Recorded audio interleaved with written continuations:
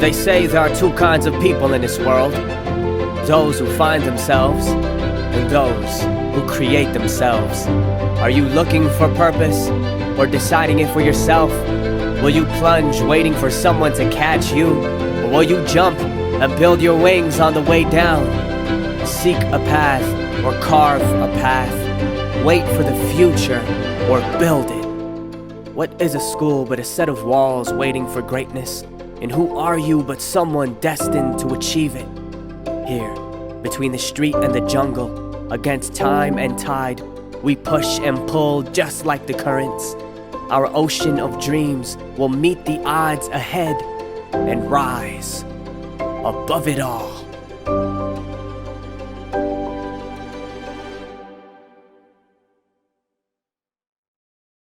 Hey everyone, welcome back to the 2021 Social Work Regional Training Conference presented by the National Association of Social Workers, or NASW Guam Chapter. I'm Norman Analista, Director for Development, Alumni Affairs, and Foundation Relations at the University of Guam, and it is my honor to serve as your Master of Ceremonies. As a reminder, to maintain the quality of the virtual event for all attendees, we ask that you please keep your mics muted and videos off during the conference. If you have any questions for our presenters or thoughts you'd like to share throughout the conference, we encourage you to share them in the Zoom chat. There will also be some time after each presentation that is dedicated for questions and answers. Today's conference is being supported by the University of Guam's Global Learning and Engagement Team, also known as UOG GLE. If you're experiencing any technical difficulties throughout the conference, please contact UOG Global Learning and Engagement directly in the Zoom chat or at 735-2280 or via email at pip@triton.uog.edu. We also shared this contact information in the chat. Today, we will have another round of concurrent sessions with presentations going on simultaneously. Once we have reached that part of the agenda, you will also be able to select your track once the breakout rooms open. If you require assistance, please feel free to reach out to UOG GLE, who will remain in the main meeting room for the duration of the conference. Last, but certainly not least, during the lunch break, please join us for the rebroadcast of the proclamation signing for the 2021 Social Work Month. It is now my pleasure to introduce Ms. Shirley Untalan, President of the NASW Guam Chapter, to welcome you back to today's conference. Buenas Zenhafaday, Guahu si Shirley Untalan. I am the current President of the National Association of Guam Chapter. Welcome, fellow board members, colleagues, and guests. Continuing the theme of maintaining connections through changing environments, social workers are essential. So little did we know during last year's conference when Mr. Alexis Severio, who is currently a Program Coordinator 3 at Public Health, presented on the topic of the COVID-19 virus. The current resources Guam has would not be adequate to meet the needs of those afflicted with the virus, such as medical services, mental health services, educational services, and protective services, to name a few. During the time news emerged of the first COVID patient, images such as the bubonic plague's burial pit came to my mind, as we have learned in history. Never would I have imagined Guam or the world would significantly be impacted. Working at Guam's only public hospital at the time of this pandemic, there was a gamut of emotions: total disbelief and fear of the unknown.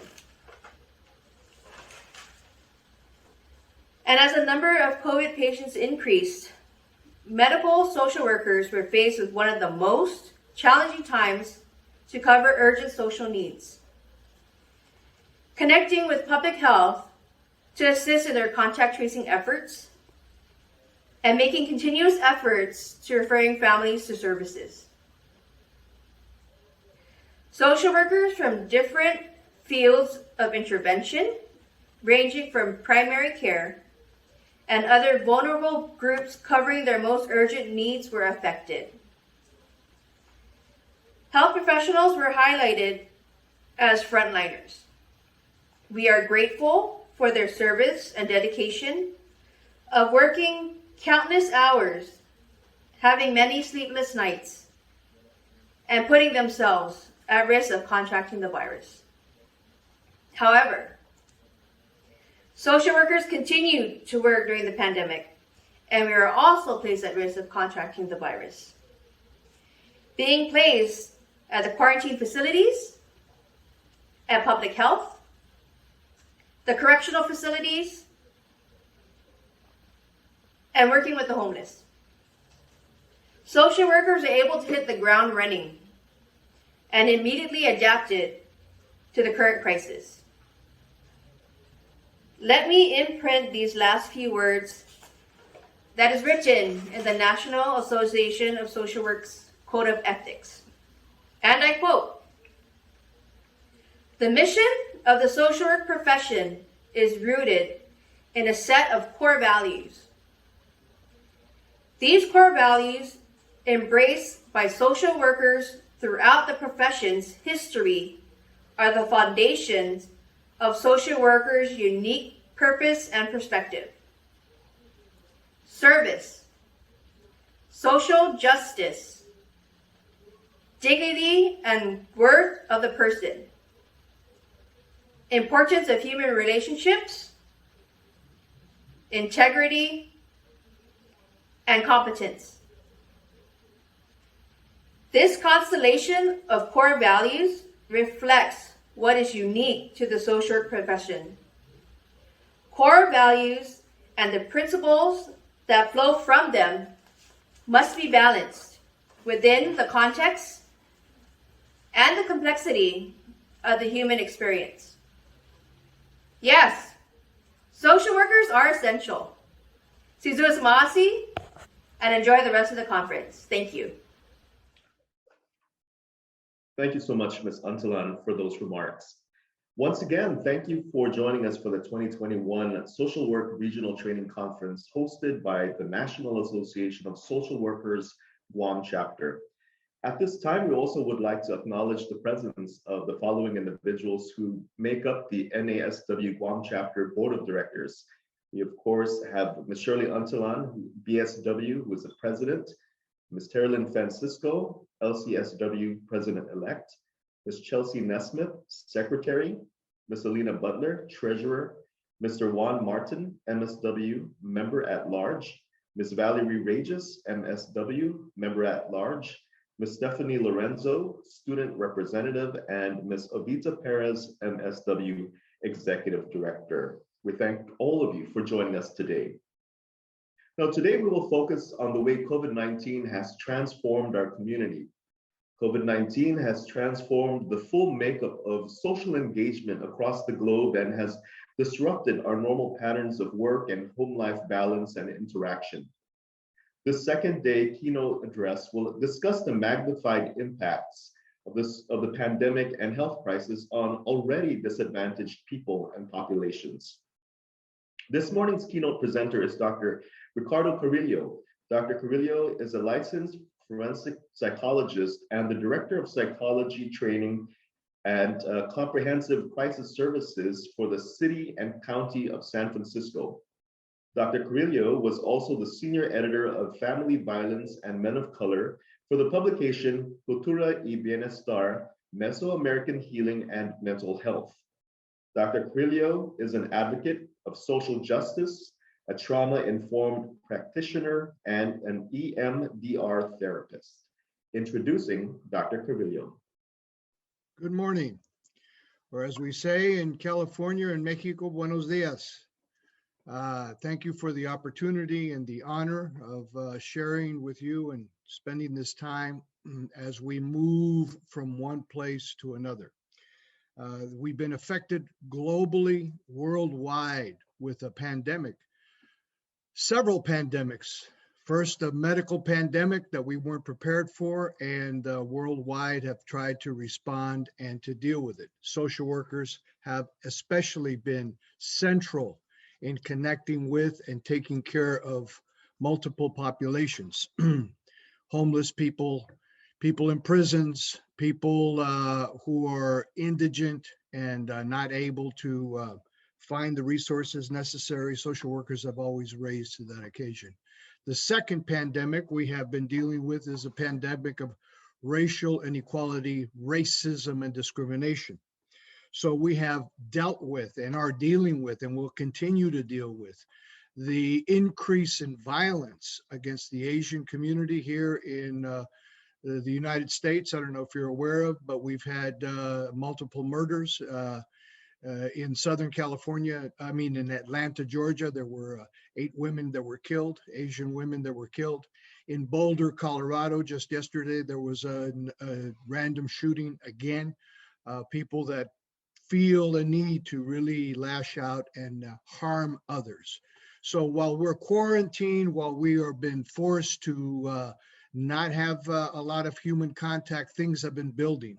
Things have been raising an ugly head and has forced us to really look inside.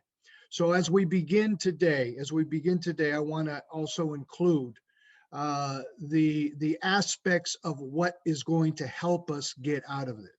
What we know from people who have been harmed, dealing with grief and loss, dealing with these overwhelming situations, medical situations, social situations. We also have an emotional and spiritual crisis. So in order for us to work on this, those of us that have been affected by this pandemic, we've lost people, we've gotten ill ourselves, we go out to the street like I do. I'm in the street daily, dealing with crisis, working with the police department, responding to children who want to take their lives because they don't feel that they can go on. We need to attend to our spirituality.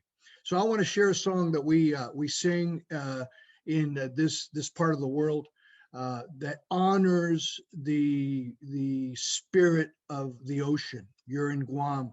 You are surrounded by the ocean, by this energy. So this is a song for Yemeya that I'd like to begin with. Yemeya sesun, asesun Yemeya. Yemeya sesun, asesun Yemeya. Yemeya oro. Oro, Yemeya, Yemeya, Oro, Oro, Yemeya. We welcome the spirit of the ocean that guides us, that gives us reflection, that gives us an opportunity to look inside. As the waves take us out, this is what grief looks like for many people. The waves sometimes come crashing in, overwhelm us, knock us down, and then they move out very slowly, and we feel pleasant and blessed and settled. So it's important to really recognize, as you do daily there in Guam, that you have this connection, that you have this relationship.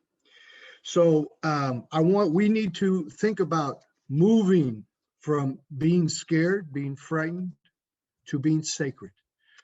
So as we attend to this situation today, I want you to think about this and think about yourself. This happened in 2020. 2020, we got hit with a pandemic. It's interesting. 2020 is also our vision. Perfect vision. What do we need to see perfectly in order for us to move out of this particular situation and move on? Many people have been scared. Many people have been frightened. I know I do debriefings for the medical staff in San Francisco at the University of California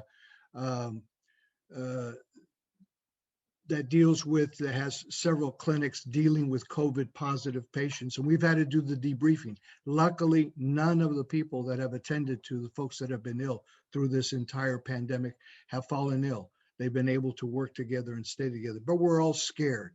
So if we take a look, if we just change those two letters from scared to sacred, that's really what we want to attend to, is the sacredness of who we are and what it is that we need to do. Sacredness in terms of your profession, sacredness in terms of your mission, sacredness in terms of how you see things and how we need to see things to be able to move along. Next slide, please.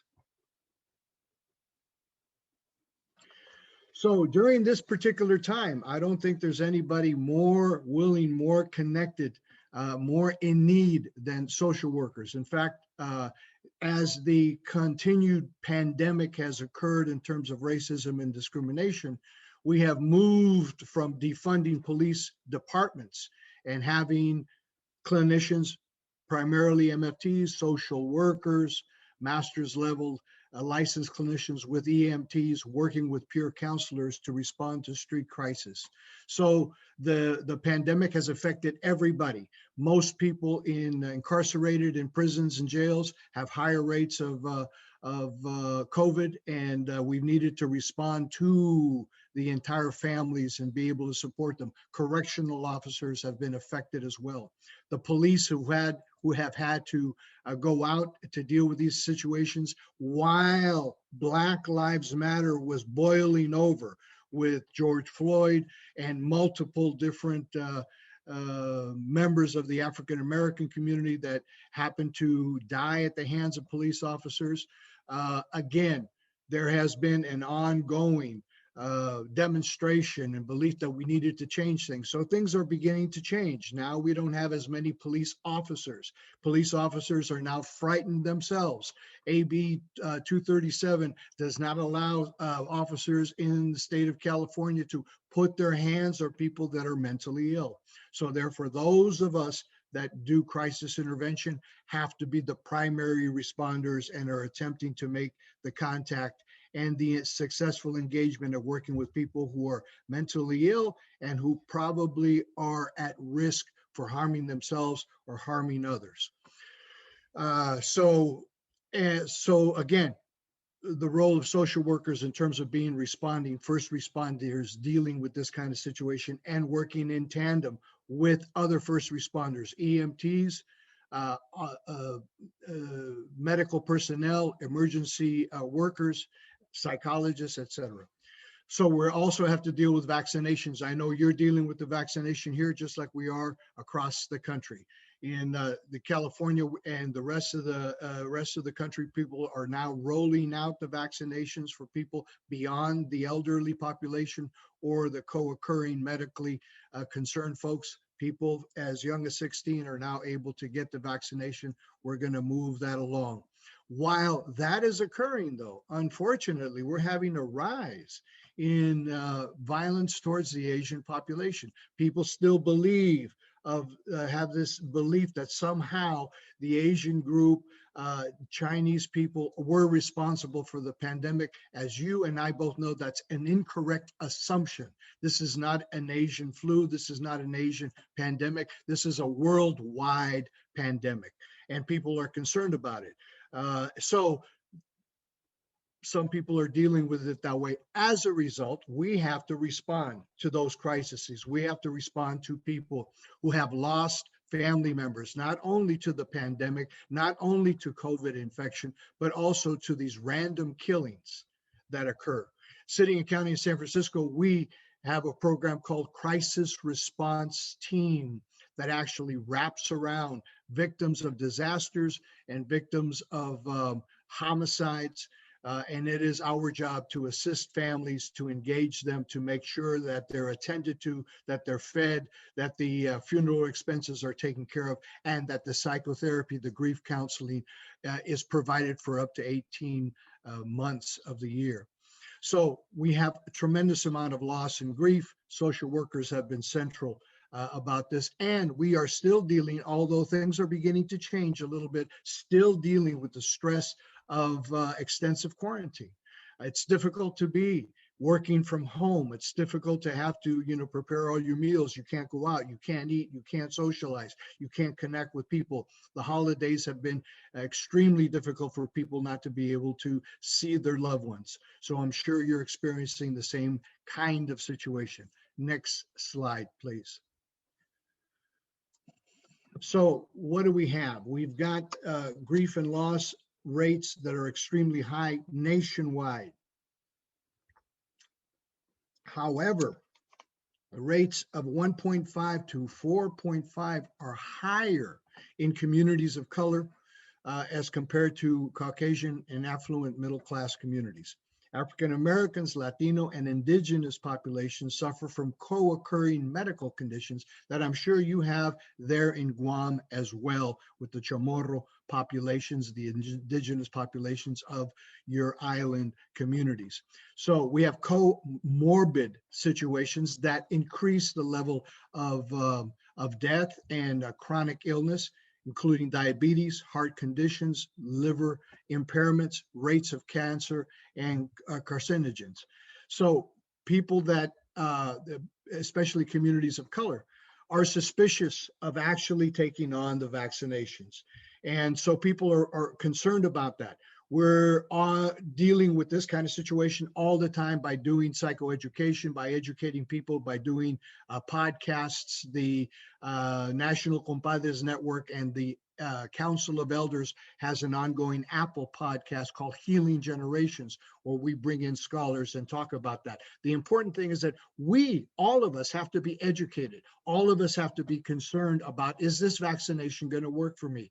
Is it going to work for me if I'm a person of color? Is it going to work for me if I'm a woman? Is it going to work for me if I have a co-occurring condition of diabetes, heart condition, liver difficulties like hepatitis C?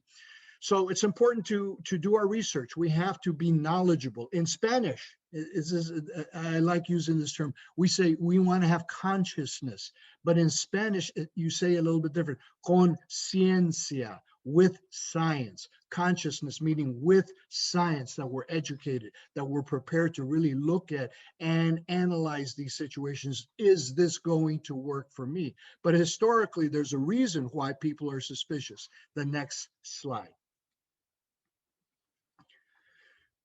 So we know that medicine has been useful and helpful in many instances, but it's also been used as a way to oppress other people. Disease has been actually indoctrinated and introduced into communities of color. In the Native American community, not only here, but also all around the world, disease was promoted through the use of smallpox, through the use of blankets. Blankets were handed out to people so that they could get ill, part of the colonialization process for the indigenous communities in all of the Americas.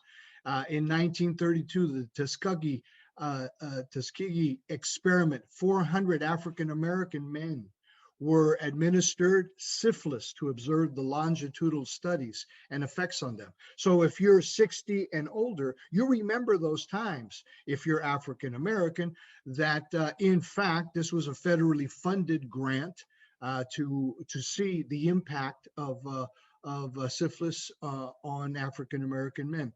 Penicillin was available in 1937. It was not given to them. So people in the African American community remember that. At the beginning of the 20th century, we had 20,000 native, Puerto Riqueño, and Mexican females that were sterilized forcibly. And so people remember that, and they remember that, in fact, only certain people were able to get to be excluded from this, and only certain people were able to be vaccinated by certain types of diseases during that particular time. So medicine has been used in a very conflicted way.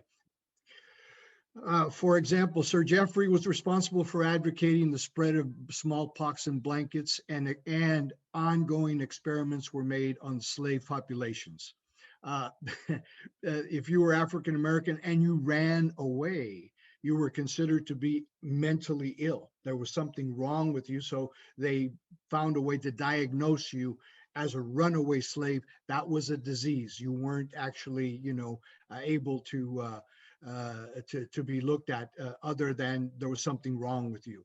We know that certainly during the time of the communist revolution in China, the way to help somebody deal with their mental illness was to retrain them and to have them learn how to be good communists. So there was a way of controlling people and looking at folks.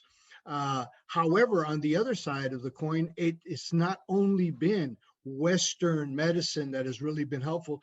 Communities of color, we have had our own contributions to the medical field, to the healing professions.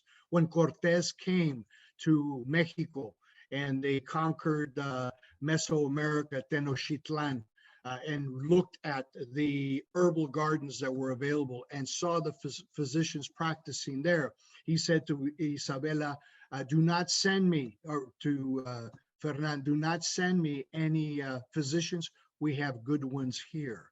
70% of the properties in herbal medicine still used today in Mexico have the healing properties that they're purported to have. So curanderismo is regenerating, finding ways, the healing practices of herbal treatments, somatic treatments, herbal teas, heart therapies, cleansings of the spirit are definitely on the rise and coming back into a mainstream situation, not just in isolated communities. I suspect that you have healers here, that you have people that have the ability to work with folks and work with people's spirituality. One of the things that I believe that we need to concentrate on during this pandemic time, and I get called to do when we have traumatic situations that occur. In Mexico, we have a way to look at situations in a different way than we do in Western medicine. For example, in Western medicine, when you're looking at traumatic situations or anxiety disorders, we have in the DSM multiple diagnoses for anxiety, obsessive compulsive disorder, generalized anxiety, phobias, etc. There's a lot of different ways of looking at severe anxiety and how it affects somebody. People during this pandemic have higher rates of anxiety. We're afraid. We're not sure what's going to happen. We haven't had any control over the situation until the vaccines began to roll out. So lots of anxiety. In Mexico, we say the small fear, the espanto, happens. You walk out into the street, almost get hit by a car, all the same symptoms you have with any other kind of fright: palpitations, shortness of breath, tightening of the muscles. You have this small fright, espanto. The second level of assessment is something that we under the DSM have multiple diagnoses for under the rubric of anxiety disorders. We just call it miedo. You suffer from fear, miedo, you have miedo. Either it's reality-based or it's irrational kind of belief. And so we have different, therapies and approaches to doing that. However, with post-traumatic stress disorder, with traumatic situations in Mexico, we look at things a little bit different. If you have seen and you have responded to people who have had a severe traumatic situation, you're going to see people's lifelessness, mental status, staring away, not being able to really see you or see anything else. We call people that suffer in that way susto. Susto, that means loss of the spirit, loss of the soul. So in order to heal, people need to learn how to call that spirit back in order to be reintegrated. You are a military region, you got a large military base there. You've got people that get recruited and want to be in the military, and they go out and they've seen live action. I know that you know people that suffer from susto. And so the approach again requires, how do you move from being a victim to being a survivor? First you have to make sure that you don't find yourself at risk. You find ways of being able to combat situations where you're threatened or vulnerable. And then to thrive, in order to heal, we have to build community. We have to build a community. So part of the work has to do using the medicine that we have locally, getting cleansings, finding the soul retrieval, doing the drumming. If you drum there, we drum here. Drum circles have now been a way for us to do debriefings, and it really brings us, as we get closer to being able to see each other physically, even though we're socially distancing, we can now think about being able to heal together and to participate in these ceremonies. So, although we are struggling with a particular situation we know very little about, it is crucial to see that, in fact, medicine has helped us get to a place where we no longer have to worry so much about polio. We don't have to worry so much about smallpox. We don't have to be concerned about yellow fever. Diphtheria has also been arrested. AIDS, people can live with AIDS now. In the 80s, I buried many of my colleagues that worked in mental health, psychiatrists, psychologists, clinicians that had contracted AIDS and died in this community was grieving for a long period of time in the city and county of San Francisco. So these issues are no longer a threat. This particular disease that we're dealing with now, this COVID, although it has been horrific, we are now just starting to roll out the vaccinations. We don't know how successful it's going to be. We don't know the long-term impact of it. We don't know if these vaccinations are going to be able to deal with the disease as it stands. And what about the variants? We're starting to get variants now of different aspects of this disease. So let's hope and let's pray that we might be able to work and deal with this particular situation. So honoring your profession, honoring social workers, honoring the fact that you have a particular profession that has been at the forefront of community engagement from the very, very beginning. You had the entire struggle of dealing with child abuse, child neglect, abandonment. It was developed by Jane Addams in 1860 to 1935, considered to be many as a co-founder of modern social work. So she was able to, practice micro and macro approaches, practice being able to deal with people, children who were abused, women who were battered, poor and uneducated immigrants. So she's most often credited with the founding of the first settlement house in the United States, known as Chicago's Hull House in 1889. And the Hull House served as a center to educate and provide other services to those people suffering from that. So the recognition that social work has taken into consideration bio, psycho, social, spiritual approaches, that 12-step programs that people in recovery, those of us that deal with co-occurring conditions know, were really generated by and founded by social workers who worked in the field. I didn't know that Mahatma Gandhi was considered a social worker, although he was trained as an attorney. The work that he did in terms of serving the Indian community worldwide as well was considered incredible, a contribution to social work. So you have, for many years, always had a micro to macro approach for looking at particular situations. So all of us, in order for me to be a good psychologist, I've got to be a good social worker. I've got to be able to do a good assessment. I've got to be able to understand what the particular pain that somebody is suffering from. I have to deal with what is this person particular condition is. I've got to be able to speak their language.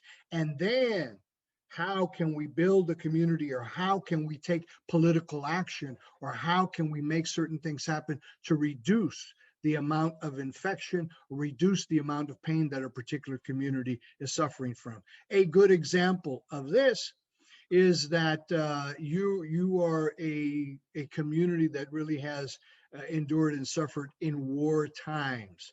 After World War II, actually the American Psychological Association was born out of the need to deal with and respond to the need of psychological treatment for veterans.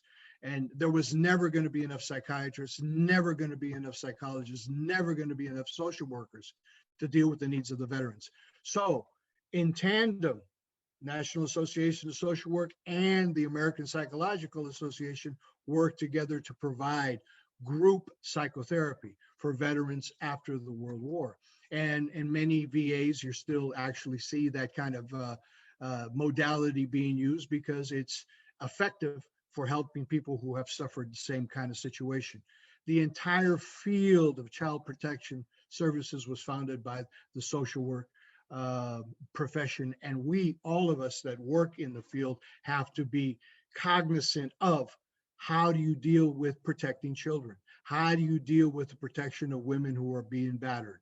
And although the shelters that were initially designed to help these most vulnerable situations, we haven't moved too far away from that. We've got foster placement for children who are in need. We've got shelters for battered women, but we haven't moved away from that. We've got court mandated programs for child abusers and domestic violence offenders. But the reality, the fact is that we have to really rebuild community.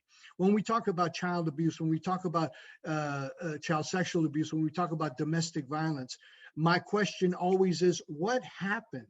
What happened to the day when we as a family would meet, gather, eat, have ceremonies together, celebrate different times of life, and somebody would stand up to try to harm another family member, and all the men would stand together without saying anything? The message was very clear. You're not going to do that here. You're not going to hurt anybody. You're not going to hurt her. You're not going to hurt him. So I think that's where we need to go back to, because in the area of family violence, you've got children being taken out from the child welfare system. You've got women going to shelters for battered women, and you've got men going into court-ordered treatment. When does the family get the help? When do we as a community say, okay, enough with the violence? The same thing with the current racist general violence that we have now, that we're seeing now. As a community, we have to find ways of going macro and deciding how we're going to make situations safe. This is a good time to think about safety, because as we come out of the pandemic, as we come out of being scared and wanting to be sacred, wanting to attend to our communities, we have to attend to ourselves. How can we do that? And then how can we build safe communities?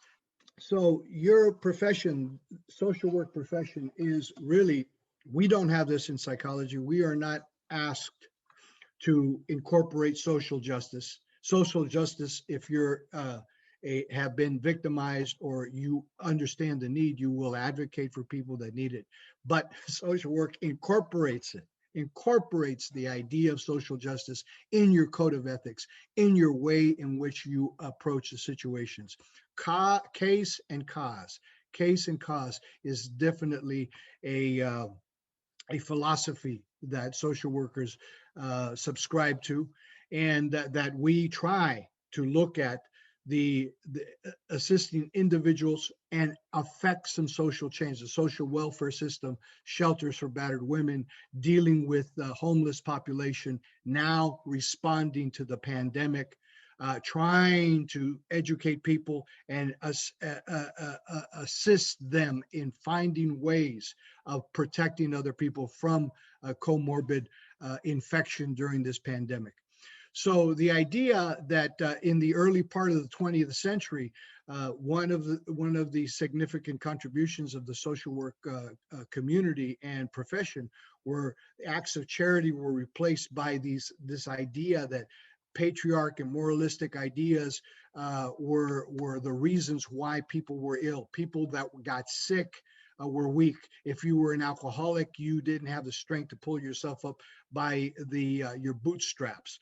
And it's been with the introduction of the social welfare system, female-oriented approach assisted in dealing with attending to victims of domestic violence and child abuse, and the medical profession actually dealing with alcoholism as a medical situation during the New Deal that helped us change somewhat change our idea that people who were mentally ill or alcoholic or even suffering from unemployment and poverty were really in need of assistance, not reproach and not judgment.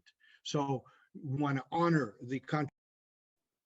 Okay, before we get into that, one of the things that I wanted to highlight, and I think probably one of the reasons that I got invited to help present today, was because I've been attempting to try to provide some service to Guam. You have incredible rate of veterans that are in need of services here, and you have limited resources. The impact that Guam has suffered throughout history, Japanese internment of camps of the Chamorro population during the time that the Japanese invaded Guam. Social workers had to respond at that time. You know, how do you deal with people coming out of internment camps? Your indigenous populations, and I'm sure your keynote speaker yesterday probably already talked about this, but these are some of the things that I, in my research of trying to understand what's happened in this particular island, came to the forefront. Is very clear to me. The indigenous populations of your islands have higher rates of poverty, higher rates of unemployment, medical and psychological issues, and higher rates of PTSD, domestic violence, child abuse, and mental health issues. And that the resources for veterans are limited. You have a service component, you've got clinics, and you've got possibly a hospital. I know the people that work there, and they're doing the best that they possibly can, but we know that there are a number of unserved veterans throughout all of the Micronesian islands that are in need of services. So if you want to be a recruiter and you want to be, recognized for recruiting people, you come to Guam, right? Because Guam is a patriotic,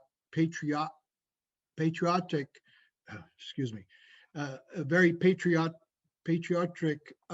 community, and willing to serve, willing to come out. And then when they come back from active duty, come back from actually serving, there are very limited resources for being able to help folks.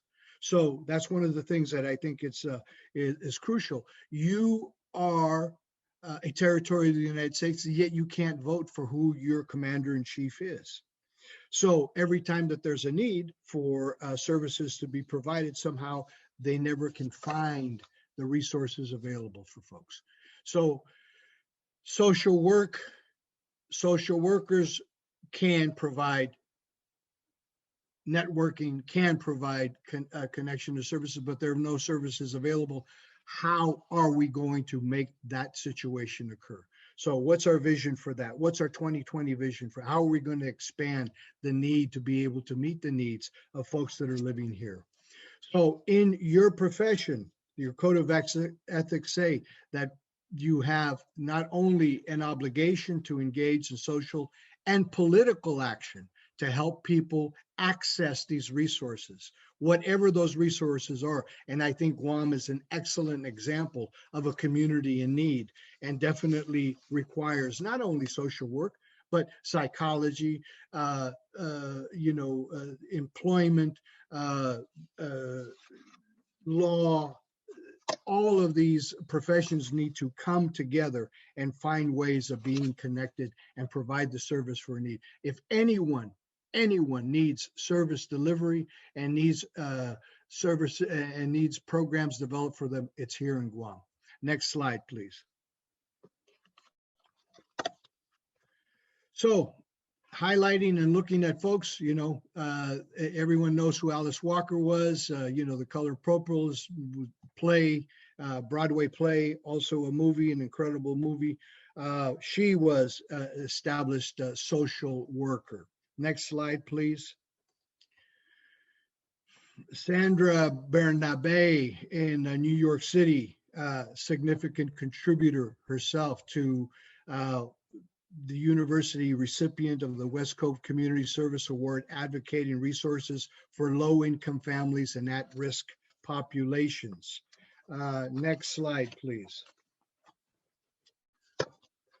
Marcy Pitt Katsopis, professional director, leader, and investigator, also made a case and cause argument for being able to deal with unemployment with vulnerable populations, and to help mentor and work with people in her particular community as an advocate to be able to find programs and develop situations for them. Next slide, please. People not as well known in a national scene, but well known to me. I worked for many years with Samuelin Martinez, LCSW, who worked and contributed well over 30 years to La Clínica de la Raza in East Oakland, Fruitville District. He was able to, one of the most incredible clinicians that I know, was able to define for people and clarify with them a table of context. What is it that you're suffering from? What is it that's going on? Help me understand what's going on. Well, you know what? I don't want to talk to you. Okay, you don't want to talk to me? Okay, let me see if I can define what that means in the table of context. You're telling me you don't want to talk to me. That means no one has been able to respond to you. No one has been able to understand you. I want to try to make sense of what that is. How can we work on that together? Samuelin helped define and incorporate culture into the practice of his social work with the severely mentally ill, with the homeless populations, with abandoned women, battered women, with men who were domestically violent and chemically dependent. And now he's a traditional healer. He has a sweat lodge that he offers medicine to in the community when it's safe to do it. He's not doing it right now. We have not had the opportunity to bring communities together to participate in the sweat lodge, which is a cleansing ceremony necessary for bringing the spirit back to folks. Samuelin Martinez is now retired and is continuing to serve people as a volunteer. Manuel Vasquez, LCSW, Director of Mission Mental Health and Director, Mental Health Director at Servicios de la Raza, was an advocate for being able to deal with the gay, lesbian population. Although he was a straight man, straight Chicano man, always advocated for, always worked for trying to serve communities that were underserved. He contracted with me one day to do some grief work at his clinic. And Hmong speaking Mayan community didn't have any place to go. One day, this client, this little girl was on her way to school with her mother. And on 24th and Mission, a taxi turned around the corner and ran her over, took her life. So Manuel wanted me to deal with the father. I don't speak Hmong.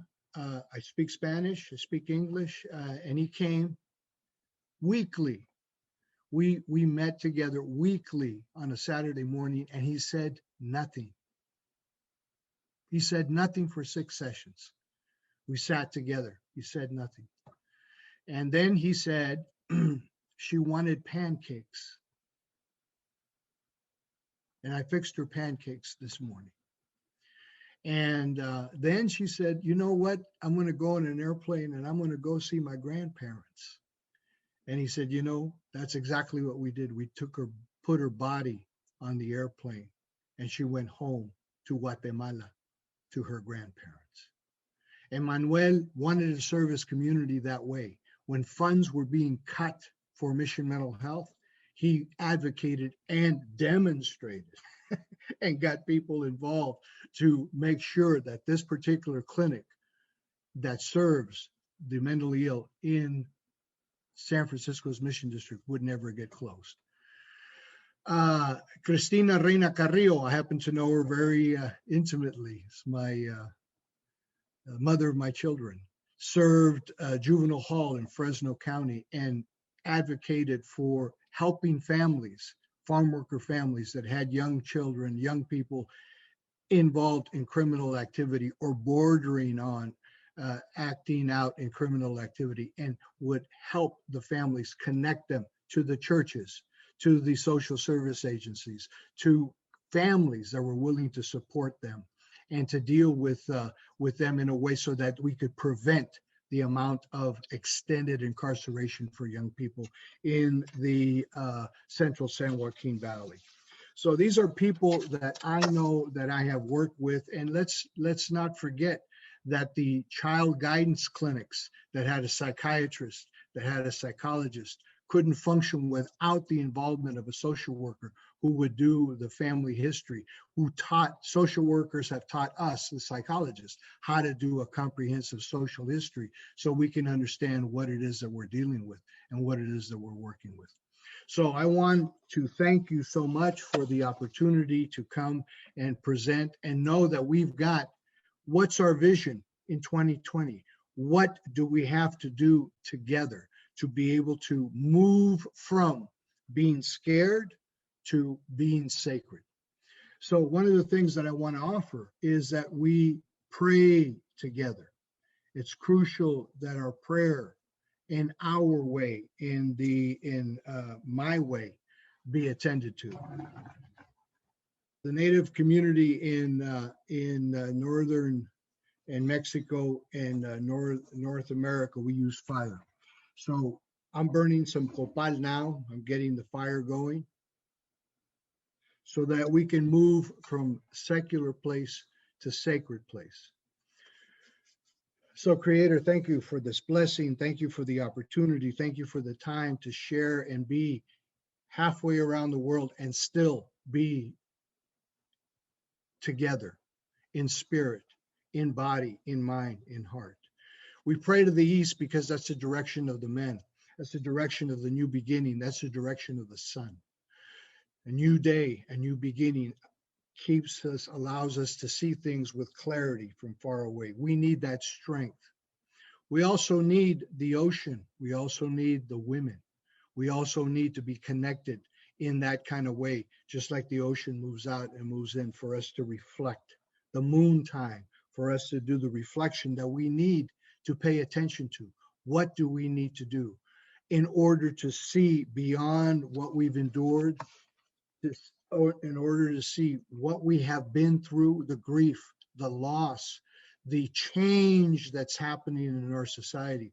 How will we be present in order to be available to folks that we need to serve? East is the direction of the men, west is the direction of the women, and we do this for the children, direction of the south, direction of joy, of new beginnings, of trust, of innocence. And for all of you who have been wounded as children, we pray that you take that pain and put it in the fire so you no longer have to carry it around. The opportunity for us that have been quarantined, that have been closed off, that we haven't been able to be connected to our family and to our loved ones, that we can open up with joy and be able to play again, be able to be playful, be able to be present with each other in that kind of way. I don't know about you, but the Zoom meetings, I can't see you. So I don't know if I'm connecting with you or not. That's been one of the difficult things since we can't see each other. So we pray for that joyful time to come back for us as children. The north is the direction of the elder, the direction of the wisdom, of the experience. Those of us that are snow-capped or no-capped, all of us are going to move in that direction. It's important for us to understand wisdom we have to offer our children. It's important that we be connected in community, men, women, children, and elders. We pray for Father Sky that gives us the light, gives us the wind, gives us the opportunity to be present. We pray to Mother Earth that we can stand footed on her, flat-footed on her, so we can be connected to the earth. And then we pray to ourselves for our tonali, our own spirit, that we can be connected to all of those directions. And that's the work that needs to happen in order for us to be balanced, in order for us to have rhythm, in order for us to have harmony.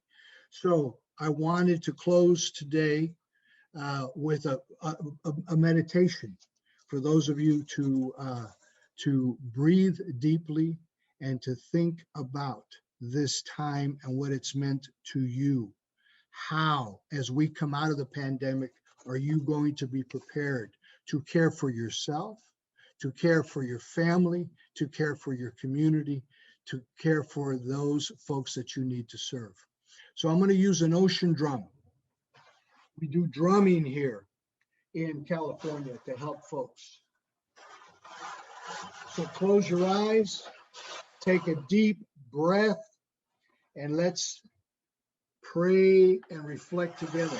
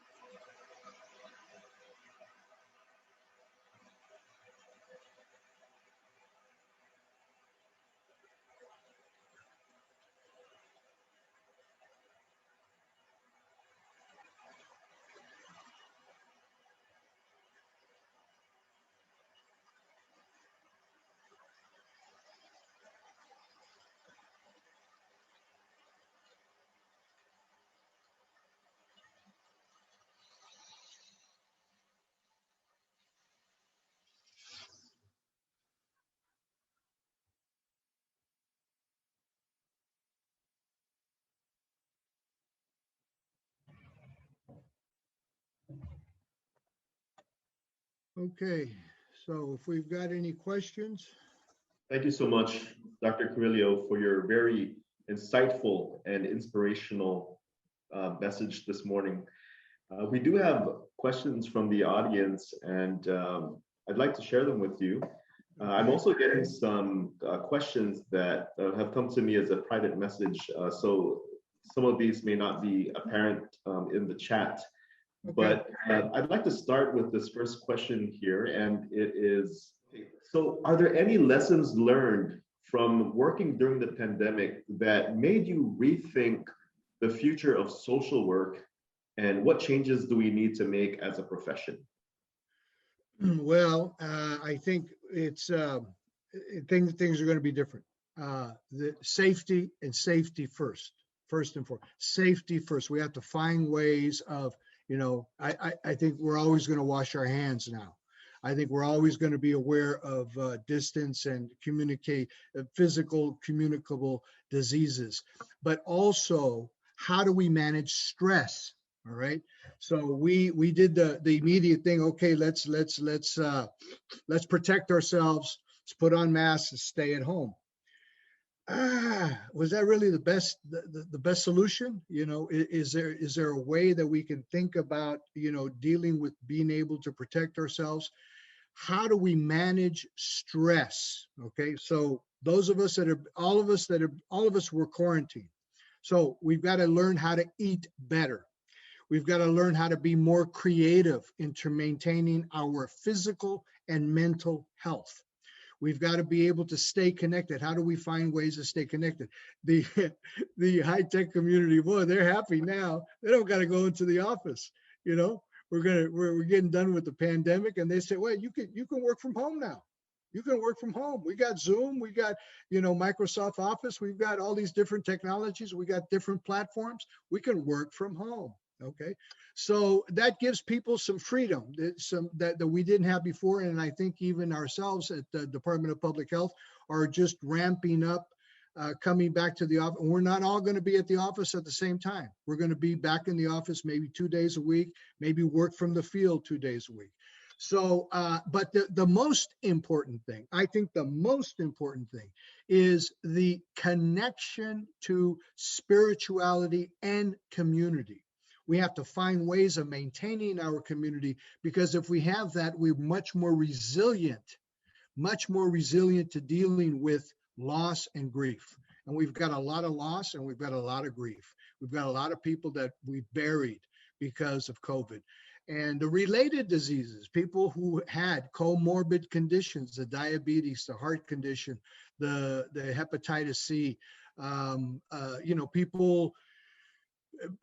some people will not get well. And I don't know, the television shows The Good Doctor has been doing how people were responding to the pandemic. What did they say? If you're on a ventilator, you may not come back. You may not ever get off. So that hopelessness and helplessness, who does get better? Who gets better is people who have community, people who have a spiritual connection, people who have taken care of themselves. It's never too late to eat better, to work out, and to stay in relation. The prayer is important because we're talking about the elements. Fire. If you're a man that's domestically violent, you got too much fire. So what you have to learn how to do is how to be a fire keeper and have ember coals. Become somebody who provides warmth to the family, not burn everything up. Okay. Same thing with wind, right? Men have a lot of air, sometimes a lot of hot air. So let's whittle that down a little bit. Let's come back down to earth and try to find a way to be planted on Mother Earth. Let's plant more food.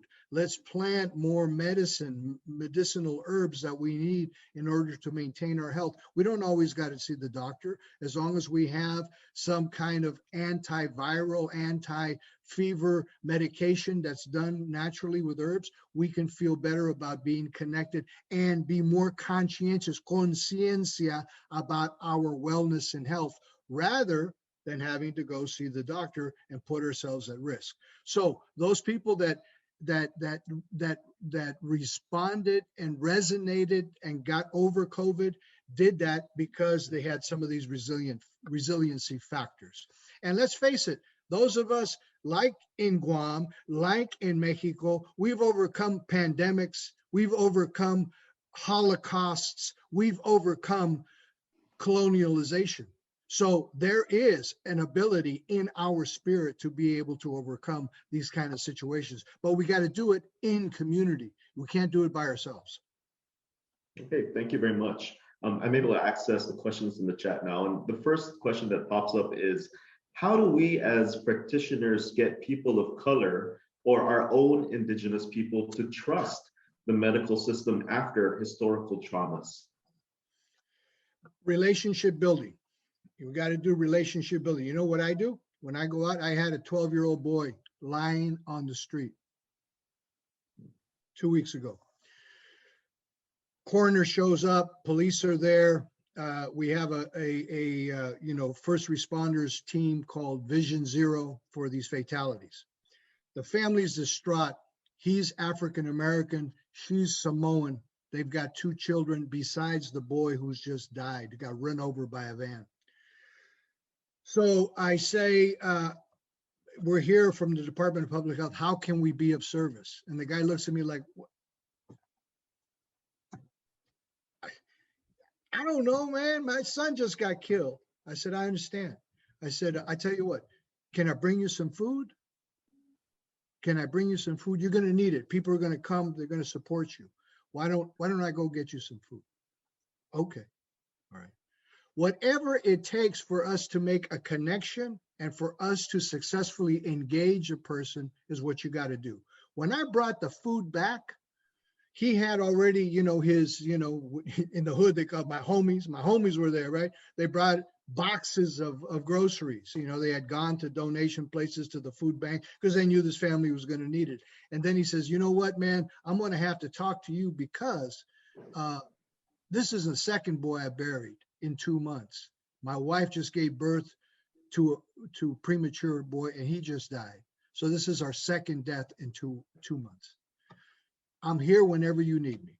So calls me a little bit later on. I need a letter to, be able to stay away from work. Can you write that, Doc? Sure, we'll write you a letter.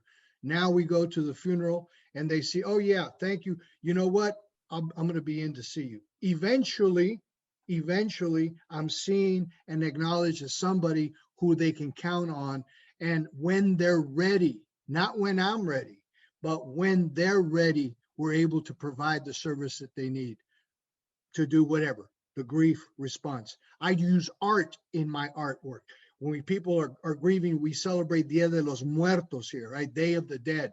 So they make little nichos. They need cigar boxes that is an altar recognizing the person who has passed, so that I use my hands, I use the artwork, I paint the box, I decorate it with flowers and lace, and I have, my sister, I have my mother, I have whoever's passed on here with me. And yeah, we celebrate Day of the Dead one day out of the year, but it's that presence, knowing that you're going to be connected to the spirit of that person who's going to be respecting you. When I pray to the north now, I pray and ask my mother to join me. My mother died last year of non-Hodgkin's lymphoma. She is now my ancestor who helps me in my prayer to be prepared to help people. So I would say all of that. We do all of what we can do to build community, because we've been too isolated and too cramped up and too frightened in this last year. We need to expand ourselves and be connected with each other.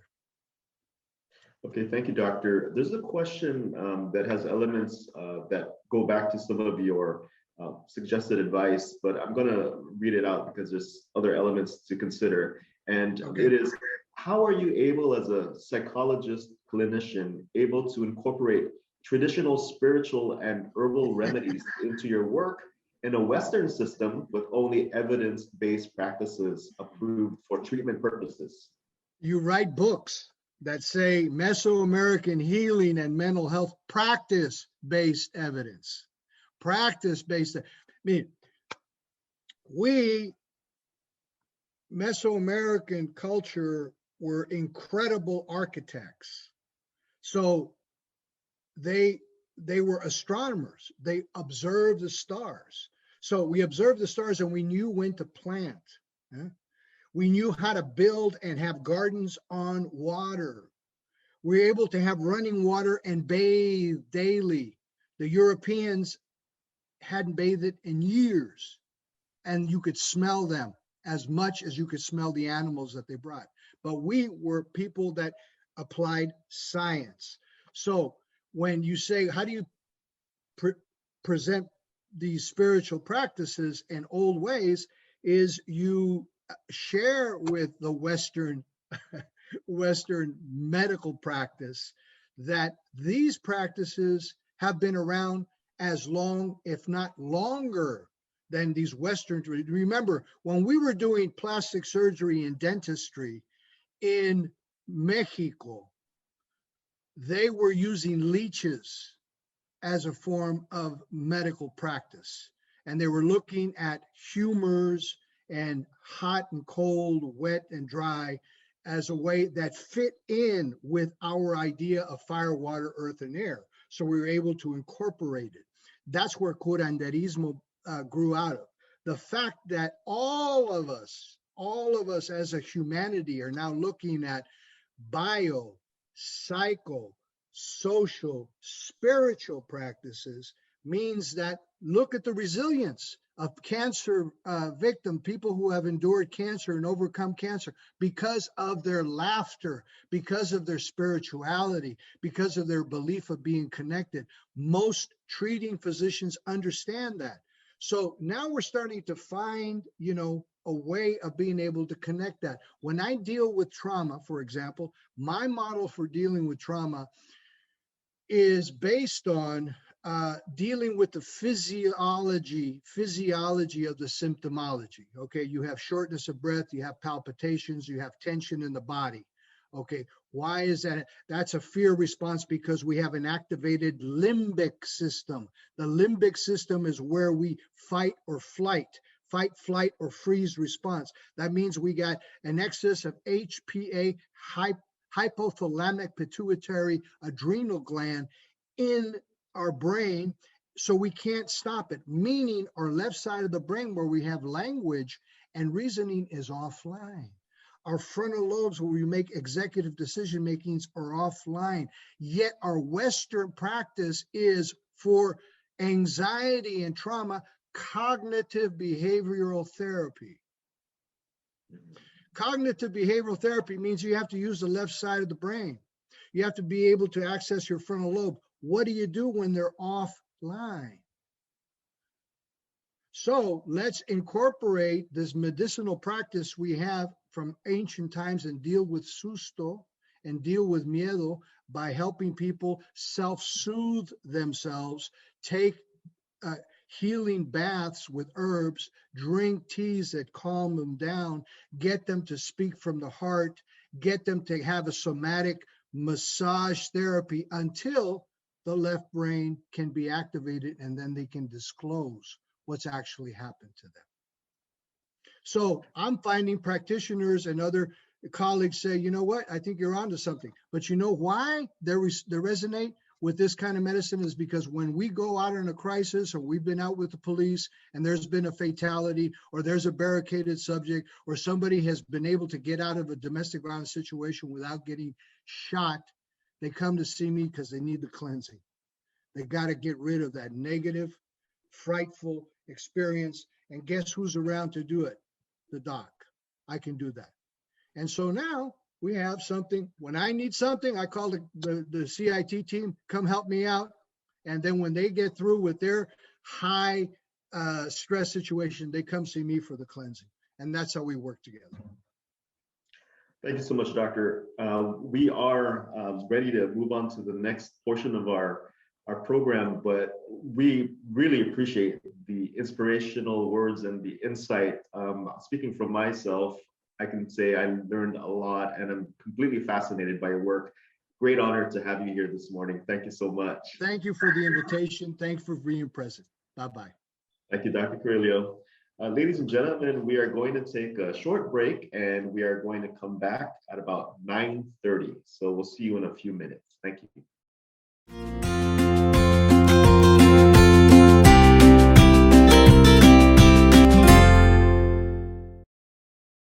So the theme of the conference basically really hits home with us, being in the helping profession, that we are valid, we are essential in connecting our community to services, especially, in their time of disparity, and when they're not able to, advocate for themselves, that we come in and help them connect to services.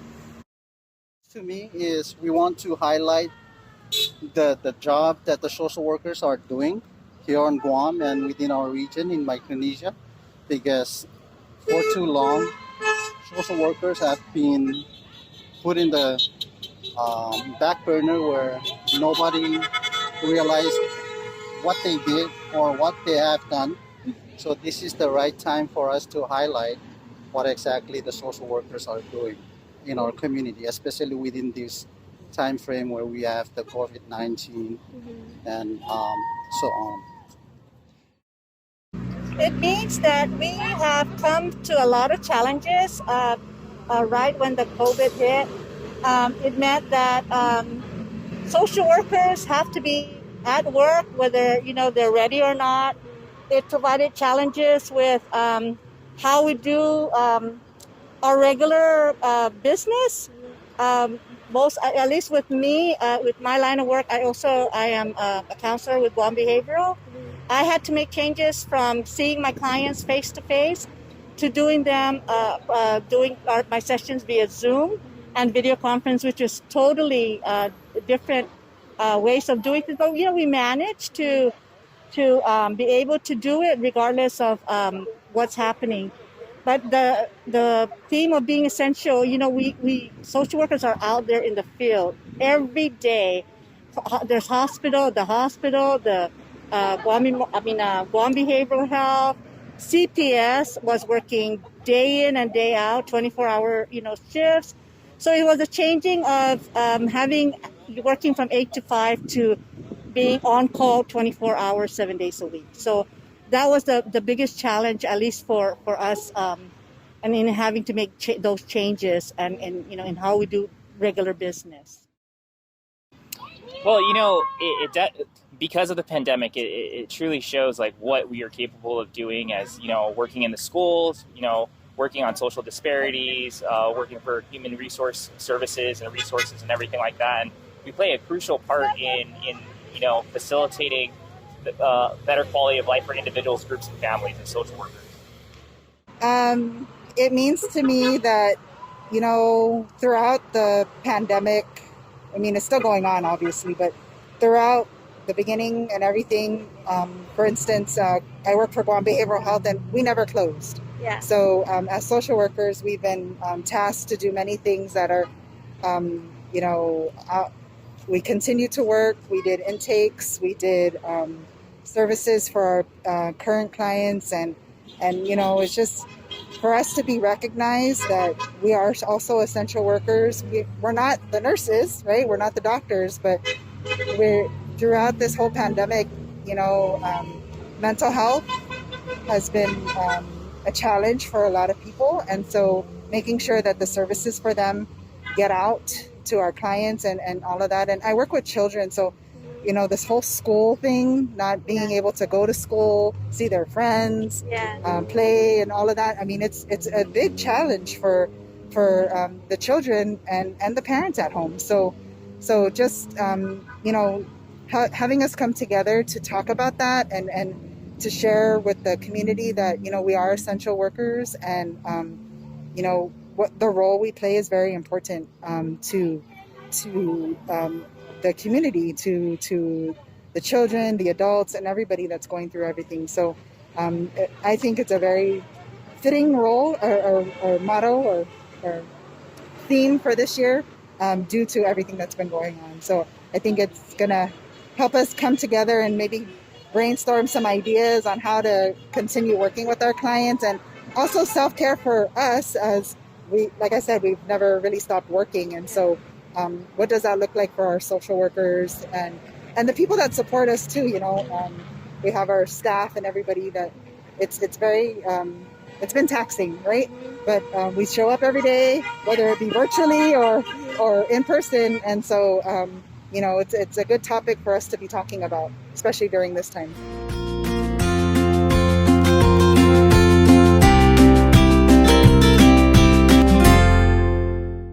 Well, during the time of the COVID pandemic, I don't think anybody in our community were prepared as to the impacts of what this pandemic would do for our community. So to me, social work during COVID time was really filling in the gaps and connecting people to services and, helping them navigate through this hard time. Okay, so social worker for COVID, these are the people that essentially do the work that nobody is going to do in terms of reaching out to our communities and work with our communities in terms of this trying time. So this is why I believe the social workers are needed to be highlighted within our community, so everybody should realize how important the social workers are within our own community. Everybody needs a social worker. From the beginning of life to the end of life, there are social workers that are needed out in the field. So, of course, we are very essential. We need to, it doesn't stop. Because of the pandemic, that doesn't mean that our work stops. So we continue. So, they're really unsung heroes for many that are out there. They're putting themselves out at risk, just like the nurses and the doctors, right? So it has really been stressful. A lot of time, when we get isolated in doing our regular, not going into the office and not having that socialization, it kind of also puts us in depressive mode, right? So it's having to deal with that and learning how to be able to cope with whatever challenges come our way. And that's the big theme about social workers, they're very essential. They're very hardworking people. They're always can-do people, never questioning what their roles are. They would go out there and be there for the clients that they serve. So for Guam's community, they are very, very essential. Honestly, because of the pandemic and everything that's happened, it's really showing love and compassion to those less fortunate and those who are struggling during this very hard time in our history. And social workers can bridge the gap into getting those individuals, groups, and families those services and resources.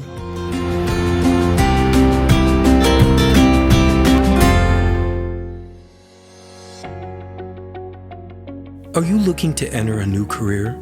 Or maybe looking to advance yourself in the career you're in? At the University of Guam Global Learning and Engagement, here's where you begin. Enrolling in our online career training program can give you the skills and confidence you need to achieve your career goals.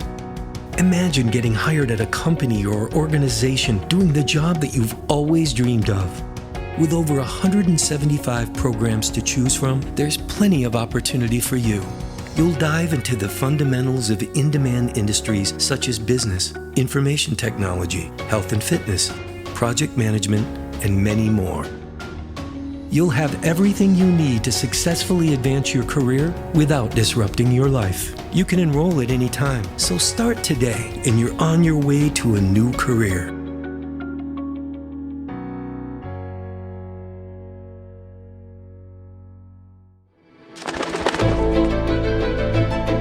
They say there are two kinds of people in this world. Those who find themselves and those who create themselves. Are you looking for purpose or deciding it for yourself? Will you plunge waiting for someone to catch you? Or will you jump and build your wings on the way down? Seek a path or carve a path. Wait for the future or build it. What is a school but a set of walls waiting for greatness? And who are you but someone destined to achieve it? Here, between the street and the jungle, against time and tide, we push and pull just like the currents. Our ocean of dreams will meet the odds ahead and rise above it all.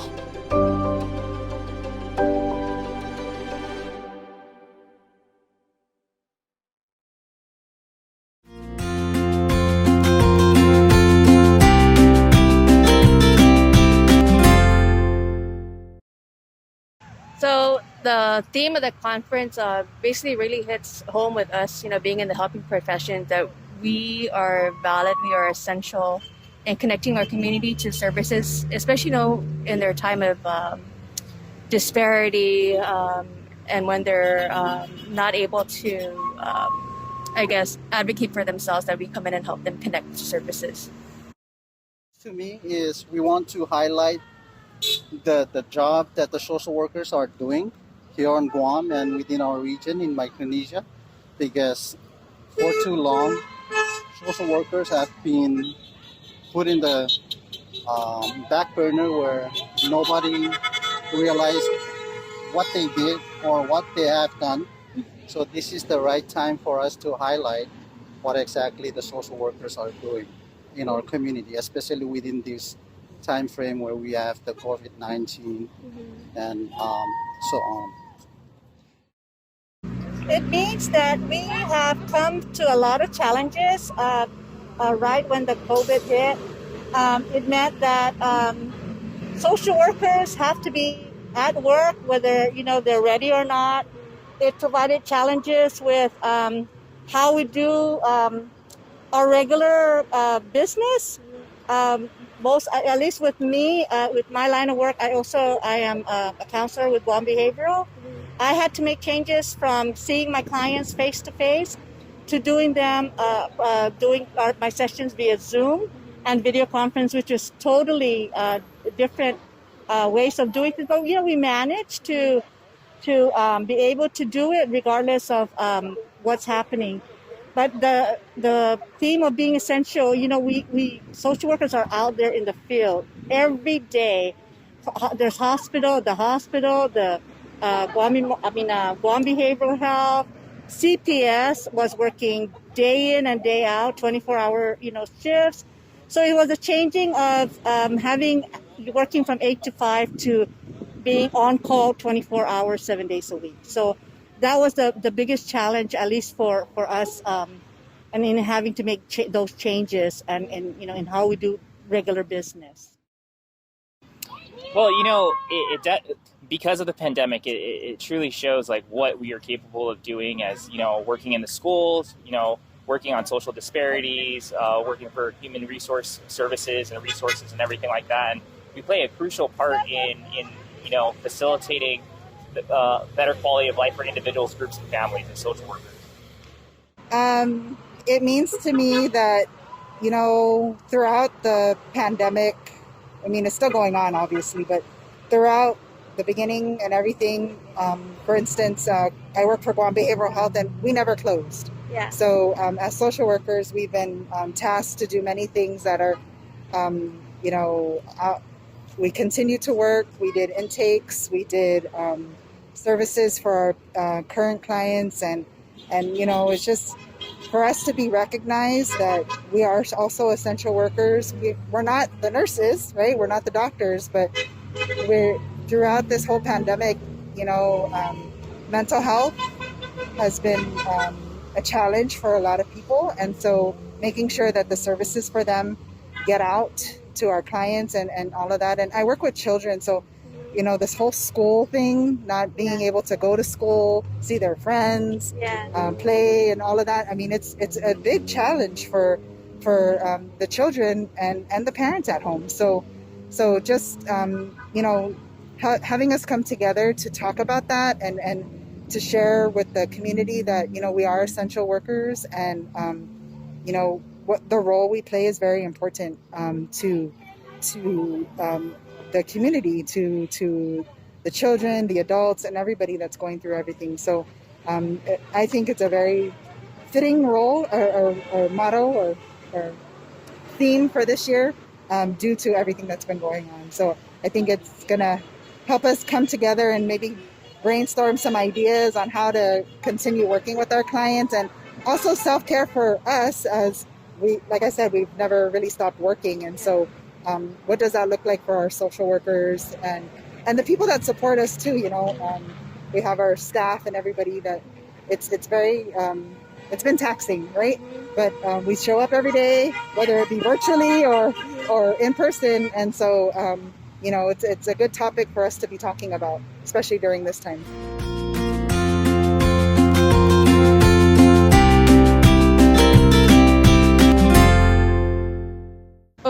the time of the COVID pandemic, I don't think anybody in our community were prepared as to the impacts of what this pandemic can do for our community. So to me, social work during COVID time was really filling in the gaps and connecting people to services and, helping them navigate through this hard time. Okay, so social worker for COVID, these are the people that essentially do the work that nobody is going to do in terms of reaching out to our communities and work with our communities in terms of this trying time. So this is why I believe the social workers are needed to be highlighted within our community, so everybody should realize how important the social workers are within our own community. Everybody needs a social worker. From the beginning of life to the end of life, there's social workers that are needed out in the field. So, of course, we are very essential. We need to, it doesn't stop. Because of the pandemic, that doesn't mean that our work stops. So we continue. So, they're really unsung heroes for many that are out there. They're putting themselves out at risk, just like the nurses and the doctors, right? So it has really been stressful. A lot of time, when we get isolated in doing our regular, not going into the office and not having that socialization, it kind of also puts us in depressive mode, right? So it's having to deal with that and learning how to be able to cope with whatever challenges come our way.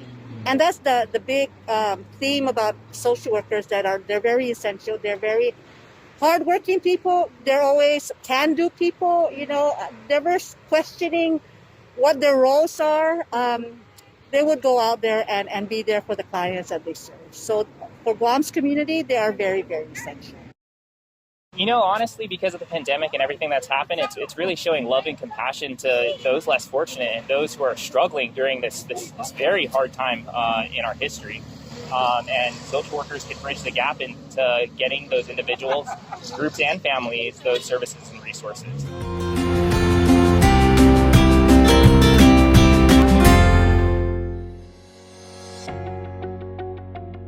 Are you looking to enter a new career? Or maybe looking to advance yourself in the career you're in? At the University of Guam Global Learning and Engagement, here's where you begin. Enrolling in our online career training program can give you the skills and confidence you need to achieve your career goals. Imagine getting hired at a company or organization doing the job that you've always dreamed of. With over 175 programs to choose from, there's plenty of opportunity for you. You'll dive into the fundamentals of in-demand industries such as business, information technology, health and fitness, project management, and many more. You'll have everything you need to successfully advance your career without disrupting your life. You can enroll at any time, so start today and you're on your way to a new career.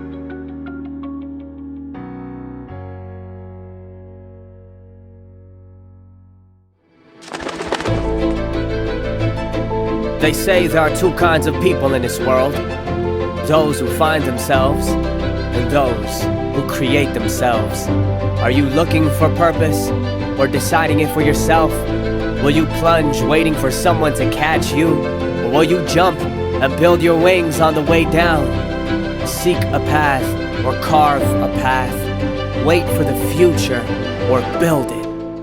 What is a school but a set of walls waiting for greatness?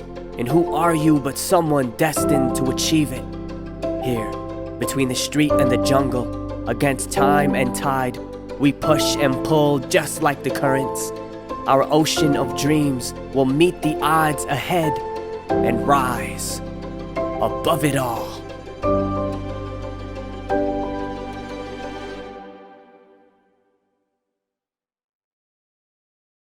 And welcome back, ladies and gentlemen. This is the 2021 Social Work Regional Training Conference.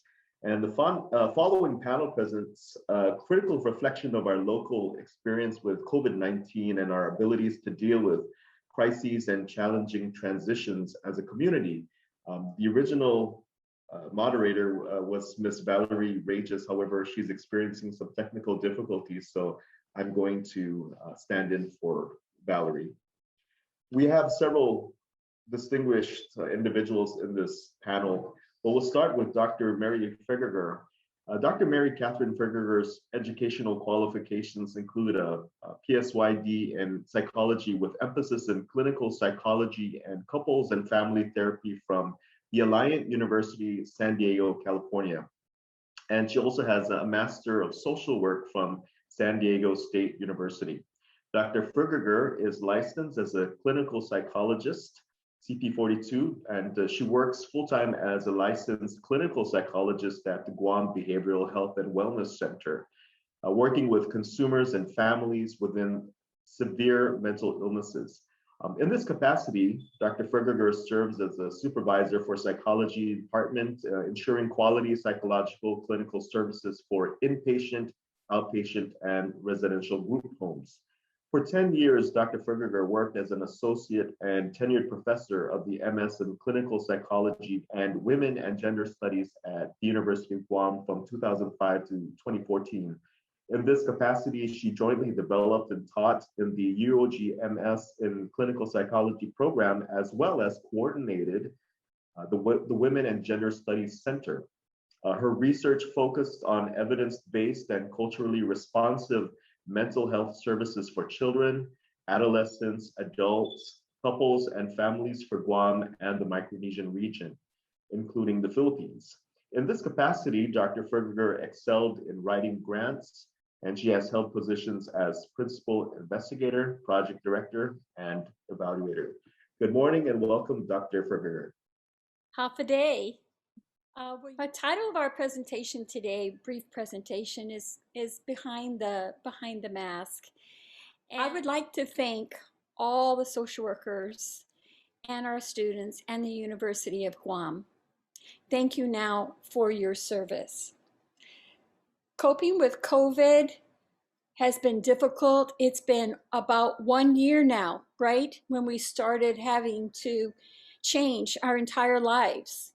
Just going into work meant desanitizing, trying to see some patients meant talking through a plexiglass. Things have been different for us.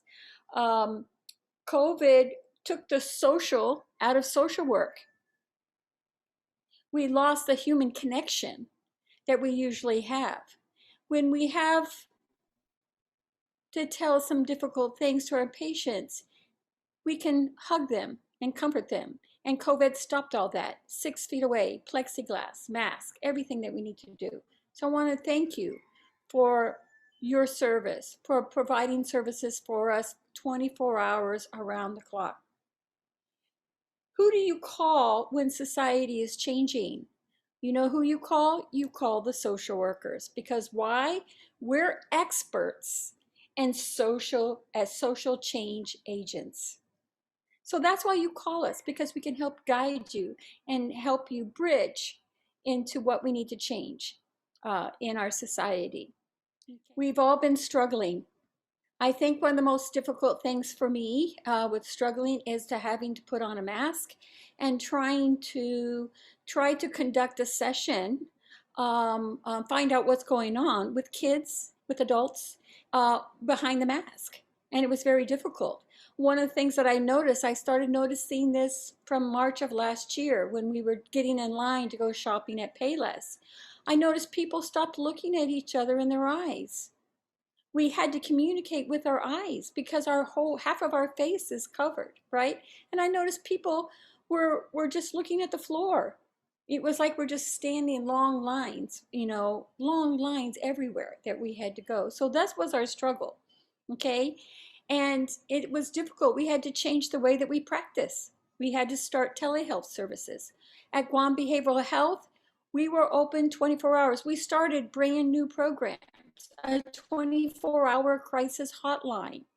Who did they call to man that? Social workers. We have 24-hour intake schedule. Who did we call to man those 24 hours and work that midnight shift? Social workers. Who did we call when our homeless people, who also have severe mental illness, living on the streets, but now run out of medications, and family members, loss of contact with family members, can't get the COVID test, things like that? Who did you call when they showed up at our front door? Who did you call to put on all the equipment, plexiglass, all these other things, spraying everything down with alcohol? Who'd you call? You called a social worker. Social workers, as we know from the previous videos, are very essential for us. We were losing the smile behind the mask. We were losing our sense of humanity and connection. Culturally, it affected us. We couldn't go to funerals. We're doing mass in the parking lot. I enjoyed going to mass. I enjoyed, now that I'm 63, I enjoyed all the people coming up and kissing me after mass. Even I don't even know them. I enjoyed that. That made me feel special as being one of the elders in the community. We can't do that anymore. Kids come running up to you. What do you have to say? Oh, stop. You can't hug Nana right now. So we lost part of our souls through the COVID, and our goal is to get it back. So this presentation is for you and how you can cope through COVID and continue on. One of the things that first came to me in March or April is I was struggling and I couldn't figure out how I could do, tried to do telehealth, tried to assess a patient with a mask and the plexiglass and everything else that was difficult for me. So I started making daily posters and giving it to the team to pass out. And this is an example of one of my little posters that I made. I made over 100. I made one every day. It kept me going.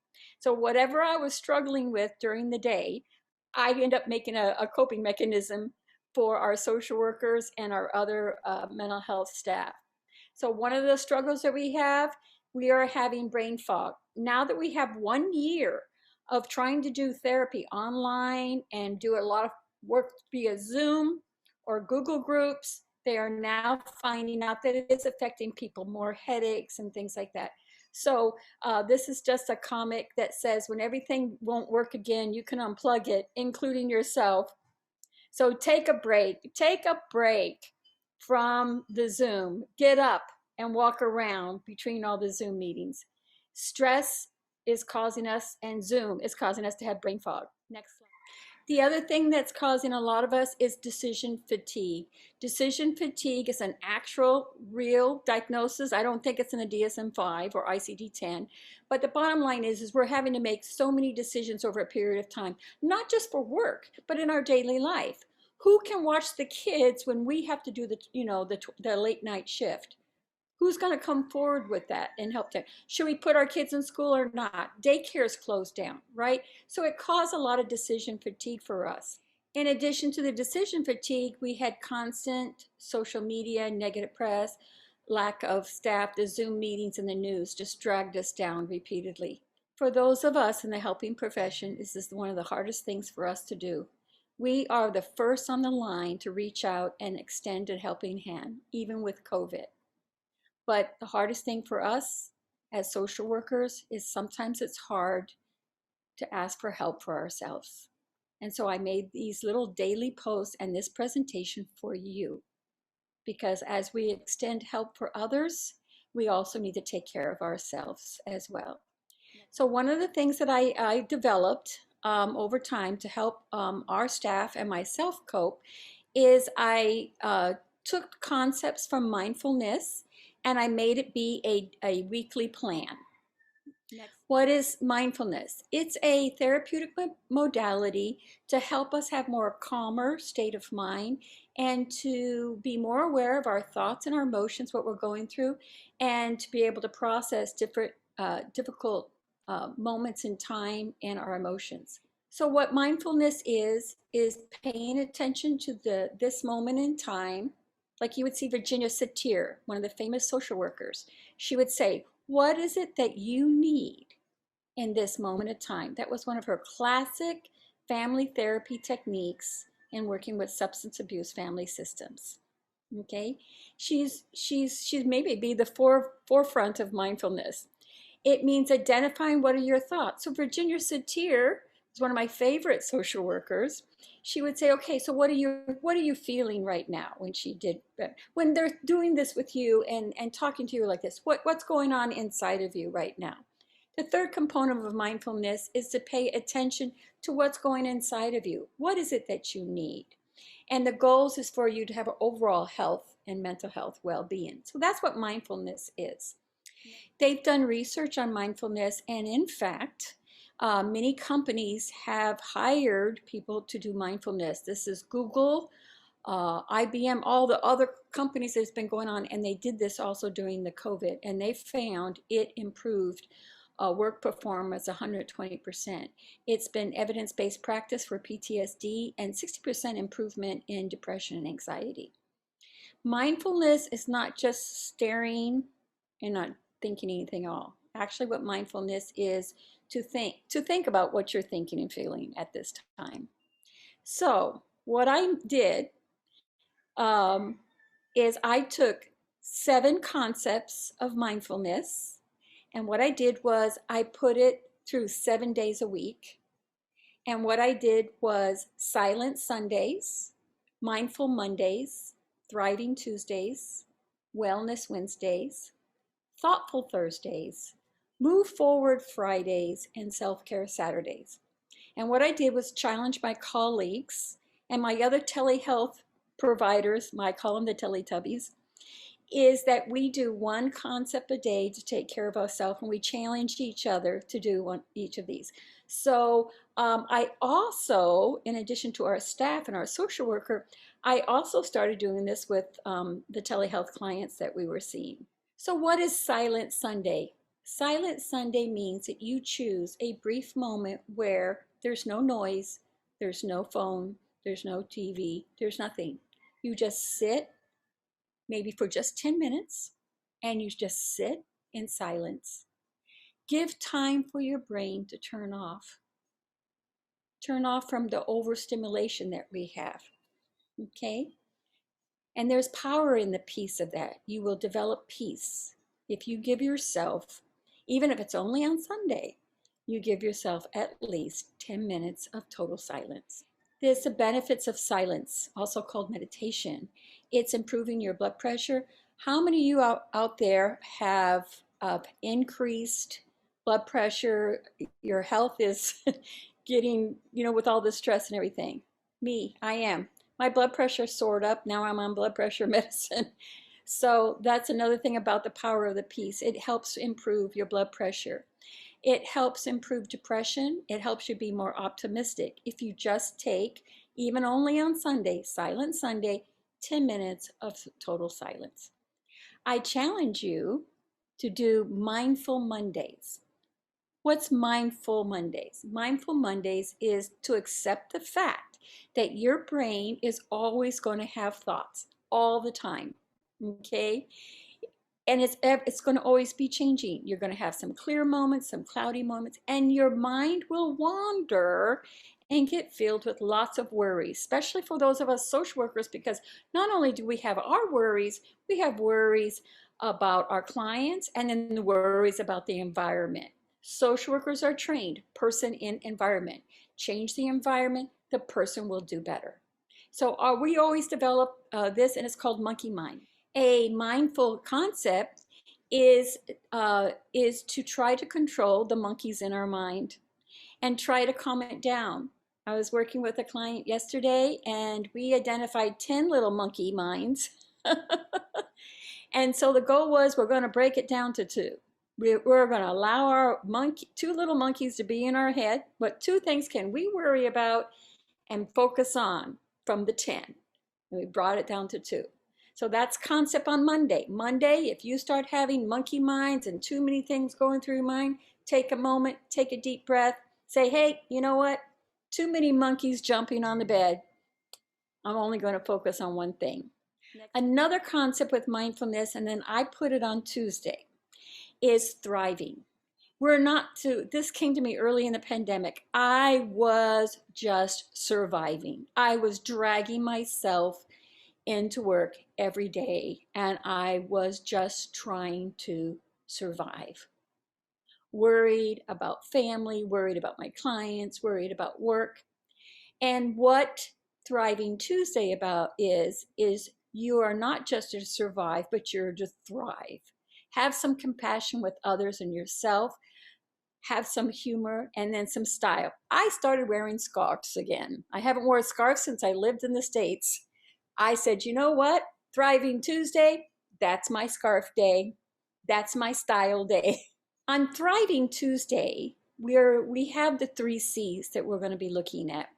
Is that anything that comes to you on Tuesdays, say, oh my gosh, there's a challenge. Because every time we go into work, there's some new change. Now you have to have your temperature in your forehead. Then you go in again and it's in your wrist. Same thing when you go shopping. They keep changing the things of what you need to do. Stand in line here, don't stand in line there. Park here, don't park here, right? So instead of, oh my gosh, another change, say, oh, here's another challenge for us to grow and move forward. And then take control. Believe that you can make a change in your life and other people's lives. And then the third concept, which we don't always do, is make a commitment to be passionate about your work. You are social workers, the essential workers. This entire COVID. Wednesday, Wellness Wednesday, middle of the week. On Wednesdays, Wellness Wednesday, you are to do one small thing that's healthy for you. One small thing. Well, I will go ahead and tell you what that is. One of the things you need to do is take a break from the Zoom. Another thing you can do is tell yourself, of all time this week, I can't exercise, can't walk up and down the block. But what I can do is I can challenge myself to at least drink one thing of water. Okay? There's 4 different types of wellness you can select. You only have to do one. You can do spiritual wellness. You can say a prayer, and then you've done your Wellness Wednesday. Emotional wellness, this is the one that I've been working on, is to be more aware of how I'm feeling and accepting that I am feeling kind of sad and worried and scared. Physical awareness is to stay hydrated, take a walk outside 30 minutes. And then social wellness, it's been very hard for me because I'm a social person. It's been terrible working at home for the last year, okay, is try to maintain those connections with other people as much as you can. Wellness Wednesdays, here are some things that you can do, and this is what I started doing. You can take a walk, try to do some yoga moves. I've been doing deep stretches, things like that, but this is what I'm doing.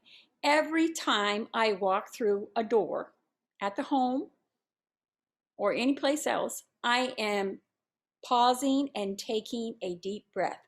Now, if you don't have a lot of doors in your home or a lot of doors at where you're working now, it can be archways. It can be whatever you want to be. But every time you go through some kind of archway, whatever, you're going to stop. You're going to take a diaphragm breath. And then you're going to blow out and you're going to take a deep breath and you're going to say, all is well with my soul, which is one of my favorite songs, by the way. Thoughtful Thursday, managing your thoughts is another mindfulness concept. And what happens with us over time is we get into autopilot. And with the COVID, we've all been into autopilot. How many times have you gotten in your car, drove somewhere and realized I didn't even think the whole way and I ended up at Cost You Less? Or I ended up at work, right? Parking lot, and you meant to go to Cost You Less. So what Thoughtful Thursdays is all about is to get off autopilot. Autopilot means you're just going to go by your gut instincts. It's unconscious, it's automatic, and you're just going to make routine decisions.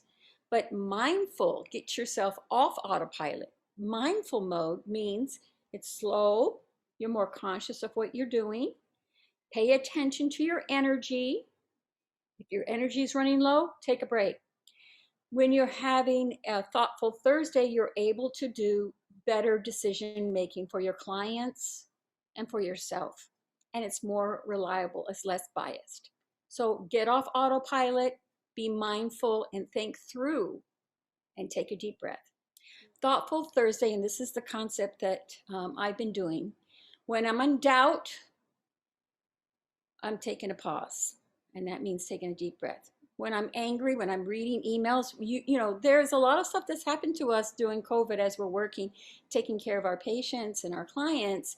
And the problem is that the emails and the text messages do not have, and the Zoom meetings do not have the same as human connection and interaction. So people are sometimes getting upset, right? So when you're feeling angry or frustrated, take a pause. When you're tired, pause. If you're tired, take a break. When you're stressed out, take a pause. And every time you're taking a pause, you need to take a deep breath. So on Thoughtful Thursday, even if you just pause on one interaction and take a deep breath, you've fulfilled a mindful moment on Thursday. Mindful moments means that you are concentrating on what your thoughts are. And one of the things early in COVID that came to, we were washing our hands in March and April, washing our hands before we see the patient. I was spraying down the room, and I was washing my hands after I saw the patient, wiping everything down, the doorknob in the room. And one of the things I realized is now we have to do we were washing our hands by 20 seconds or 2 happy birthday, and may the dear Lord bless you. We had to, sing a try. So I'm singing in the bathroom. What I realized is I enjoyed that. I enjoyed singing and washing away my worries before the client and then after the client. I enjoyed washing my hands. And so Thoughtful Thursday, one small thing you can do is when you're taking a shower for the day or the end of the day, or you're washing your hands, imagine and visualize the water dripping over your hands, dripping over your mind, and washing away whatever worries you have for the day. And that's only one small thing you can do on Thoughtful Thursdays. This is my favorite mindfulness technique. Move Forward Fridays. So whatever you've done in the week, you didn't get all the court reports in or whatever, if you messed up on something, you say, you know what? It's Move Forward Friday. And I love this because this is what I also use with my clients. Okay, you know what? You tested positive earlier in the week.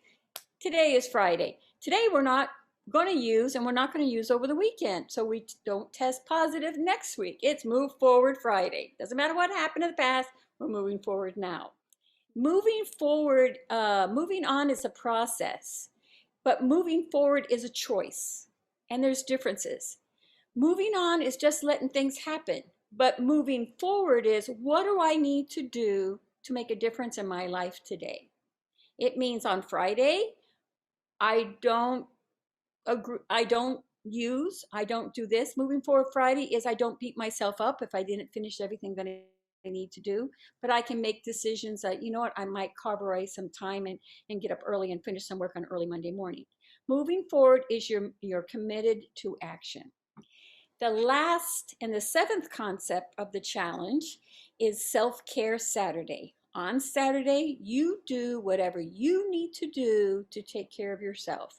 And that could be whatever you need. I like taking baths versus showers. I now have all these plants hanging over my bathtub. 1 year in COVID now. I got a lot of plants in there. And I sit in the bathtub for 30 minutes. And that's my self-care Saturday. Some Saturdays I can't do it, but you are just to do one small thing that for you to take care of yourself. These are one of the little posters that I made early in the COVID. It's number 23, so it must have been by May-ish. And I was sitting outside and feeling pretty low, and I was looking at our coconut tree in our backyard. This is a picture of our coconut tree. And it had been through so many storms, Pangsanwa, Chatan, all the storms it's been through, right? And it was like leaning like this. And then I came up with this advice from a coconut tree. Stay where you're planted, be grounded, soak up the sun, Mary, stretch high and reach the stars, be flexible during life storms, and spend time to regenerate. And so this is what I try to remind myself on Self-Care Saturday. Do what you need to do to help yourself. So these are 7 concepts for mindfulness, and I put it by week. Silent Sunday, Mindful Mondays, Thriving Tuesdays, Wellness Wednesday, Thoughtful Thursdays, Move Forward Friday, my favorite, and Self-Care Saturday. And I challenge you to do one small concept every day. Humanity is like our hands. One of the things that got me to go into the social work field is because I really believe that people can make a difference of the power of one. I believe that. And I'm proud to say that I'm a University of Guam BSW graduate of 1987. And that one thing I liked about social work is that we're different, but we're all connected as one people, and that we can make it to the rest of this COVID journey that we're going through together as social workers. One of the things that's happened in COVID is I am a 1976 graduate of George Washington High School, and we have a classmate on our WhatsApp chat that sends us pictures from his house every morning and every night and says, "Have a blessed day." That's how we all got through the COVID. This is a picture of where he lives. He lives in Maleso. And I happened to see early in the COVID, in the Post newspaper, this saying, and I hope I'm saying it correctly, but it was the word or the phrase of the week, Chamorro phrase of the week, Ta sigiha mem paciencia. I hope I said that right. I loved it. I love this saying. It's like, let's all be patient with one another. And that's what we need to do as social workers. We're really patient people, but we need to be patient with each other and patient with ourselves. And this was tip number 65. Courage doesn't always require a roar. Sometimes it's a quiet voice at the end of the day that says, I will get up and I will try again tomorrow. And that's what social workers do day in and day out. They keep that steady drumbeat to keep servicing their community for social justice and to make a social change during difficult times. So I want to thank you very much, social workers, for helping our island these last 12 months or more. Thank you, and thank you for helping all of us. Thank you so much, Dr. Fegurgur. We really appreciated that presentation. We invite everyone to submit questions in the chat. I do have a question that's come to me as a direct message, so it's not going to be shown in the chat. And the question has to deal with social media. Especially these days, there's a lot of reliance on staying connected via social media. And people have a tendency to compare their lives to other people's lives, which creates a negative effect. How do we deal with staying connected with others without having to compare the current state of our lives to theirs? Yeah, I've actually seen that because we're not having the human connection. People are doing more posting on Instagrams and other kind of social application, and what's happening is that what people post is almost like an alter ego. It's not really them. There's filters, there's other stuff that you're going on, and so what's happening is, that's what I'm saying, behind the mask. We are put in some things in social media. It's a mask. It's what we want people to think who we are, and then we're posting it, and then people are comparing themselves with a fake persona, a mask, so to speak, and then it's harming them. It's harming their souls as well. So one of the things that I'm telling my clients to do is, you know what? Can you actually take time to just turn those off? Or set up more the Zoom meeting or the Google Groups is free, right? To do that versus all this posting. Actually get into some kind of normal interaction as much as possible, versus posting pictures and posting phrases and stuff like that. And then sending these cryptic messages via the text messages, you lose all the nuances of your facial expressions and your nodding, and you can misread all the time, right? So set up the Zoom meetings, do an interaction. Great. Okay. Thank you, Dr. Fegurgur. We have time for one more question, and then we're going to move on to a presentation by Dr. Margaret Hattori-Uchima. And after all the presentations, we may have some more time for a Q&A. But this question that I have is with regard to the different days of the week and the different themes that you've assigned to them. How do you find the motivation to proactively practice these things, because it might seem like just one more task to add to an already busy schedule? Well, I tell you how I'm doing it. It's usually by 12. I'm exhausted. I still have 3, 4 more patients that I need to see on Zoom. And then I have to do my regular work, right, guys? We have to do all this other extra stuff because of COVID. What people are telling me and what I've noticed, and it doesn't even have to do with social work, it seems like we're working more and documenting more than we were when we went into the office, right? So one of the things that I see happening is by 12 noon, all you're going to do is challenge yourself to do one small thing. If it's walking through an archway or go to the bathroom, stop at the doorway and take a deep breath. Over time, you're going to notice you're going to do better. It's going to motivate you over time. So just tell yourself, that's why I put it days of the week. Because the mindfulness, you're supposed to be practicing mindfulness all the time. We tell our patients to practice mindfulness and all these other techniques, and we're not doing it ourselves. So what to motivate me, I tell the client that I'm working with, you and I are doing this together. You're helping me and I'm helping you. You post me the one thing that you do today on Thriving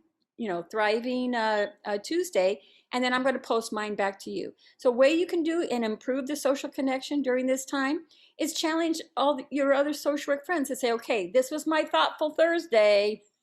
I went off autopilot for a moment. These were my monkey minds on Monday. What are you guys struggling with? And so that's where you can motivate and connect with each other and challenge each other on. It's only one small thing to do. It's only one small concept, right? And what you're going to find out over time, because I've been doing this now during the COVID, it naturally kicks in. It naturally kicks in. You'll do it by half of the day. You'll notice that you did. Or you'll say, wait a minute, I didn't drink my water. It's Wellness Wednesday. I got to drink water. So that's my recommendation. Yeah, thank you so much, Dr. Fegurgur. We'll see you in just a bit when we conclude our panel presentation. And up next, ladies and gentlemen, is Dr. Margaret Hattori-Uchima, who is the Dean of the University of Guam School of Nursing and Health Sciences, or the School of Health. She is the project director for the HRSA-funded Guam Micronesia Geriatric Workforce Enhancement Program grant, which will fill gaps in care for the elderly and those with Alzheimer's disease and related dementias through workforce development, family and caregiver training, and enhancement of practice environments in community-based and institutional settings. Her expertise in the area of minority health, health disparities, and barriers to health-seeking and health-promoting behaviors, and she has worked extensively with disadvantaged communities in Guam, including migrants from the freely associated states who suffer inequities in health, education, and socioeconomic status.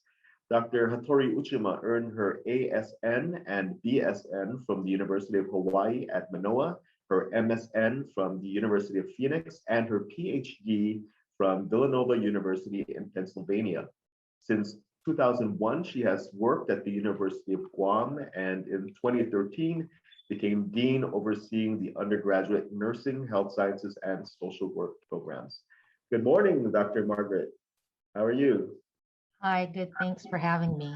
And thanks, Dr. Fegurgur. That was great presentation. I always love, thanks to NASW for inviting me. You know, it's been a trying time, and I really feel, I was watching earlier those videos, you know, everyone talking about COVID. And Dr. Fegurgur, your presentation is so timely. I mean, we all know it's been, you know, a little over 1 year now since the pandemic. So everyone knows I love social workers. You guys are the best. We can't make it without you. Of course, you're essential. And so I'm just gonna spend a little bit of time talking about the COVID response from the School of Health. And then also, I didn't tell Glee, but I added global learning and engagement because we've been working together side by side with them, especially Carlos Taitano, since March of last year. So everybody knows, and thanks, Dr. Fegurgur. I think your presentation is so timely. I don't know how everyone else feels, but last week and this week, I feel, and not to overstate PTSD, but I feel totally stressed, burned out, and having those memories of last year are really not helpful for me. But we need to reflect on it. And so I'm thankful that I was invited to talk today because I think, especially in seeing Dr. Fegurgur's presentation and reminding us that, we need to take time to reflect, we need to take time for ourselves, and we need to take time for healing. And many of you social workers know that I have so much respect for the work that you do and really feel it's so difficult. I know I could never be a social worker.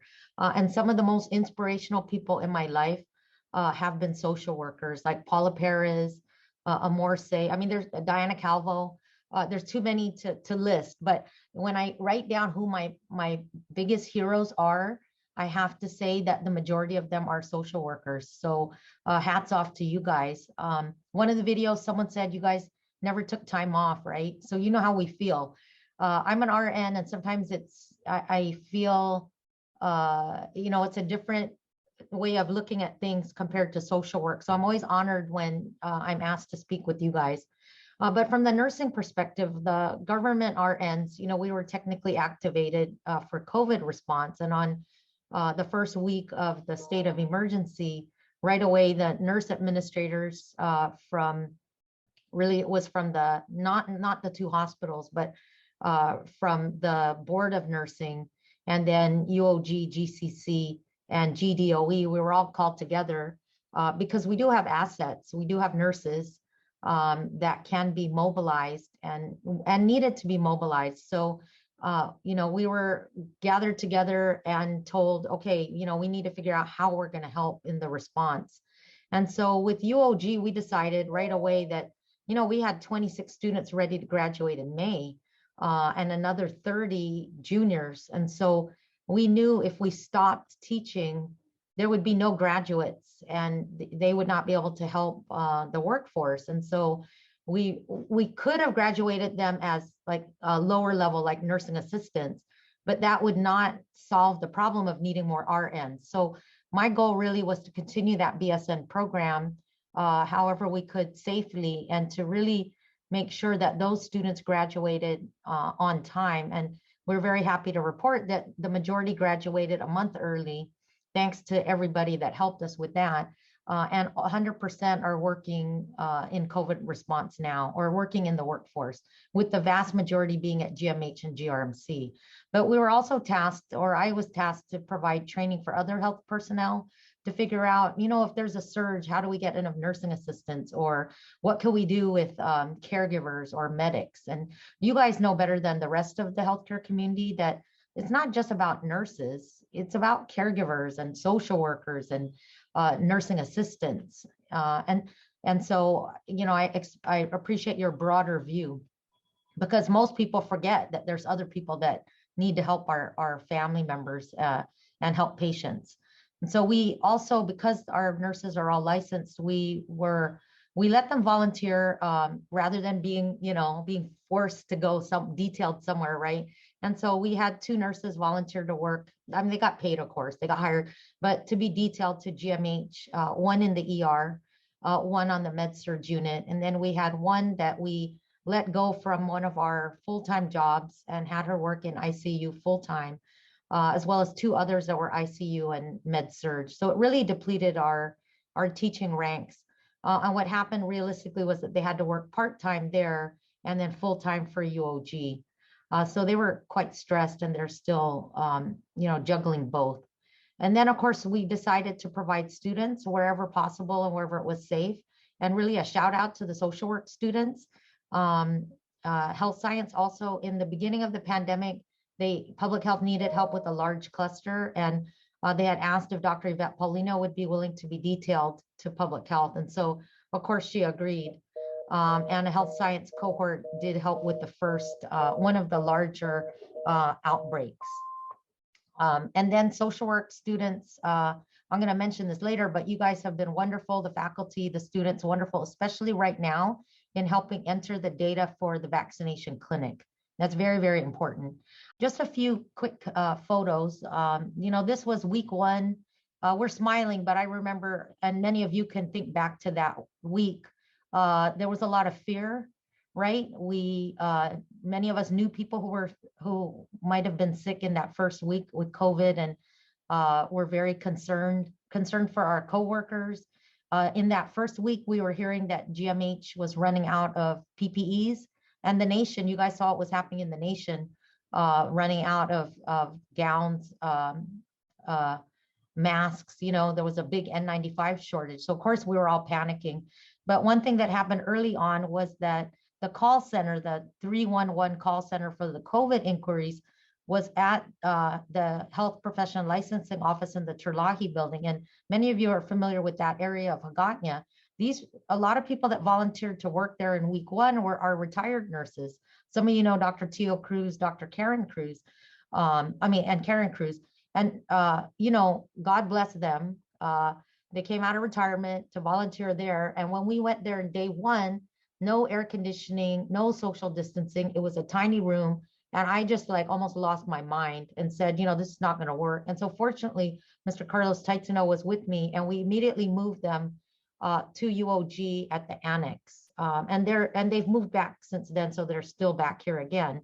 But it's a large room. And this call center, as those of you that work at Guam Behavioral Health, you guys have a call center. You guys know that the call centers, nonstop, people needed help, and people continue to need help. They expanded to Saturdays as well.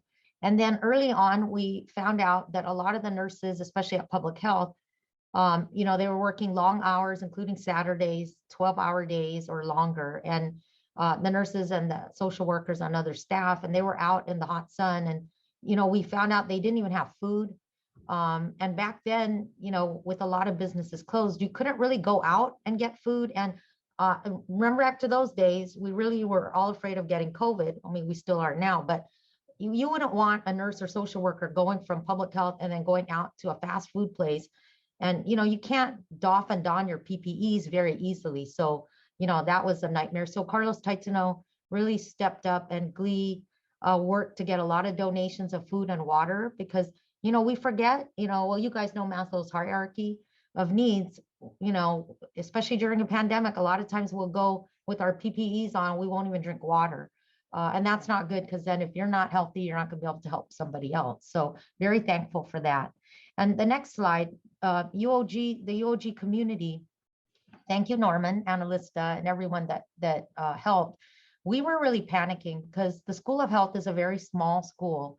Although we do a lot of grant work, we had some money set aside, and for a rainy day. And because our faculty and our students and our friends, these are our friends and families that are nurses and social workers at the hospital, were calling me and saying, Margaret, we're going to reuse gowns like tomorrow, right? So we emptied out all of our, and sorry, this is not confidential. I won't get in trouble at UOG. No one's going to fire me today. But we emptied out our lab supplies. We've since replenished, but to help the hospitals. And lo and behold, a month later, the accrediting commission emailed all the schools and the nursing boards, the National Council State Boards emailed all the nursing schools and said, if you guys have supplies, it's your ethical obligation to donate them to the hospitals and healthcare providers. And we had already done that in week one. But, the UOG community came together, and the whole island came together and had a telethon and raised $43,000. And since then, we've still been getting donations to provide assistance. Another thing that happened in that first week is nurses were calling me and saying, Margaret, we're really scared. We need help. And so I called Isa and Dr. Mendez. Dr. Joy is our psych nursing faculty, and she's wonderful. She's always helped me. It's very quiet. People don't know that she does it. But when people need help, particularly nurses, she'll step up and say, okay, I'll help provide some support. And so ISA was able to, along with Guam Behavioral Health, you guys are amazing, was able to provide some additional support to GMHA, who really needed it in the beginning. And then we also set up a geriatrics support service for people that are at home, of course, still stuck at home, right? And have family members that have dementia. Thinking back to those days, and I almost started crying from the memories, it was so bad. But this is Miss Vicky Olave, and we did not have enough face shields. So all the face shields we had, because we didn't use those very much prior to COVID. So we had to make our own face shields for the students and the faculty to be able to practice how to put on your PPEs, because we had given all the real face shields to the hospital. And knowing our students were going to have to go out and work, we went ahead and Miss Vicky was very great. And, people were great. They donated their, remember the old transparencies, right? The plastic, they donated that. And so we were able to make enough PPEs, practice PPEs for our students. Since UOG was closed, we were allowed to use the field house. And keep in mind, we had to get the governor's approval for all of this because, of course, it would violate the executive order if we were there. So on top of just trying to help out, just jumping through all the loopholes, right? Even now I have to jump through a lot of hoops just to get approval for running a nursing assistant class, right? It's very difficult, and understandably so. But we did the N95 fit testing so that all the nursing students at the time would be able to use the N95 respirators at the hospital or at public health. And so the field house was the only place big enough that we could fit all the students and the faculty safely. And so we ended up doing that. Our simulation lab, we have a mannequin that can talk and breathe and all of that. And so it worked out that we could safely distance the student and the faculty so that we weren't concerned about, contracting COVID. And Miss Vicky here is there's a control room, which is very far away from the student. So we're very thankful that we had that, but we only have this one little simulation room and it can hardly fit anybody. So the difficulties of coming from a small university, a small facility really shows up during COVID. Many of you are aware that St. Dominic's was on lockdown and, they didn't have a lot of money. So I just wanted to show that some of the PPEs that were donated, we made sure that we gave St. Dominic's. And these pictures are taken outside or in the front office, but our staff did not enter the facility because it was on lockdown. Just want to make sure everyone knows that, because someone in the media complained and said, well, what are you guys doing? Why are you taking pictures? But the donor actually needed a picture. So we're not trying to capitalize on a pandemic, but we did not enter the facility because we would not jeopardize the elderly. I just want to show how, the public came together and really was able to make donations. So this picture of this young gentleman, Ed Biala, he has, GMH had texted me, and remember there was a time we were running out of hand sanitizer. And so the UOG Science Lab was developing batches of hand sanitizer following the WHO recipe and working directly with GMHA. But in the meantime, while they cooked that up, I reached out to DOE and to all the private schools, anybody I knew, and said, hey, you guys are closed. Do you have hand sanitizer you can give us? And, shout out to all the Catholic schools. They went around, Dr. Juan Flores went around collecting. Sister Angela gave me a whole bunch. And so we were able to give GMH enough to get by until they got their supplies up to speed. And then public health also, this is public health at one of our first outreach events in Estumbo doing the COVID-19 testing. And we were able to give them some KN95s, although those are not ideal. We were able to get a supply of both the real, expensive N95s and then the KN95, which is still better than a cloth mask. And public health was very happy to receive that donation. And this came from an international donor that heard that we were in need. And I want to just mention that because a lot of you, like Lisa Linda Natividad, Dr. Tressa Diaz, Dr. Lizama, you guys have maintained international connections. And I have to say that the one thing that the pandemic taught me is that we have to reach out wherever we can reach out when we need help. And so, I learned a lot from those social workers that work at UOG, and have developed more international connections. So we have a grant, the Geriatrics Workforce Enhancement Grant, that we had applied for 3 years ago. And in May, and I have to admit, I'm embarrassed to say that they emailed us and said, you guys want to apply for a COVID supplement. And at the time, imagine, this is May. I mean, I'm already burned out and it's May. And I just said, there's no way I can write a grant, and I am embarrassed to admit that. But fortunately, on the federal side, I wasn't the only person that said I can't do it. So they went ahead and gave every GWEP, every one of us, the grant without us having to write the application. We did have to write a 3-page plan, which I was more than willing to do, and a budget, but they gave us $90,000 specific for COVID telehealth and teleeducation. And this is how the ESA Geriatrics telehealth was funded. We were also able to work with Guam Behavioral Health with one of the group homes and provide a laptop and I think a camera, but they were instrumental in allowing our nursing students to do teleclinical so that the nursing students could continue their psychiatric nursing practicum, which, we can't waive any of their practicum requirements. We could do some of it by telehealth, but we could not do all of it. And then we transitioned our nursing assistant training to an online format. In March, every single nursing assistant program training stopped. And we all closed, and there are 4 of us. We all stopped, and we did not resume for many, many, many months. And then by August, September, of course, the hospitals were very short-staffed with nursing assistants. And so we were able to transition our nursing assistant to an online format, which is not easy.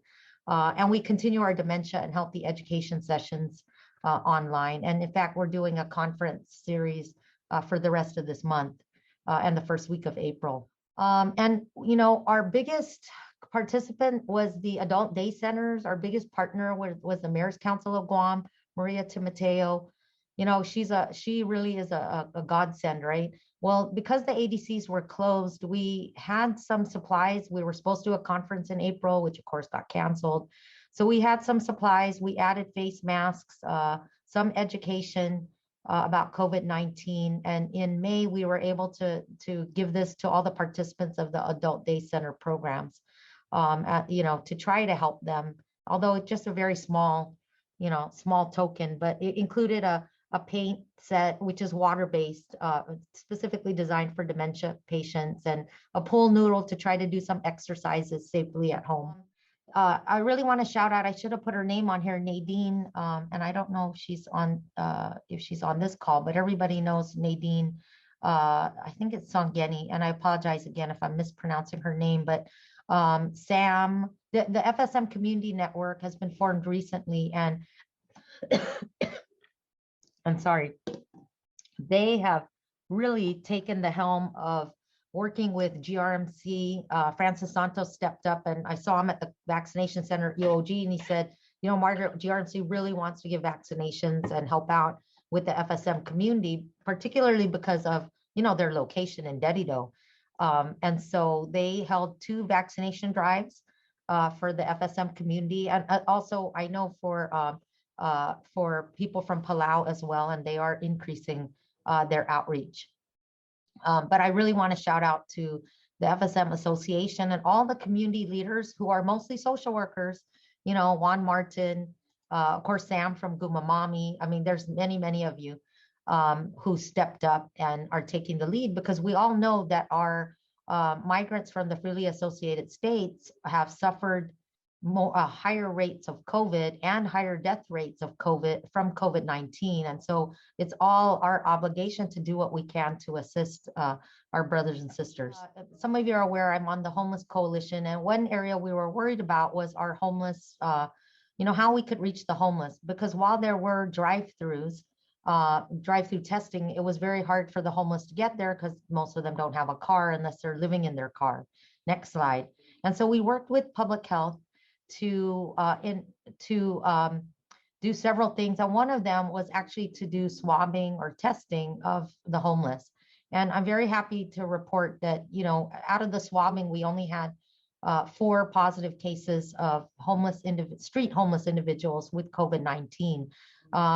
Thanks very much to CSS and Guam Behavioral Health. All of you guys were way above the curve in knowing the COVID lockdown process and knowing the safety procedures. And so again, shout out to social workers, because you guys anticipated what was going to happen as much as we could. And without social workers jumping into action, I know our COVID rates among the homeless would have been higher. We did do what's our annual passport to services, but we had to make it very small. And we partnered with public health to do the swabbing at that time. And so based on the swabbing, we were able to manage the cases. Sorry, there were 2 positives.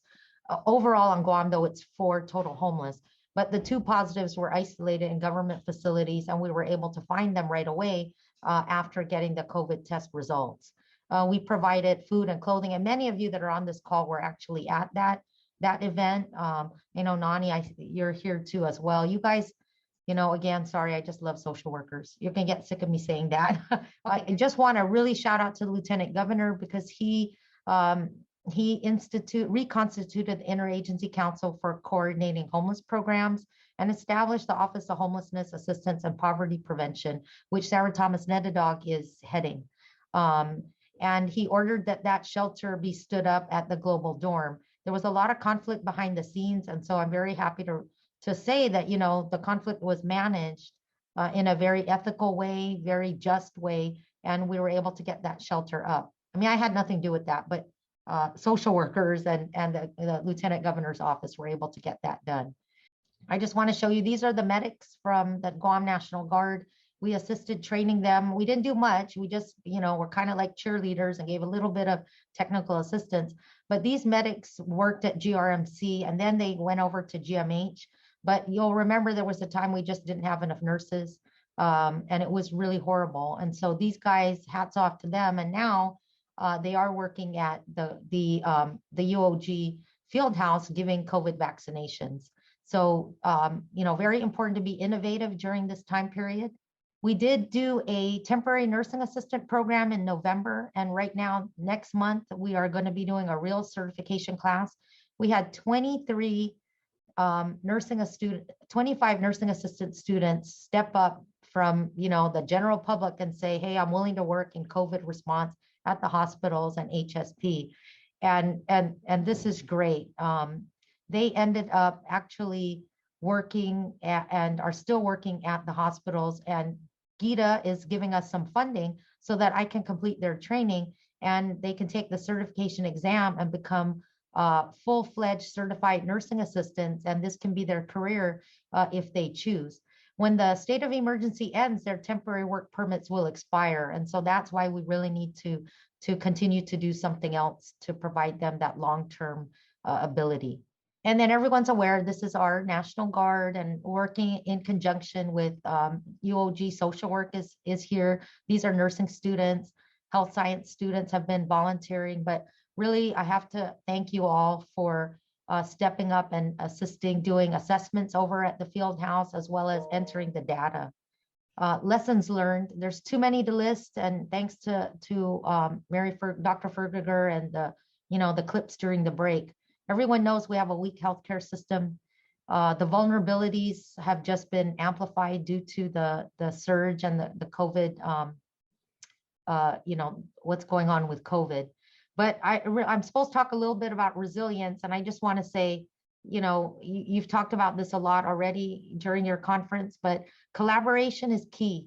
There's not one agency that can do this alone, and if we don't collaborate together, things would have fallen through the cracks. And from UOG's perspective, the School of Health, there's no way we could have gotten through without collaborating with GMH, GRMC, DOE, everybody, Catholic Social Service. There's just too many to list, and the list could go on and on. And I really want to say that the strengths, something that kept me going was the nonprofits. People like CSS who never stopped working, Salvation Army, Lighthouse Recovery Center, Oasis, all of you guys, shout out to you, and you all deserve a real pat on the back. You guys are really heroes to everybody. And lastly, this is our ongoing, what continues to go on. is the ongoing COVID activities. We are continuing to collaborate with contact tracing. Social work students are now entering the vaccination data, which is critical to continuing to get the vaccination supply. And we're doing ongoing training. I really wanted to say the battle's not over. We have to keep working to serve our people. We have to keep lifting each other up. A lot of us are burned out. Sorry, I'm emotional.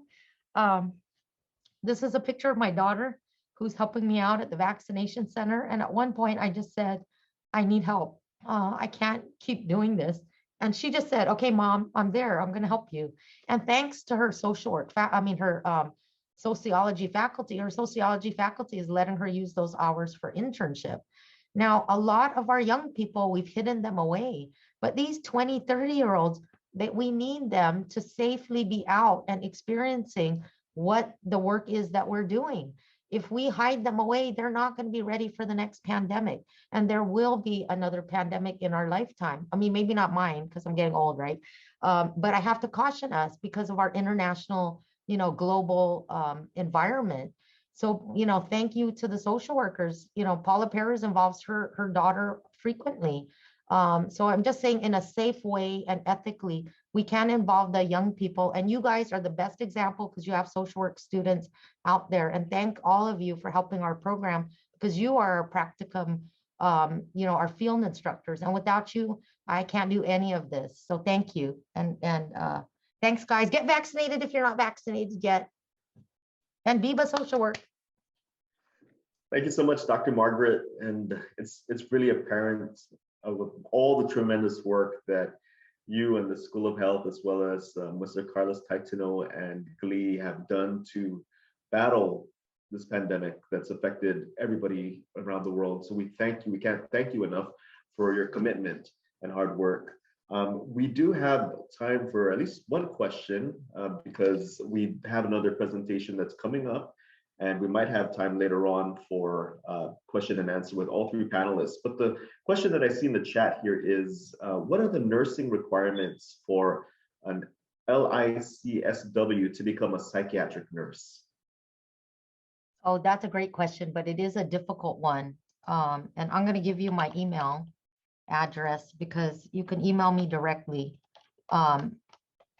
because it is difficult. We would need to look at your transcripts. And it may take, 2.5 years to go through the nursing courses because we don't specifically train psych nurses. The nurses have to take a licensing exam, which includes all content. And so they have to go through all the courses to do so. But please feel free to email me. Everyone knows we're very short of psychiatric nurses. And I can also connect you with Dr. Joy Mendez. She's our psych nurse. And she would really be a good one to talk to. So I appreciate the question. Okay, thank you, Dr. Margaret. Another question that has come to me directly is, when you're working in the front lines, such as the nurses, what can social workers and the rest of the community do to help all of you who are battling a disease like this or an emergency up close? Well, I have to say that you guys are already doing so much. I have social workers like Amorce and Paula Perez. I mean, there's so many, even Angelina from DOE.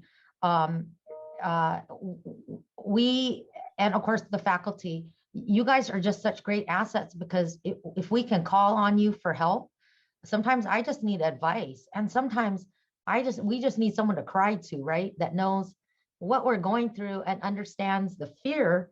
Sorry. And will tell us, hey, you can make it. So sorry. It's just been a bad week. So I think you guys being there for us, you guys do so much though. And you're on the front line. So I don't want to minimize anything social work does, because I really think the public doesn't know how valuable social workers are. You guys need, I don't want to just say you need higher pay, but you guys need more supportive environments, and anything I can do to help with that, I would love to advocate for you guys, but you guys do your own advocacy without us. You don't really need us for that. But, I think just being there to cheer someone on or to say, hey, it's okay to have a bad day. I think that goes so far. And, you know, I just want to thank the social workers that I work with, because you guys are the ones that keep us going. And it's been so helpful. A lot of times with homeless work, I have to call on Paula and say, hey, you know, I don't know what to do in this case. Tony Cruz is another great example when it's a homeless veteran. Sometimes I just don't know how to relate or where to refer somebody. And so it's so great to have those social workers to be able to tell me, okay, Margaret, this is what, you know, this is what we can do, or, you know, this is where to refer them. So, you know, I just want to say, keep doing what you're doing. Val just texted, thanks, Val, I love you too. But you guys were great because you guys keep reminding us, don't forget the homeless, don't forget people at the Lighthouse Recovery, you know, don't forget the Salvation Army, don't forget the disabled.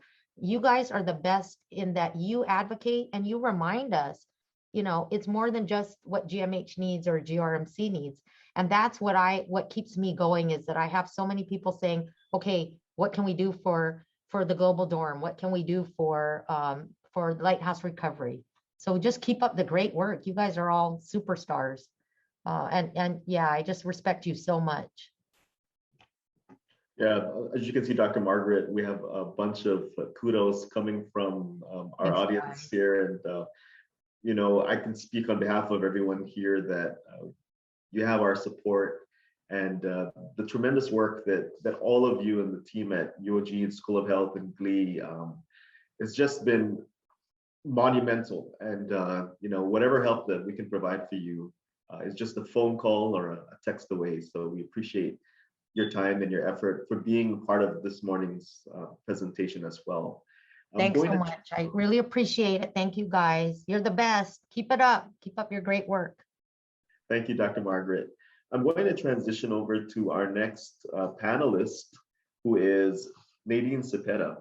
And Nadine is a therapist who delivers trauma-focused and substance abuse treatment for adolescents and families. She is actively involved in several local and national organizations, such as a board member of the Guam Board of Allied Health Examiners, Guam Coalition Against Sexual Assault and Family Violence, Guam Legal Services, and the Association of Marriage and Family Therapy Regulatory Boards. She was in private practice for the past 12 years with Cornerstone Counseling and Wellness Center. Nadine earned her first master's degree in experimental psychology from California State University, Northridge, and her second master's degree in counseling in both in-school counseling and community mental health from the University of Guam. She earned a bachelor's degree in psychology from California State University, Sacramento. She currently holds multiple licenses as a marriage and family therapist, licensed mental health counselor, licensed professional counselor, certified substance abuse counselor, and is licensed as a marriage and family therapist in California. She is presently the lead district school psychologist and the clinical director of school-based behavioral health services at Guam Department of Education for the past 6 years. Her prior work experiences included judiciary therapist at Client Services and Family Counseling, Guam Behavioral Health and Wellness Center, formerly known as the Department of Mental Health and Substance Abuse, for 15 years as a psychiatric social worker supervisor, for adult counseling, psychiatric social worker, and as a social worker. Nadine continues to serve her community and is happily married to Dr. Edward Lee Santos. Good morning, Nadine. Good morning. Thank you, Norman. So my topic today is, I'm going to talk about staying connected through changing environments, really from the lens and perspective from what we did for our students and our families to include our DOE faculty and staff. Clearly, this has been a very challenging time for many of us, left a lot of uncertainty. And so the task force, the readiness task force from Department of Education really had to see how can we make this safe? And yes, education is the far most important, right? That became, the superintendent actually made it as a safety issue of mental health, making it a forefront. So that's what I'm going to be discussing today. We've actually did a lot of professional development with our school counselors and to include our social workers from DOE. DOE was actually, our social workers were tasked to help public health through this pandemic. And so we really knew that it's really important that we check in with our staff as well. So, and I'm going to go into that, but the impact of social emotional health, how that's really changed things for our students, and for our staff and for families, a lot of fear, a lot of unknown and what's going to happen. And yet we're still trying to figure it out. More information comes up available to us. Research is providing and supporting that knowledge, and how do we move forward? Mental health is a priority. Nationally, we see that this has been a huge effort and movement in all districts and jurisdictions to make mental health as an important thing. So everyone, social workers, you know this, being in the helping profession, you can't thrive or do well if your mental health is not well. We need to make sure that you're checking with yourself so you can help others. And then we also implemented a universal mental health screenings to ensure that if the children were coming back, or if school counselors were doing some virtual counseling, calming rooms, how do we know we can help them if they're not talking, if they're disconnected, withdrawn? These are things that we put in place, and it shouldn't be no different, but screening is very important and vital to make those assessments and determine where do we go from there after they're screened and the level of risk.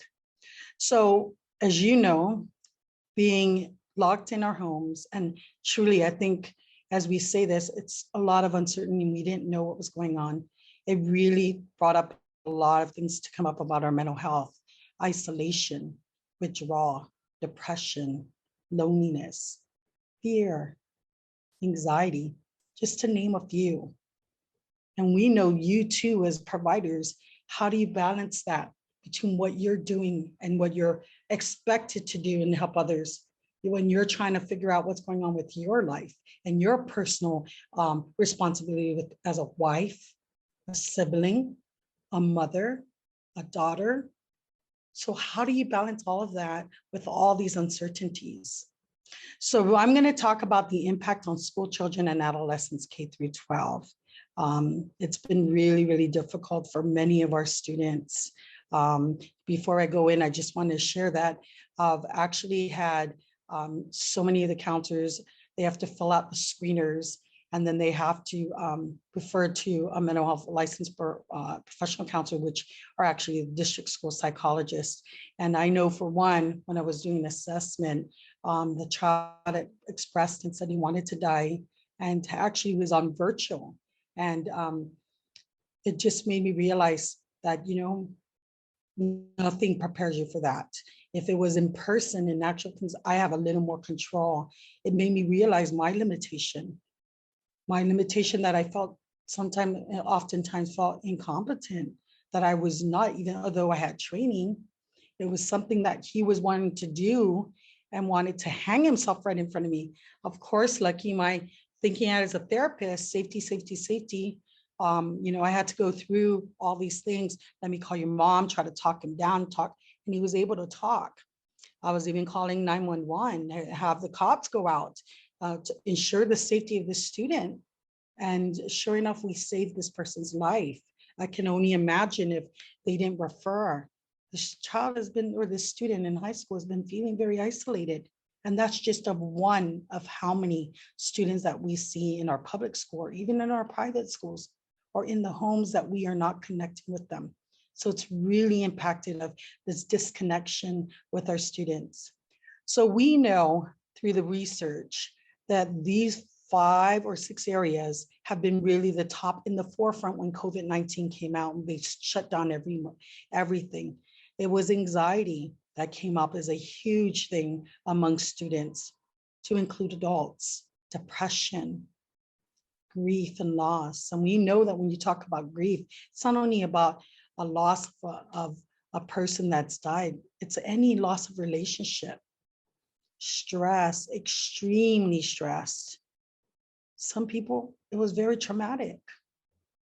And an increase of substance use. And when we say substance abuse, it's gone up. We know this nationally among our adolescents, to include adults. How do you cope with something that we all didn't expect?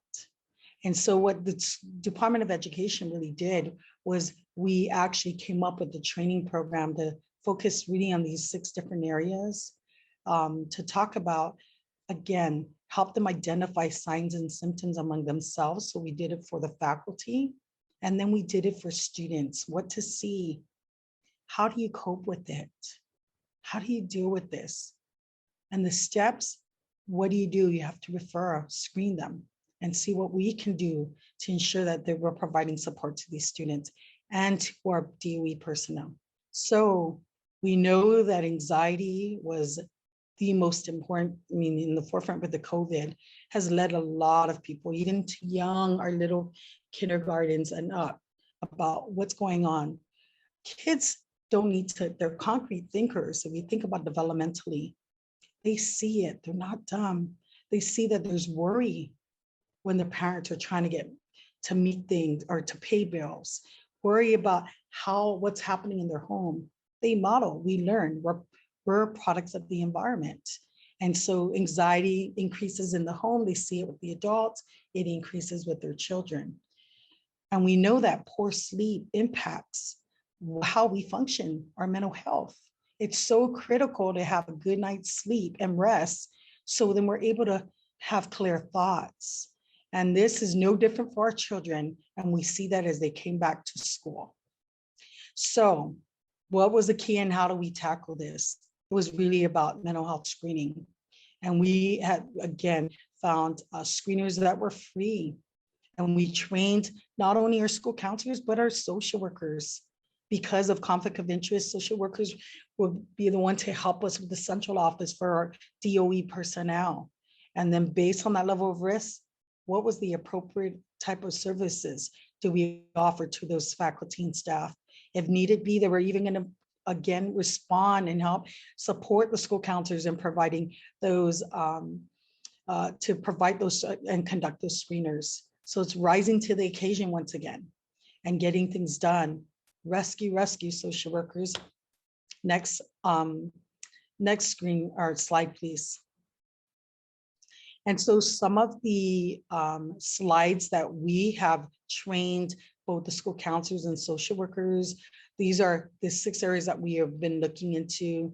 The CSDC, the SCARED, which is focused on anxiety, and we train them how to score it. After the scoring, because it determines the level of risk, they will contact one of the district school psychologists and then consult. And then it determines where they go from there, if they will provide more support or if it's really more specialized and requires more mental health services. The UCLA brief, COVID-19, and again, these are cut off for children that are like 10 or 11, so they did vary. And some of them went from even at the age of 9. And then we used the grief screener. We saw a lot of that, a lot of loss, their loved ones that lost to COVID. And then screening to brief intervention, it's called the ESPER 2. It's an evidence-based screener and processes. In fact, DOE has been in collaboration with UCLA and Boston Children's Hospital affiliated with Harvard. We are going to be conducting a training next week, Tuesday. If you're interested, please just email me and I'll shoot out the email. It's an overview about understanding the brain and addiction. We know that even prior to COVID, we see our students using a lot of substances. How do we help them? It's a community issue. And DOE has been implemented a whole process even prior to the COVID in helping our students who have substance issue or concerns or substance concerns or issues. And so we've provided therapy group if they're at high risk, or the school counselor provides 3 to 5 sessions, and worksheets were provided and helping them to kind of work with those skills, because that's something we all learn and we need to teach our students how to make informed decisions. So not only do we have to take care of our children, we saw the difference even with our DOE personnel. They can't take care of the kids who come to work if they're not feeling well. And so we also train the school counselors and the social workers how to use these screeners to determine what services we can help support our DOE personnel. So some of it was the perceived stress scale, the PHQ and the GAD, which is really focusing on the depression and anxiety, the PTSD checklist, the brief screener, the pre-screener for substances. This will even determine whether or not this would be appropriate if to go into the further one, which is audit, and that's alcohol screening questionnaire. And the other one is the DAST, which is the alcohol screening questionnaire for drug screening test. And mind you, we would have to get a consent to even hold any consent for both the child or even the adults for the DOE staff.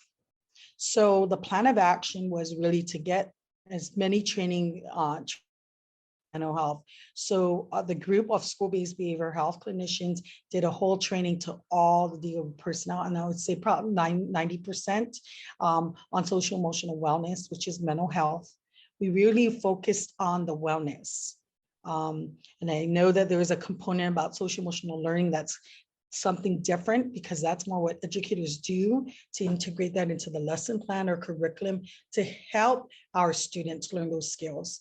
But it really was a training about kind of looking at themselves and having a checklist and our inventory of what they needed to know and understand if they're feeling that, or they recognize signs and symptoms that we went over, to please get the help if it continues and it's impeding or impairing some of those thoughts of going to work.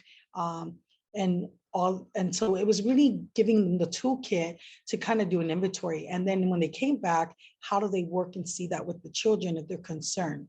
We provided fact sheets in those 6 different areas and it was age appropriate. For little kids, we put real simple words. We had ones for family, meaning the parents, and then middle school and high school, which was more focused on, again, verbiage and substance use that research indicates and supported, that really focused on identity, right, in the in-group of adolescents.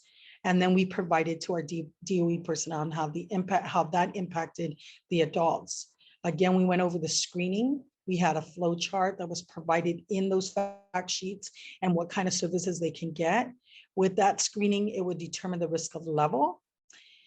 And if it was a high one, then it would be referrals to appropriate service. I apologize, my phone is not off. So if someone was at high risk and warrants a specialized skill, we again offered to go to Guam Behavioral Health as a referral there, or West Care Uplift, or the private provider. And we also provided a resource directory for our personnel. And that we put all this stuff on our DOE website. When this first came on, we actually put clips on for parents. Anyone can have access to that. If you go to our website and it says COVID-19, you go to social emotional, this is where we have put where all this information is placed. You can go there and it indicates videos on how parents should talk to their children about the COVID, helping with coping.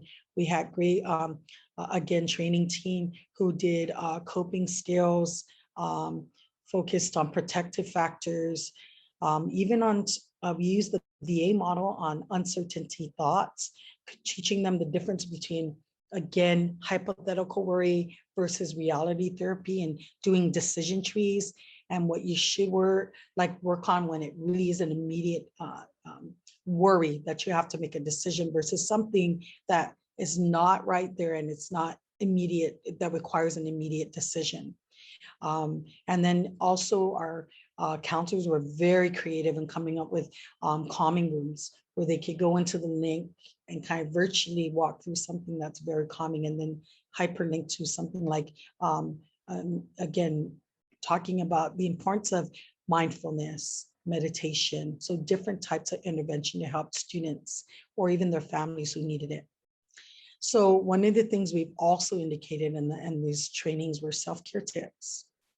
You know, it can be applied not only as a professional or whatever you are, a support staff in your school or in your job. It requires you to take care of yourself.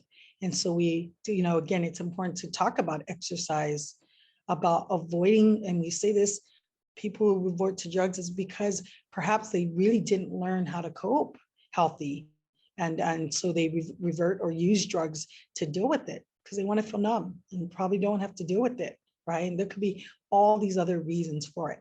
Sleeping is very crucial and vital to again, clear thoughts and making a sound judgment, and then how to reduce stress. And those are things we've trained. We really focused a lot in our training to provide that to our staff and personnel, and this applies to anybody. And so our efforts is really providing, again, knowledge is power. And we really, what this has taught us, this pandemic, is that we need each other. We are social creatures. We thrive on each other. We need to stay connected. And we're seeing that often with our students because of this isolation, this long break, really disconnected. And we need to stay connected. So I know for a fact I'm still doing counseling with telehealth. The counselors are doing it through telecounseling. It's not easy, but the idea of, in fact, from the very get-go, on the PDs with the school counselors, professional development, I said, call, see how they're doing, because they will be surprised to hear from you. It makes a difference. When they did start calling, I know that I've had parents say, wow, I was shocked that someone called just to check on my child. So again, social workers, I've been a social worker for 15 years, and I know the leg. In fact, got to commend you because you do a lot of legwork, and we just did. In fact, my colleague of mine, Jesse Belletto, co-presented with me in the last school counselors PD on case management 101. Oftentimes, I was told that, and the feedback was, we're not social workers. Well, you use a lot of the functions of a social worker. You may just not know the formal term, but that is a function. Getting that coordination, you're a broker. You're assessing and you're implementing and you're coordinating and referring to the appropriate services. So thank you again, social workers.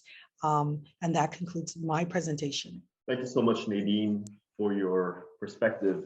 We have a couple of questions coming into me through my direct messaging, but I also want to remind everyone that they still have the opportunity to ask questions and post it on the chat. And if we do have some time, which looks like we will have some time, I'd like to invite Dr. Margaret and Dr. Fegurgur to join in the conversation after these questions get answered by you. Now, going back to your slide on the impact on school children and adolescents who, in this particular case, you had an individual express suicidal thoughts.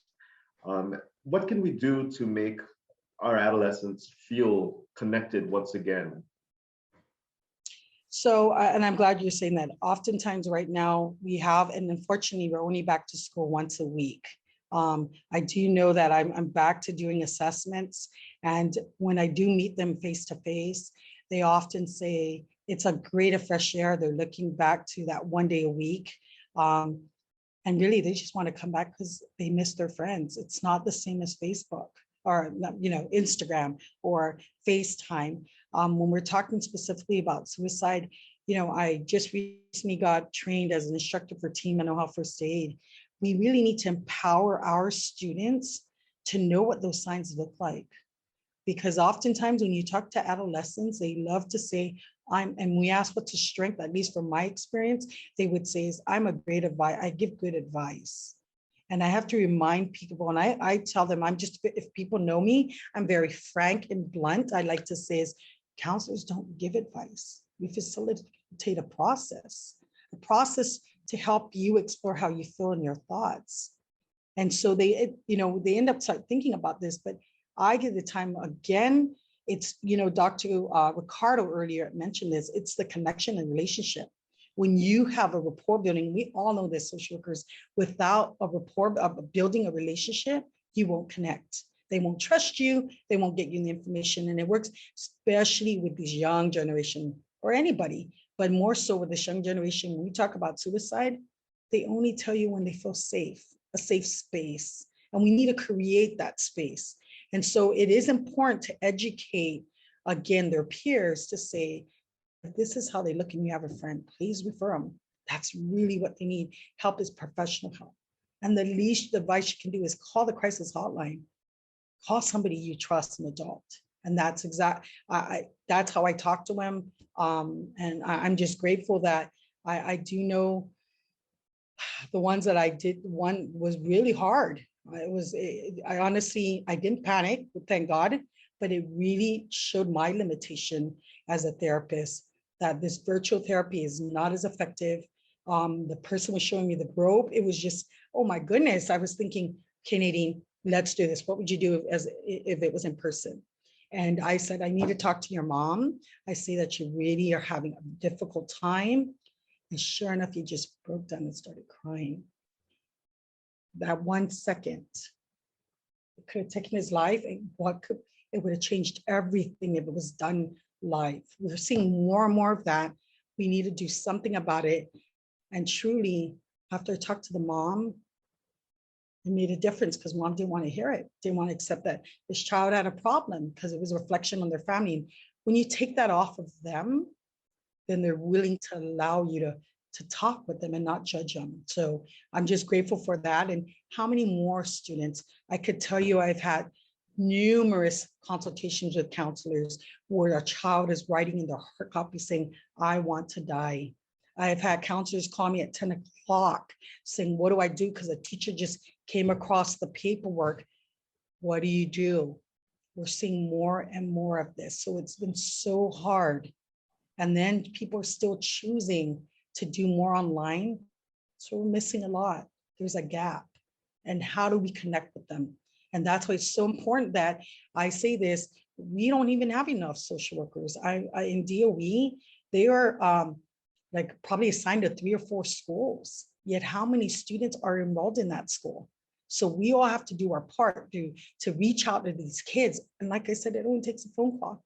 Check how they're doing. I hope I answered that question. Yes, thank you. Thank you so much, Nadine. We have a question from the chat. That is, have educators been trained in youth mental health first aid? Yes, so I'm going to say some of them. I'm also a trainer for youth mental health first aid. Just to remind you, there are 4,000 employees. So do I have a number of how many we actually have trained?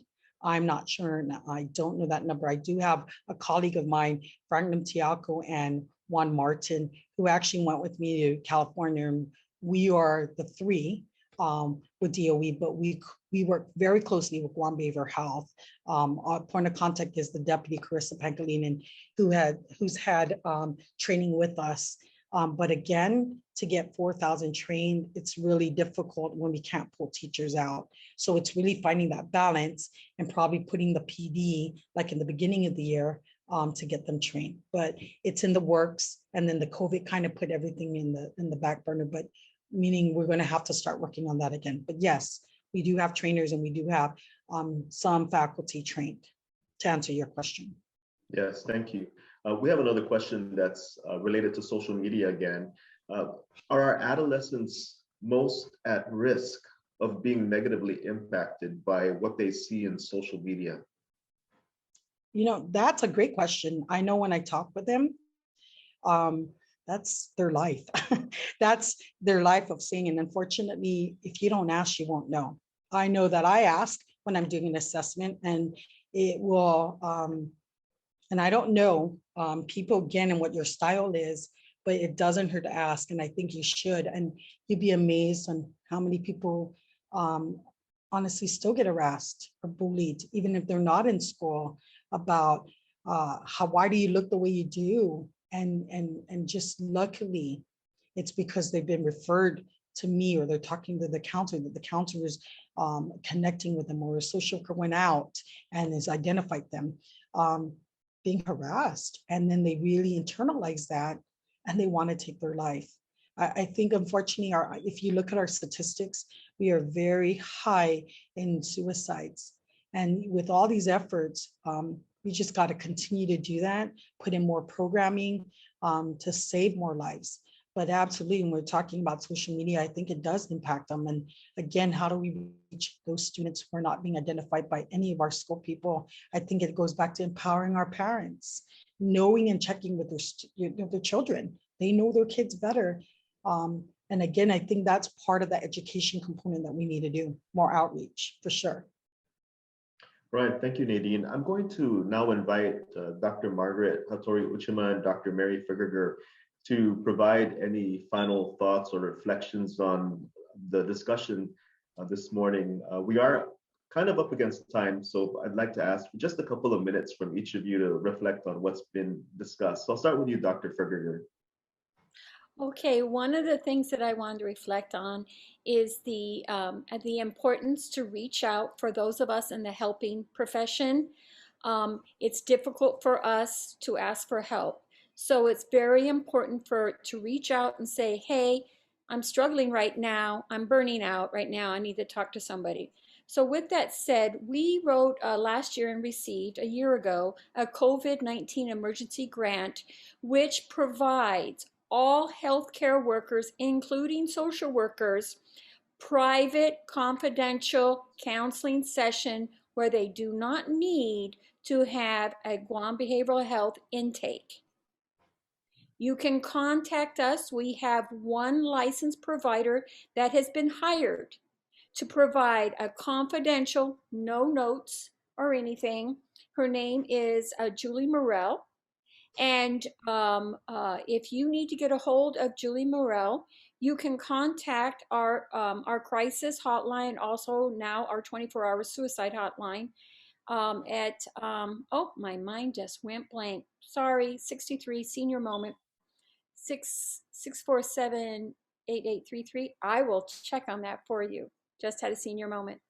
Anyways, so we are providing that. Many of us don't want to have an official medical record at an agency for those of us who are the professionals, and that's why we wrote this grant. So we can provide private telehealth support. We're also going to be providing group sessions, drop-in anonymous group session via Zoom, and we will let you know when we start that up, but it will probably be once or twice a week for all healthcare providers, including social workers, essential workers who need to just join in. It might be, we are talking about mindfulness. It's for you to come in, get some positive self-care moment, and then leave. And if you want to keep coming every week, great. If you don't want to come, that's fine. It's a drop-in group. The other thing I would like us to announce, so that's something new at Guam Behavioral Health that we're providing. We trained all our counselors in telehealth, and we're 100% providing telehealth services. I'm talking to people while they're at their work site. They go to their car, they're at their work site. It's so much better. The other thing is that we did receive another grant. In the future, we are going to have a mobile crisis response team that they actually go out in the community with a social worker and counselor and a whole team that will go out, like the doctor earlier mentioned in California, that mobile response team. And so we got the grant, and that is something that will be going in the future. And the last thing I want to mention is we now have a suicide hotline that is tied in with the national hotline. So if you call the 1-800 number, our veterans who are calling, our local veterans in Saipan, if you're calling the 1-800 number, they can transfer you now to our line, and we can get you the help that you need. So now we have a fully connected hotline that we can provide services for. And I just want to say, it's Move Forward Friday. Do something to move forward. That's all I want to say.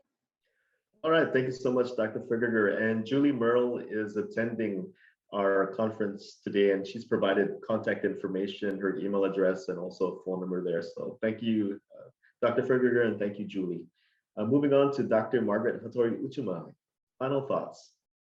Oh, I just want to say, after listening to Nadine, I'm so glad because there's so many of you from DOE in the session today. But it's just, I'm so happy to hear her talk about, the need to keep reaching out to these kids. And even at UOG, what's frustrating for me is there are a lot of people still very reluctant to come back face to face, even if you're and for not COVID reasons, right? I mean, if I have a class full of students that are vaccinated and all the faculty and staff are vaccinated, I really think we need to move away from the comfort.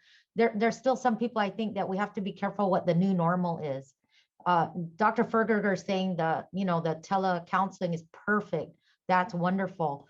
But I heard someone the other day say, wow, this is great. Let's just make everything stay online. And I just really fear that those people that are very comfortable with the staying at home, which is not the social workers, but I think we need to keep advocating that, no, we can't just all stay home. I have college age students that also are having anxiety and crying and saying, and I just the last 2 weeks, I've met parents whose college age kids have dropped out of UOG and they won't come back unless we go face to face. And so I just caution that there are ways to do it safely. I've had nursing students back since January, face to face. And I just think let's put the students first, the way Nadine has done. Get vaccinated. That's really, it relieved my mind. But boy, I mean, it's just so sad when she talks about people that are suicidal, and then to think of my college age students calling me crying, saying, I had one student ready to drop out of nursing school. They're going to graduate in May. But last year in November, they were saying, I'm going to drop out because I have brothers and sisters at home. I'm having to take care of them. I can't sit in class for 3 hours a day. My own daughter is telling me she's not learning anything, and she can't concentrate anymore. So we can barely concentrate on Zoom. I mean, let's be real. I can't concentrate on Zoom very well. And so here I'm expecting my 20-year-old, 21-year-old students to pay attention and learn high concepts by being fully online. And not everyone has internet, and you guys know that, but I just fear that there is an element of comfort, with particularly with some people call it the Zoomdom now, where people with, very high-speed internet, air conditioning, upper middle class, and that's not the majority of my students. So Nadine, hats off to you for advocating, because gosh, there are just so many people in agony that we're ignoring. So great job. Thanks. Sorry to end on a negative note, but let's do what we can, right? You're keeping it real. Thank you, Dr. Margaret. We appreciate your thoughts. Moving on to Nadine, any final thoughts before we break for lunch? So just to be mindful, social workers, we want to thank you. I've been in your shoes.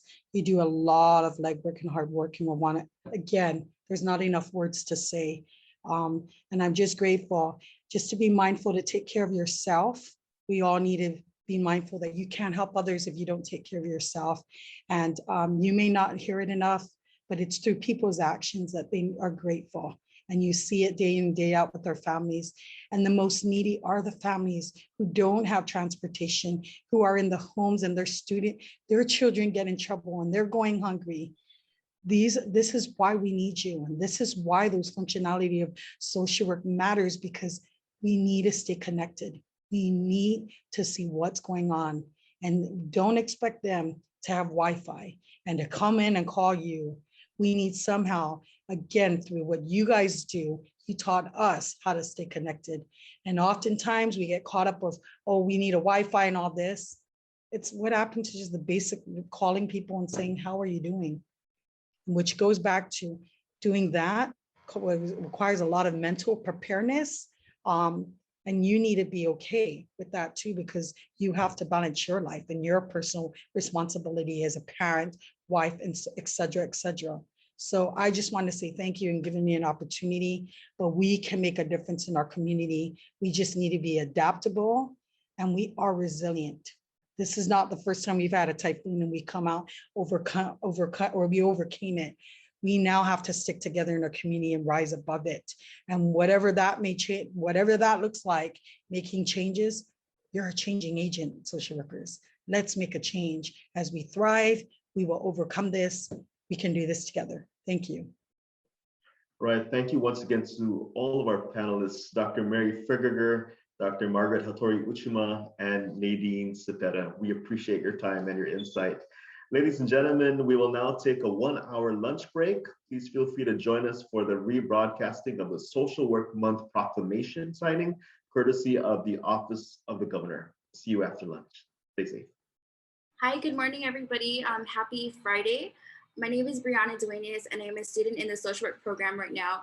I just wanted to come on real quickly and invite all of you to go check out our Instagram page at SW Conference 2021.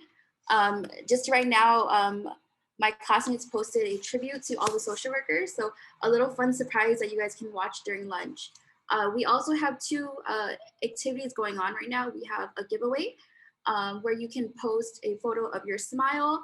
And I think right now more than ever, we need to see smiles. So go ahead and check out our Instagram page for more information. Thank you.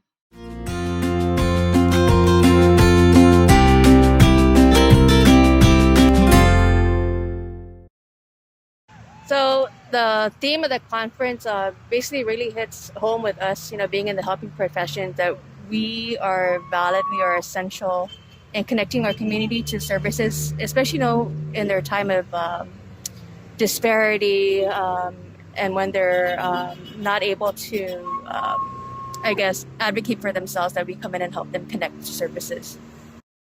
To me is we want to highlight the job that the social workers are doing here on Guam and within our region in Micronesia, because for too long, social workers have been put in the back burner where nobody realized what they did or what they have done. So this is the right time for us to highlight what exactly the social workers are doing in our community, especially within this time frame where we have the COVID-19 and so on. It means that we have come to a lot of challenges right when the COVID hit. It meant that social workers have to be at work, whether they're ready or not. It provided challenges with how we do our regular business. At least with me, with my line of work, I am a counselor with Guam Behavioral. I had to make changes from seeing my clients face to face to doing my sessions via Zoom and video conference, which is totally different ways of doing things. But we managed to be able to do it regardless of what's happening. But the theme of being essential, we social workers are out there in the field every day.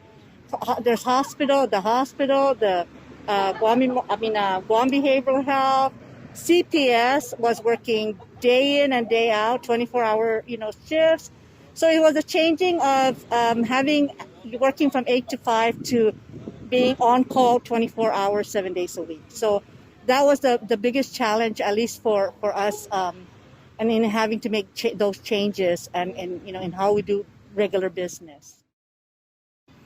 Well, because of the pandemic, it truly shows like what we are capable of doing as, working in the schools, working on social disparities, working for human resource services and resources and everything like that. And we play a crucial part in facilitating better quality of life for individuals, groups, and families as social workers.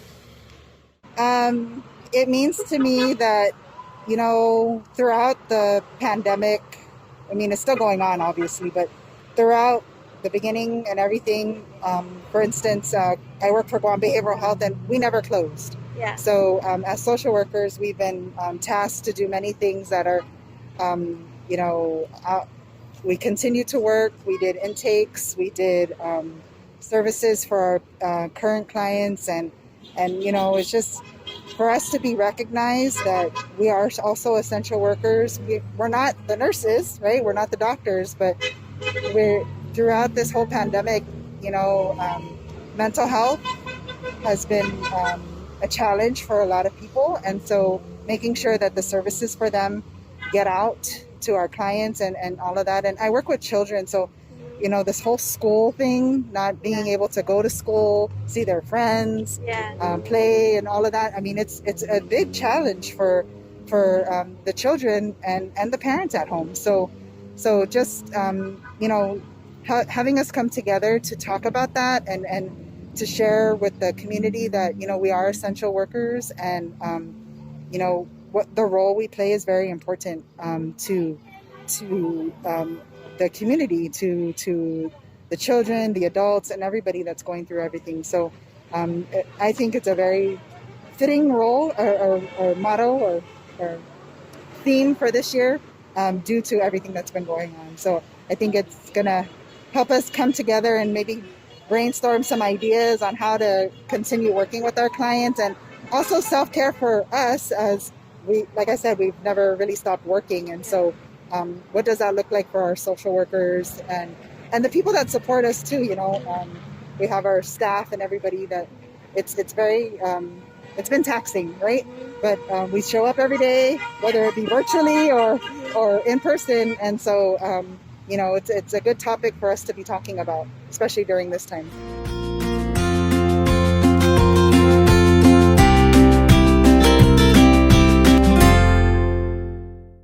During the time of the COVID pandemic, I don't think anybody in our community were prepared as to the impacts of what this pandemic would do for our community. So to me, social work during COVID time was really filling in the gaps and connecting people to services, and helping them navigate through this hard time. Okay, so social worker for COVID, these are the people that essentially do the work that nobody is going to do in terms of reaching out to our communities and work with our communities in terms of this trying time. So this is why I believe the social workers are needed to be highlighted within our community, so everybody should realize how important the social workers are within our own community. Everybody needs a social worker. From the beginning of life to the end of life, there are social workers that are needed out in the field. So, of course, we are very essential. We need to, it doesn't stop. Because of the pandemic, that doesn't mean that our work stops. So we continue. So, they're really unsung heroes for many that are out there. They're putting themselves out at risk, just like the nurses and the doctors, right? So it has really been stressful. A lot of time, when we get isolated in doing our regular, not going into the office and not having that socialization, it kind of also puts us in depressive mode, right? So it's having to deal with that and learning how to be able to cope with whatever challenges come our way.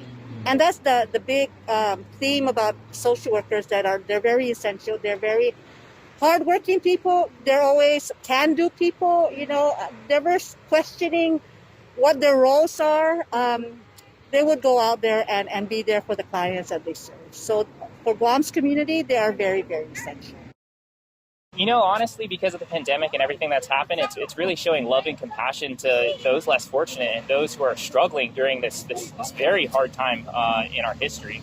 And social workers can bridge the gap into getting those individuals, groups, and families those services and resources.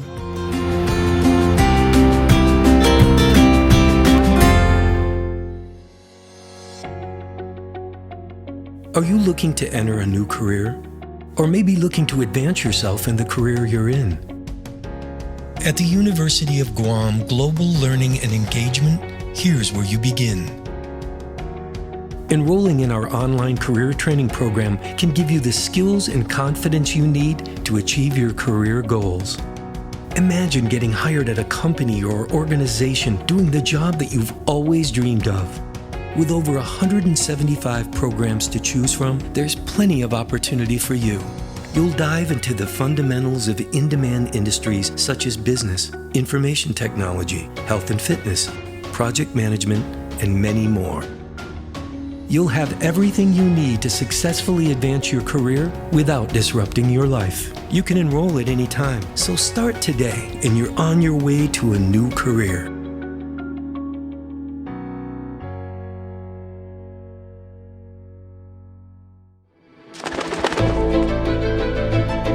They say there are two kinds of people in this world. Those who find themselves and those who create themselves. Are you looking for purpose or deciding it for yourself? Will you plunge waiting for someone to catch you? Or will you jump and build your wings on the way down? Seek a path or carve a path. Wait for the future or build it. What is a school but a set of walls waiting for greatness? And who are you but someone destined to achieve it? Here, Between the street and the jungle, against time and tide, we push and pull just like the currents. Our ocean of dreams will meet the odds ahead and rise above it all.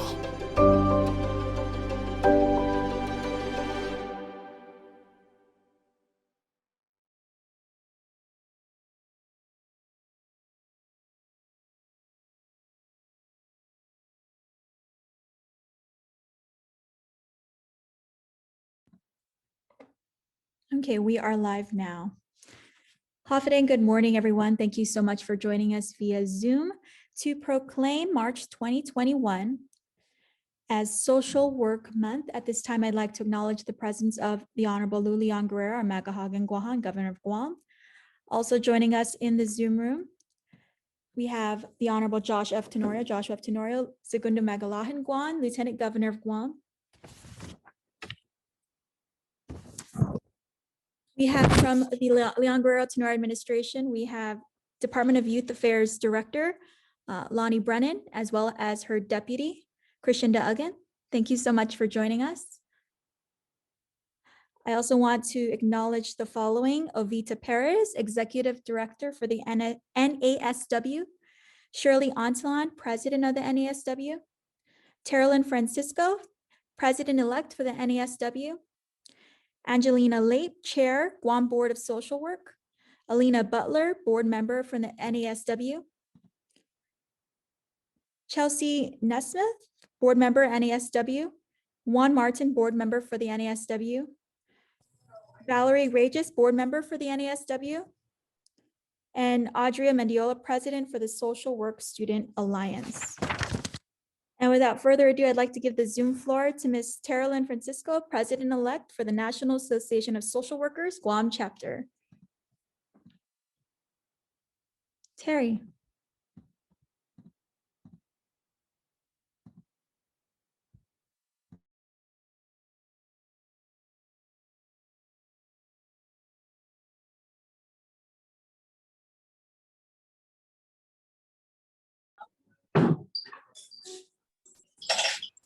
Terry, if you're there, I ask that you turn on your microphone.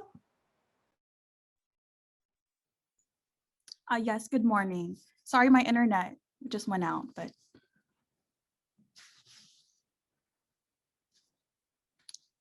Okay, Hafide and Suzuis Maasi, Governor Lulian Guerrero, and Lieutenant Governor Joshua Tenorio, and my fellow social workers in our community of Guam. Guahu si Terry Francisco, and it is an honor to provide representation from our National Association of Social Workers, Guam Chapter Board of Directors, for this month's Association of Social Workers, Guam Chapter, Guam, I'm so sorry, proclamation signing and acknowledgement of March 2021 Social Work Month. In reflection of the rapidly changing and evolving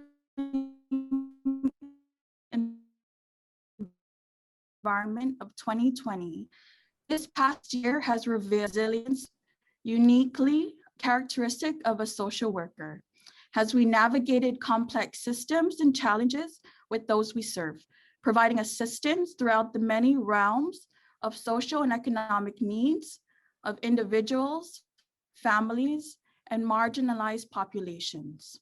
With the impacts of COVID-19 pandemic and the unraveling of systemic racism and unrest in the country, undaunted, social workers have worked the front lines, responding to crises, injustice, displacement, economic hardship, violence, death, and loss. Social workers are everywhere, assisting those in need on every level. Social work is also the only helping profession which requires social justice advocacy as part of its professional code of ethics, understanding that true empowerment comes from the acknowledgement to the worth and dignity of each person.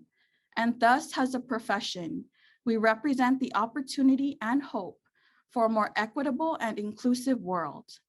Our experiences in the care of our island and people, particularly this past year, have revealed our true spirit of Fat Tautau, Inat Gofli'i, and Inafet Maulik. Even amidst global chaos, we find solace and balance in our professional and cultural networks of care and support. Through these times, social workers have proven to be essential to community well-being. To my fellow social workers, deep respect and gratitude to the work that you do for our community. You are seen and valued. Biba Social Work, Suzuas Maasi. Should I just say thank you? Eva, I forgot to acknowledge, I see her now in the Zoom room. Vice Speaker Tina Rose Muñoz Barnes, Committee on Rules, Public Accountability, Human Resources, the Guam Libraries, Hagani Revitalization, Regional Affairs, Public Libraries, Telecommunications, and Technology. So Cesar Masi, Vice Speaker, for joining us today. At this time, thank you so much, Vice Speaker. I'd now like to give the floor to Governor Leon Guerrero for her remarks. Governor.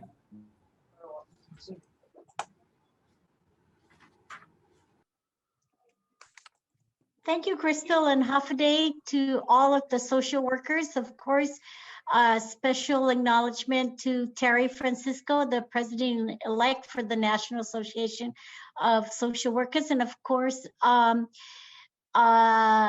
Shirley, who is the current president, and of course, Ovita Perez, who is the executive director.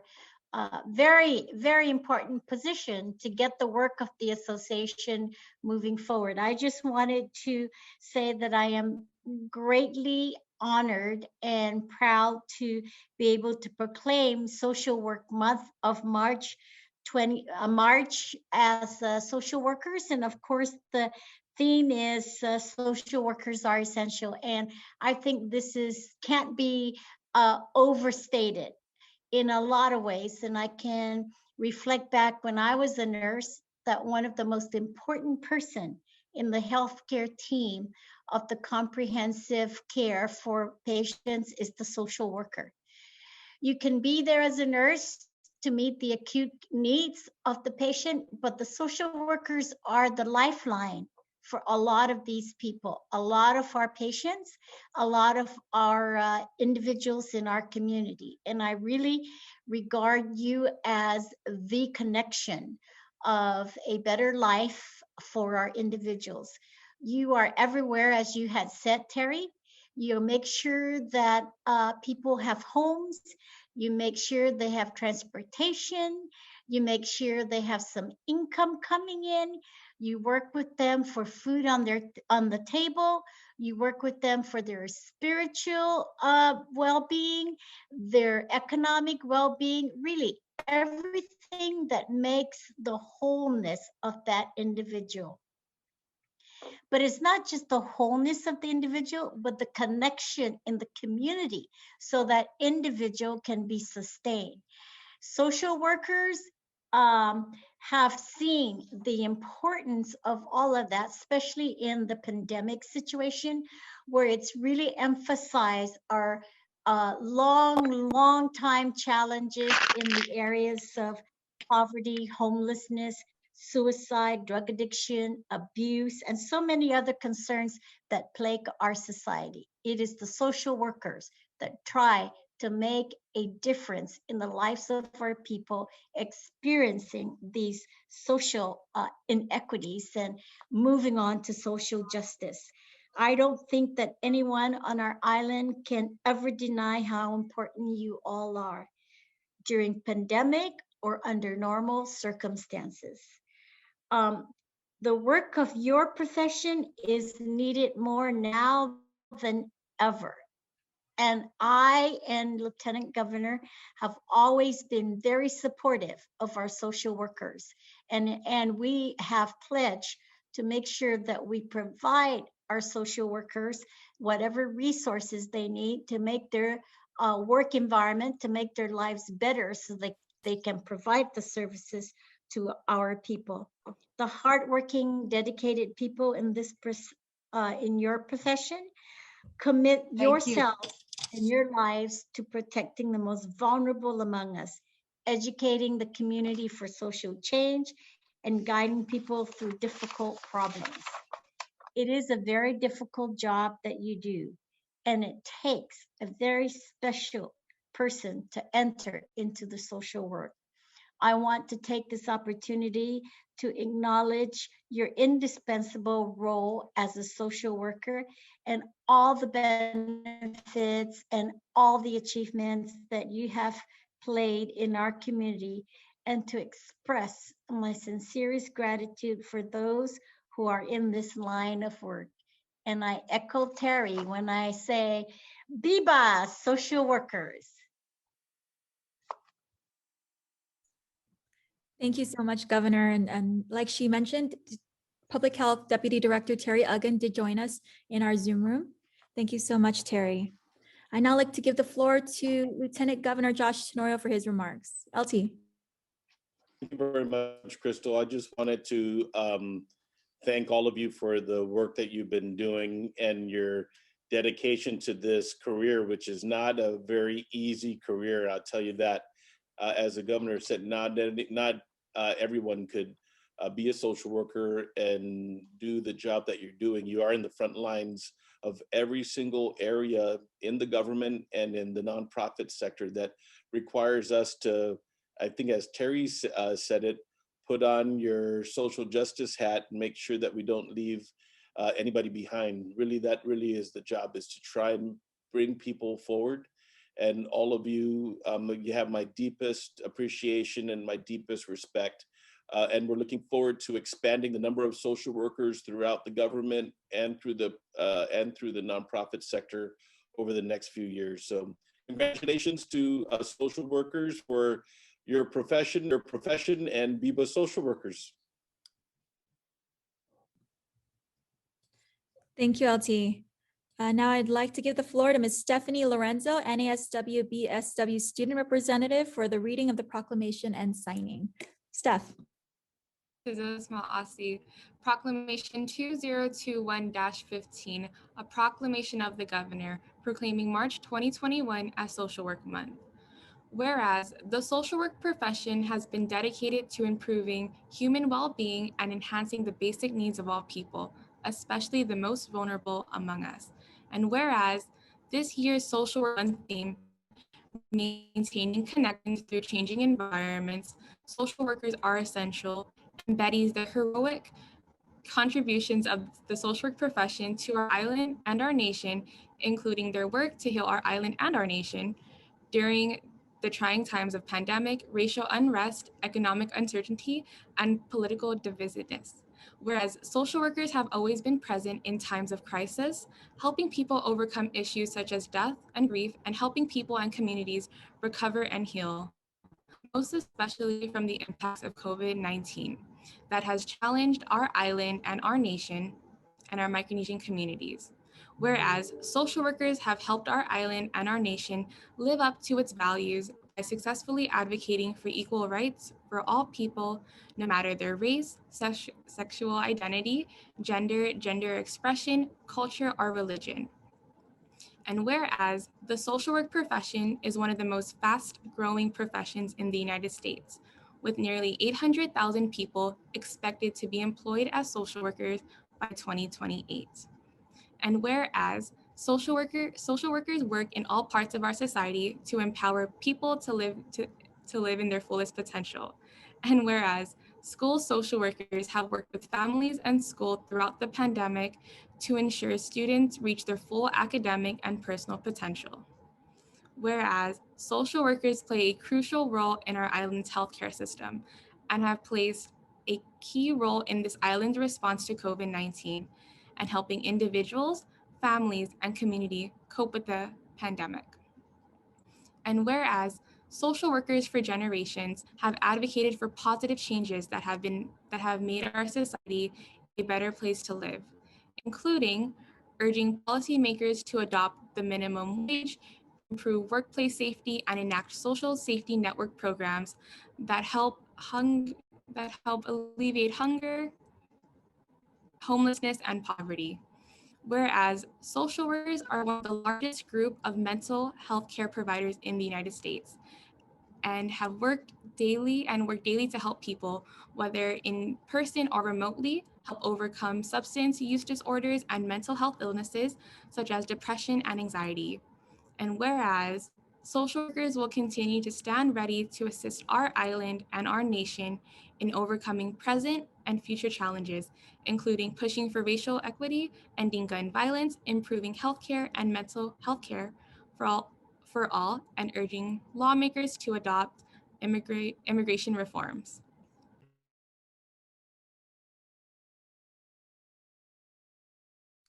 Gov, you're on mute. Sorry. Now, therefore, I, Lourdes A. Leon Guerrero, Magahaganguahan, Governor of Guam, by virtue of the authority vested in me by the Organic Act of Guam as amended, do hereby proclaim March 2021 as National Social Work Month and call upon all citizens to join the National Association of Social Workers and the Guam chapter of National Association of Social Workers in celebration and support of the social work profession. In witness whereof, I, Joshua F. Tenorio, Segundo Magetlahin Guahan, Lieutenant Governor of Guam, hereby together with the Megahaga cause the great seal of Guam to be affixed in the capital city of Hagåtña on this 22nd day of March of the year of our Lord, Anno Domini 2021. Congratulations, social workers, and Viva Social.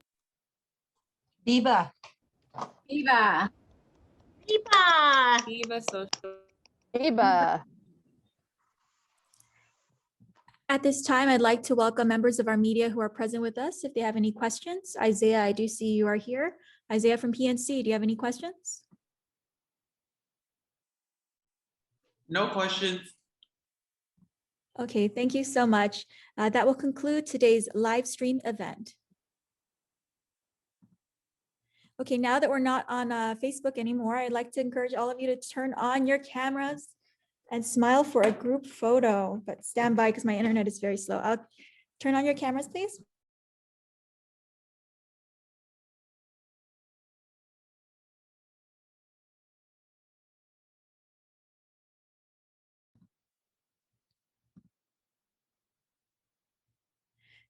Stand by, it's still loading all our beautiful faces.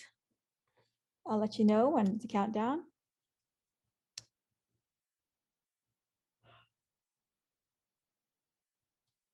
Okay, 3, 2, stand by. Some faces are not loading. 3, 2, 1. 3, 2, 1.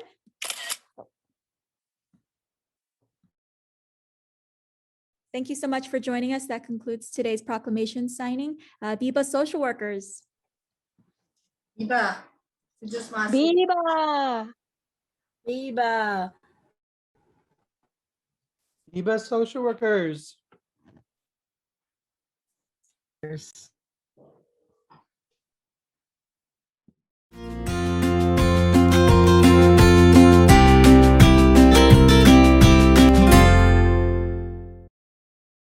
So the theme of the conference basically really hits home with us, being in the helping profession, that we are valid, we are essential in connecting our community to services, especially, in their time of disparity and when they're not able to, advocate for themselves, that we come in and help them connect to services.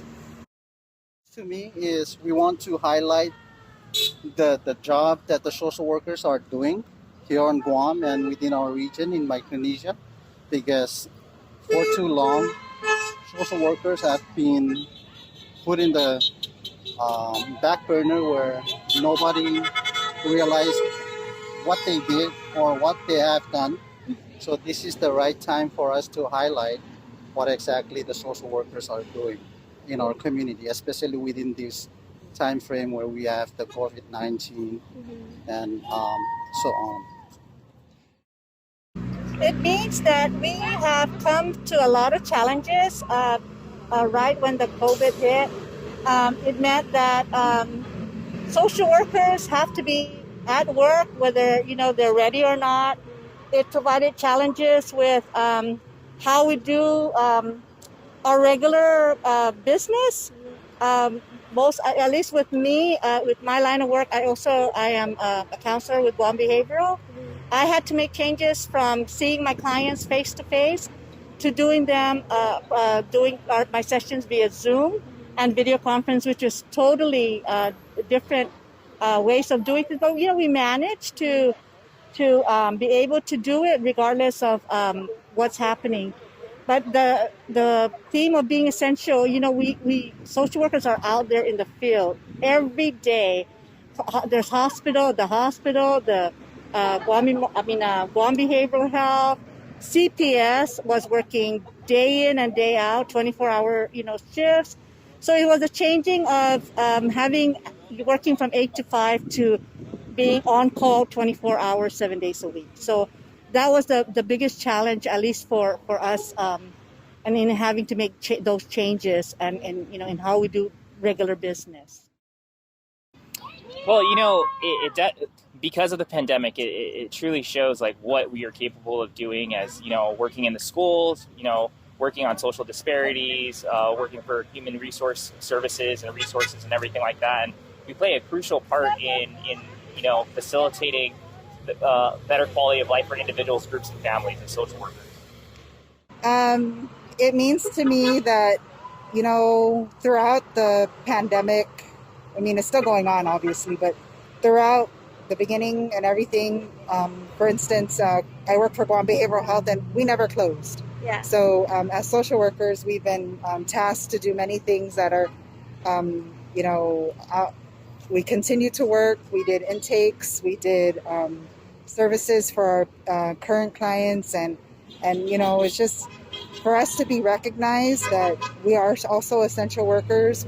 We're not the nurses, right? We're not the doctors, but we're throughout this whole pandemic, mental health has been a challenge for a lot of people. And so making sure that the services for them get out to our clients and all of that. And I work with children, so this whole school thing, not being able to go to school, see their friends, play and all of that. It's a big challenge for the children and the parents at home. So just, having us come together to talk about that and to share with the community that, we are essential workers and, what the role we play is very important to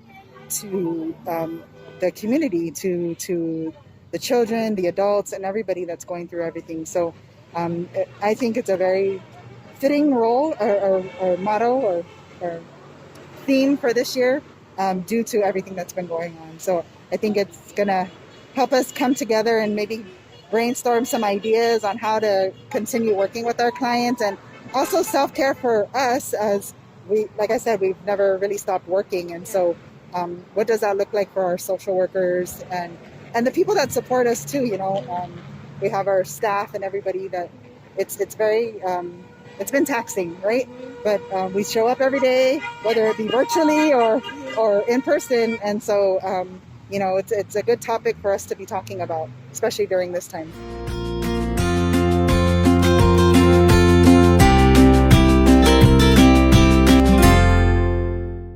Well, during the time of the COVID pandemic, I don't think anybody in our community were prepared as to the impacts of what this pandemic can do for our community. So to me, social work during COVID time was really filling in the gaps and connecting people to services and, helping them navigate through this hard time. Okay, so social worker for COVID, these are the people that essentially do the work that nobody is going to do in terms of reaching out to our communities and work with our communities in terms of this trying time. So this is why I believe the social workers are needed to be highlighted within our community, so everybody should realize how important the social workers are within our own community. Everybody needs a social worker. From the beginning of life to the end of life, there's social workers that are needed out in the field. So, of course, we are very essential. We need to, it doesn't stop. Because of the pandemic, that doesn't mean that our work stops. So we continue. So, they're really unsung heroes for many that are out there. they're putting themselves out at risk, just like the nurses and the doctors, right? So it has really been stressful. A lot of time, when we get isolated in doing our regular, not going into the office and not having that socialization, it kind of also puts us in depressive mode, right? So it's having to deal with that and learning how to be able to cope with whatever challenges come our way. And that's the big theme about social workers, they're very essential. They're very hardworking people. They're always can-do people, never questioning what their roles are. They would go out there and be there for the clients that they serve. So for Guam's community, they are very, very essential. Honestly, because of the pandemic and everything that's happened, it's really showing love and compassion to those less fortunate and those who are struggling during this very hard time in our history. And social workers can bridge the gap into getting those individuals, groups, and families those services and resources.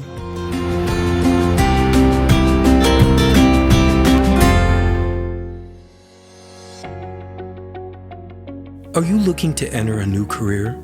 Or maybe looking to advance yourself in the career you're in? At the University of Guam Global Learning and Engagement, here's where you begin. Enrolling in our online career training program can give you the skills and confidence you need to achieve your career goals. Imagine getting hired at a company or organization doing the job that you've always dreamed of.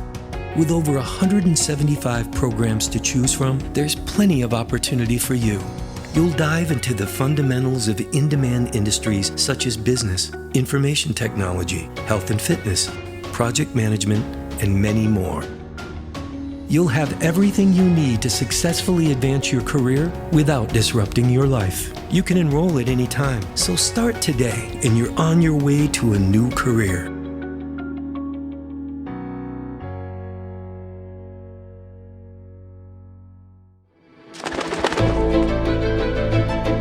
They say there are two kinds of people in this world. Those who find themselves and those who create themselves. Are you looking for purpose or deciding it for yourself? Will you plunge waiting for someone to catch you? Or will you jump and build your wings on the way down? Seek a path or carve a path. Wait for the future or build it. What is a school but a set of walls waiting for greatness? And who are you but someone destined to achieve it? Here, between the street and the jungle, against time and tide, we push and pull just like the currents. Our ocean of dreams will meet the odds ahead and rise above it all.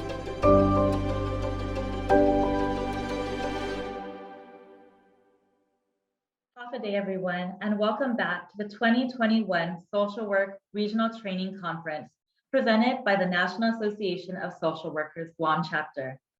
Up next, we will hear updates on Guam Social Work licensure from Ms. Angelina-Marie Lape of the Guam Social Work Board. Ms. Lape has been a social worker on Guam with the Guam Head Start program for over 20 years and is currently its social services supervisor. In addition to her work with families, she has contributed substantial time and professional expertise to our island community through her participation as a member of the Guam Homeless Coalition, the Guam Interagency Coordinating Council, the Guam Advisory Panel for Students with Disabilities, the Guam Peace Council, and Project Visita Advisory Committee, as well as in the evaluation of endeavors such as Project Ifamagunta, Project Itanetuhan, and Project Carrillo. She is a board member of Guam Homeless Coalition and the current chair of the Guam Board of Social Work. Please welcome Ms. Angelina Lape. Thank you, Amanda. You're making me blush. Thank you for having me here. I know that licensure is something that is at the forefront of everyone's mind. So I'm glad to come and share with you an update of what the board has been up to. So for the sake of everyone who may be new to this, and this might be the first time you've been hearing it, the Guam Board of Social Work is established by public law. Our intent is to provide a framework for the roles to regulate our profession. So we have the duties, powers, and authority that have been placed on us by the legislature, along with anything that's updated with the new amendments to the law. The Guam Board of Social Work is comprised of social workers with decades of experience. We practice from different areas. We have both board members from bachelor's and master's levels, and we come from different sectors. The current board composition is myself as the chair. We have Pete Meno, who recently retired from the courts, and he is our treasurer. Diana Calvo from Catholic Social Services, who also has a history in her of being a social worker. Jesse Valletto, who's currently at Guam Behavioral, and Maureen St-Nicholas, who's currently at GMH. We do have one position that is currently being considered to be filled, and that is the public representative, who according to the Guam law cannot have hold any position related to social work. So we're waiting for that to be filled, and once that is filled, then Mr. Mena will be stepping down from the board. What we're focusing on right now is really the regulations regarding the law that was passed, refining the application process. So we have been issuing applications, but we are fine-tuning it when things come before us and we realize that maybe we need to make things a little bit more streamlined, then that's what we're doing. We're also working very closely with HPLO. At this time, HPLO has been hiring a lot of people for their office.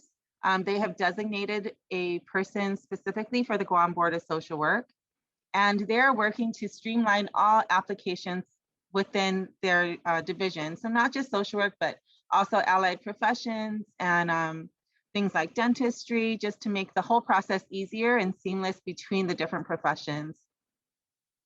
We also participate regularly with the trainings and forums of the Association of Social Work Boards. So this is comprised of social work boards across the United States and Canada. Currently, we are reviewing and applications and issuing certificates of exemption and licenses by exception. I know that this is very, it's a mouthful sometimes and people get confused between the two.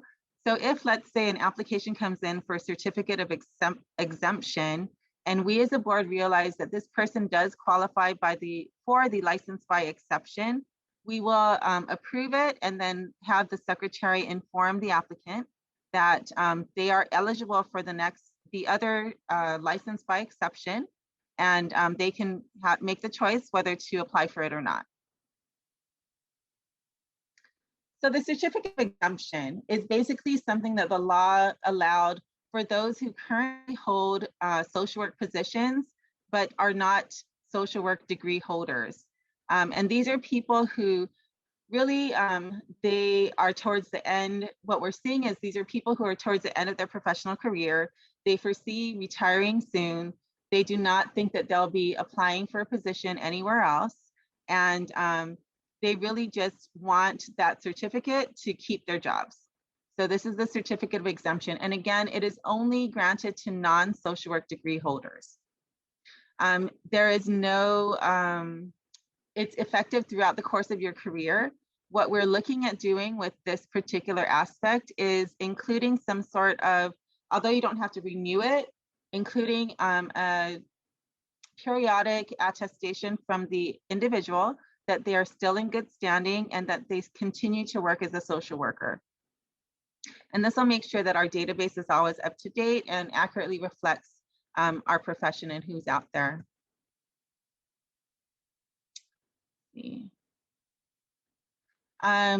For the license by exception, there are 2 ways that you can get this. So one is if you are a non-social work degree holder in a related social science. So those are things like psychology, sociology, counseling, human relations, human services, political science, criminal justice, and any other degrees that may be approved by the board. And this, it has to be someone who identifies as a social worker. So if you're currently working as a social worker, you identify as a social worker, you have a non-social work degree, you can apply for exception and then meet all the other regulations. You can also apply for it if you have a social work degree in any level. So let's say you have a PhD, a master's, you can apply for the level that applies to your current degree. So right now, if I have a bachelor's in social work and I apply for an LBSWE, which stands for License by Exception, once I complete my master's program, if the rules and regs have been promulgated, then I must meet the requirements at that time for the LMSW. I know that's going to be a lot of questions about stuff, so at the end, this presentation won't take too long and will allow more time for all of those questions that are burning in your minds right now. So for the non-social work degree holders, there are a few more requirements than a social work degree holder. What the law says is that you must provide a written request for exception. You must provide a written declaration that you are an individual in good standing based on satisfactory performance evaluations with no ethical complaints in the course of your employment as a social worker. And then you must also sign a declaration that you will abide by the Code of Ethics. All of these things are incorporated into the application. You must provide 3 letters of verification. So one from your current employer, saying that you are an individual in good standing. You must also obtain 50 CEUs. And I know with this particular aspect, so many people have been working the profession for so long and they have umpteen number of CEUs. What we're looking for is those that are relevant to the field of social work. And then if you do not have a certificate that shows the number of hours, then by law, we only count that as 1 hour.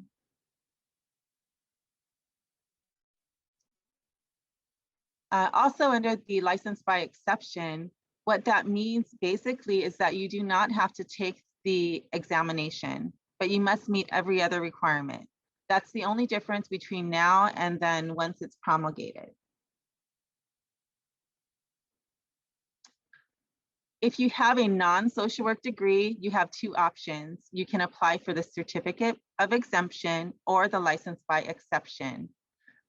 Again, license by exception is renewed every 2 years and has other requirements. With the certificate of exemption, it's much more simpler. It just says that you can keep your job until, the course of your career.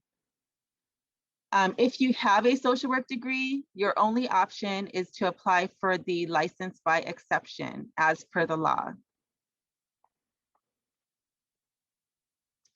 The deadline, that is what everybody is worried about and everybody is asking about. The deadline to apply for either of these things is 6 months after the promulgation of the rules and regulations. I can assure you at this time, our board meets weekly to work on the rules and regs. We have a established work session to ensure that we're focused on it. Our goal is to do it as soon as possible. We wanted to do it by the summer, but it really depends on how we work through that whole process. So once the rules and regs are ready, we will issue a press release and have NASW send that out to all the social workers. And then once it goes into the legislature, they will review it. They will schedule a public hearing, and then they will vote to approve it. So once that's approved, we have 6 months after that point in time to apply for either of these 2 items, certificate of exemption or license by exception. So know that we're working steadily on it. We don't have a specific date, but once we are ready to submit it to the legislature, again, we will issue a press release so that you know that you only have 6 months from the time that it's approved by the legislature to apply for either of these things again. To reiterate, the certificate of exemption is effective indefinitely throughout the course of your professional career. And then the license by exception is renewed every 2 years. At this time, that renewal, it includes you must submit 30 hours of approved CEUs within that 2-year period. There are several people who are up for renewal, and we had finalized the renewal application. However, last month's meeting was canceled because there have been, again, due to the pandemic, there were changes that were made. All of us know that during this time, we have been allowed to have government meetings virtually through Zoom and or whatever other platform, and that announcements, publication of those meetings has been done through the AG's website. However, recently, the governor changed some of that a little bit, and now it must be publicized in the newspaper again. And so that's what had happened. Because they asked for a legal opinion on certain things, there needed to be aspects that needed to be clarified about announcing those government meetings. All meetings in the month of March were canceled. However, this is an item that's on our agenda for next week's meeting. So if you are up for renewal of a license that we have already issued to you, then you can contact the HPLO sometime maybe Friday or the week after, because the board meets on Thursday, first Thursday of the month. So another question everyone's asking is about the national examination. Remember that during this time, if you qualify for the exception and you apply right now, you do not need to take that examination. 6 months after the rules are promulgated, that will change. You will have to take the exam. So a lot of people also were saying, what if I want to take the exam? What should I do? You can choose to apply for license by exception now. There is no cost involved with doing so. And then you can take the examination later, submit another application, and on your license, the E will be removed. So it will no longer say LBSWE, it will just say LBSW, which means that there are no exceptions for you. It's a personal choice if you would like to apply now or wait until after you take the exam. Educational documents. You must provide an official college transcript. This must be sent directly to HPLO from your institution. A lot of us, when we graduated or over the years, have requested for official transcripts. And you might have a copy that has not been opened, it's still sealed, and you might want to turn it in. That will be accepted as part of our conditional review. So let's say your college is off island and you think it might take a while, but you want to apply now. You can submit your copy. If you submit it, it is considered unofficial. We can review it as part of our meeting. And then we would give you time for that application, the transcript to come from your college, directly from your college. There will be no conditional licenses issued. However, as soon as it's received, if we have already reviewed and approved your application, then HPLO will issue your license.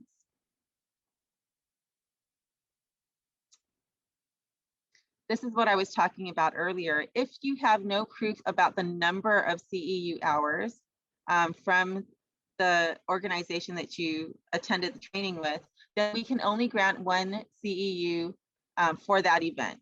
So even if, let's say today, for today's, these 2 days of the NASW conference, if you had no certificate that did not specify, if you didn't have a certificate that specified the number of hours and the topics, right, then we would only count it as 1 hour. The reason why we look at topics, so if you turn in the agenda and the sessions that you attended to, we would be looking based on the law, what is covered. So did you have an ethics course? Did you have this sort of CEU? So it's all based on the law. And then what we're also looking at is, does the topics that you attended, do they apply to the field of social work? Of course, with the conference today, these things all apply. But sometimes over the years, we attend something in a topic related to our field, and it may not be specific to social work. Let's say I'm working in a treatment center, and I take a CEU on testing, right, of people on parole. something like that. That may not be something that's listed in our rules. So that would not be counted. Let's see. Right now, based on the law, there's no time limit on your CEUs. So if you've been, again, working for 20 some years and you find your certificates from 20 years ago, you can add that to your application. Once you come up for renewal, those CEUs must only be earned within the 2-year period that your license was active. Another thing that we are looking at related to this, it's still under consideration, is that within that 2-year period, if you take, if you earn in excess of the amount that you need, are we able to roll it over to the following year? So that's something that we're still debating. When the new, once we approve the renewal application, that is something that we will be discussing. I know that stateside, several people do that, several organizations do that, not only for social work, but also for like lawyers and things like that. So we just want to make sure that we are being as fair as we can.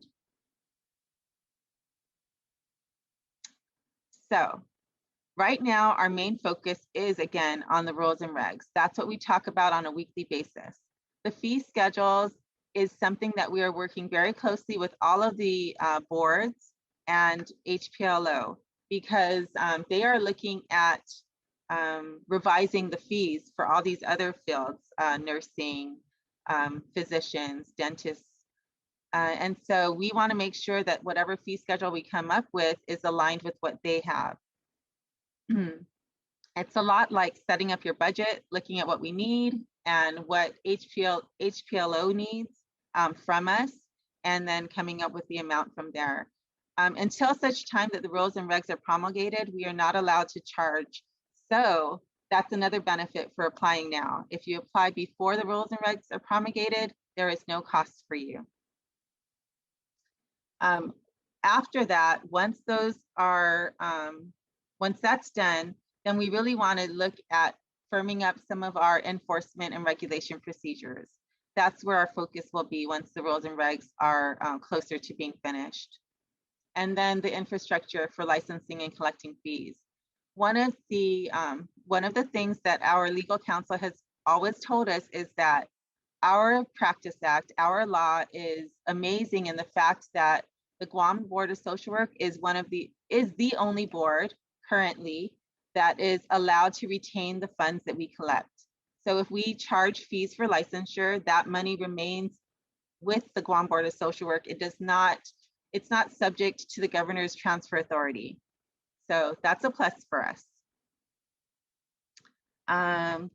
So with that, I'm going to stop this and try and answer some of your many questions that I'm sure are here in the chat.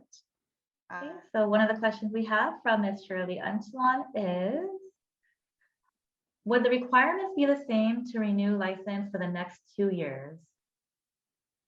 So as per the law, the only thing that's required to renew is that number of CEUs. I forget the number right now. I think it's like 20. So we are on our license application, renewal application. We are not requiring resubmission of things like police clearances and court clearances. So it will include an attestation by the applicant that they are still in good standing, that there have been no ethical violations, that kind of stuff. So it's a self-attestation, and then the CEUs. Perfect. We also have another question regarding social work licensing from the states. Are there any updates regarding the endorsement or reciprocity process for individuals who have social work licensure through other states or territories? Yes, so this is something that a lot of people are looking at, because several of us have chosen to get licensed elsewhere, right? Because Guam wasn't doing that. We are still trying to firm up some of those aspects of how we do that. We're working very closely with ASWB, and they have been assisting people in all these other jurisdictions. One thing that we're looking at is having those sorts of things go through ASWB so that they can help us to ensure that we are looking at exactly who is licensed, that they are in good standing in the place that they were licensed at. So ASWB is helping us with that. And on a side note, I just like to add that our draft rules and regulations are also being reviewed in its entirety by ASWB. They are looking at all of the different things and making suggestions to us on how we might be able to improve it, or what kind of things we might want to consider that we might have overlooked, just based on their experience and over the years. Perfect. And you did mention the importance of CEUs, right, to the licensing. And so I do want to take this opportunity to remind everyone that this conference is offering CEUs. So if you're interested, we did send that information in the registration. You mentioned if they don't have the topics that are specifically stated in the certificate, you need the agenda, and that's also attached to the email information. So definitely, if you're looking for CEUs, this is the opportunity today. We also have another question from Ms. Awita. If already a licensed professional, can SW board access vital docs from PLO, such as transcripts, hours, etc.? From HPLO? Oh, I see what you're saying. So if they're already, let's say, a licensed professional counselor and they're submitting for a social work licensure, can those things be taken from HPLO? You know what? For those people who have applied and been in that sort of situation, they submitted it in its entirety, not to say that you have to. So I think what I would say with that is that I need to consult with Zinnia, who's the HPLO administrator, and it will just depend on what she has, right? If at the time that they have it, was it from the institution, or did that board accept it from the applicant? Because then that would not be aligned with our law, our practice law, right? So we got to look at those kinds of things. If you've already submitted your clinical hours with your, of course, your license application for professional counselor, that kind of stuff might be easier to obtain from them. So we'd have to look at the application and see if they are comparable. That's also why we're looking at aligning all of the applications within HPLO to ensure the seamless integration of things like that. So with regards to this specific person, we'd have to pull that application and have Zinnia analyze it to make sure that it does meet all the requirements of our current social work licensure application. Thank you so much, Ms. Lape. We got quite a few questions coming in. Next, we Hopefully have I can answer them all. we have one from Ms. Natasha Crisostomo. If we are licensed under the exception and unable to complete the 30 hours of CEUs in time for our renewal, will we be penalized, or can extension be granted? So we have not encountered that yet. We have a couple applicants, a couple currently licensed individuals who have indicated that they are up for renewal. And we have not encountered this yet. However, our meeting, as I said, is next week, Thursday. So I'll be sure to bring that up to the board and ensure that we figure out what it is we want to do, what is aligned with the current law and makes the most sense for all of us. So, you know, for example, one of the application that we had approved a few months back, it required that a person submit a police clearance from wherever they are licensed or wherever they reside. And for those of us who chose to get licensed elsewhere because they didn't do it on Guam, that becomes kind of a barrier for them. Thankfully, for one of our applicants brought it up to me that she's never lived in this state and it would be difficult for her to go there, fly there, or go online and get it. It just didn't make sense. So we revised the application to remove that wherever they were licensed, and now it's just wherever they reside. And so with regard to that particular question, we'd have to talk it through and make sure that we come up with something that's fair and keeps the protection of the community in consideration. Thank you so much, Ms. Lape. Before we move on, I do want to say that it's really exciting to see that the Guam Social Work Board is doing so much in reviewing its existing policies and procedures and really moving forward in a direction that takes note of the changes in our community and in our island. So it's really exciting to see that. So definitely kudos to you and the board for all the work and the effort you've put in already. And so we look forward. I think part of it too is that the 5 board members, we all have been working in the field for so long. And along with all of you who are here in this conference, we've been waiting for licensure. And we know that everybody out there is waiting for it. So we are as focused as we can be. Prior to the pandemic, when Asia was still around, we would lock ourselves in a room and work on it. But with the pandemic and the social restrictions and everyone's fear of exposure, we're doing it virtually. So yeah. That's great. And before we go on to the next question in the chat, you did mention during your presentation that the public rep position, I believe, is looking to be filled sometime soon. If there's anybody interested, who should they contact or who should they reach out to? So they can reach out to HPLO and speak. They can reach out to me. They can reach out to Zinnia Pacina, who's the HPLO administrator, or they can contact the governor's office. So whatever is easier for them. Anyone who expresses interest, I would forward their information to the governor's office and let them know, and they will take it from there. Perfect. So if there's anybody who's interested in possibly stepping up and being a part of the Guam Social Work Board, definitely reach out to Ms. Lape or the governor's office or Ms. Zinnia, whichever one is convenient. Another question we have in the chat from Ms. Annette Ariola. Can you repeat what you said about submitting proof of licensure from another jurisdiction and dropping the E designation? Is there a document we would submit with proof of our licensure in the other jurisdiction? So from the other jurisdiction, that would fall under the license by endorsement or reciprocity, whatever it is that the board decides to go with. And so the process for that is something, as I said, that we have not yet finalized.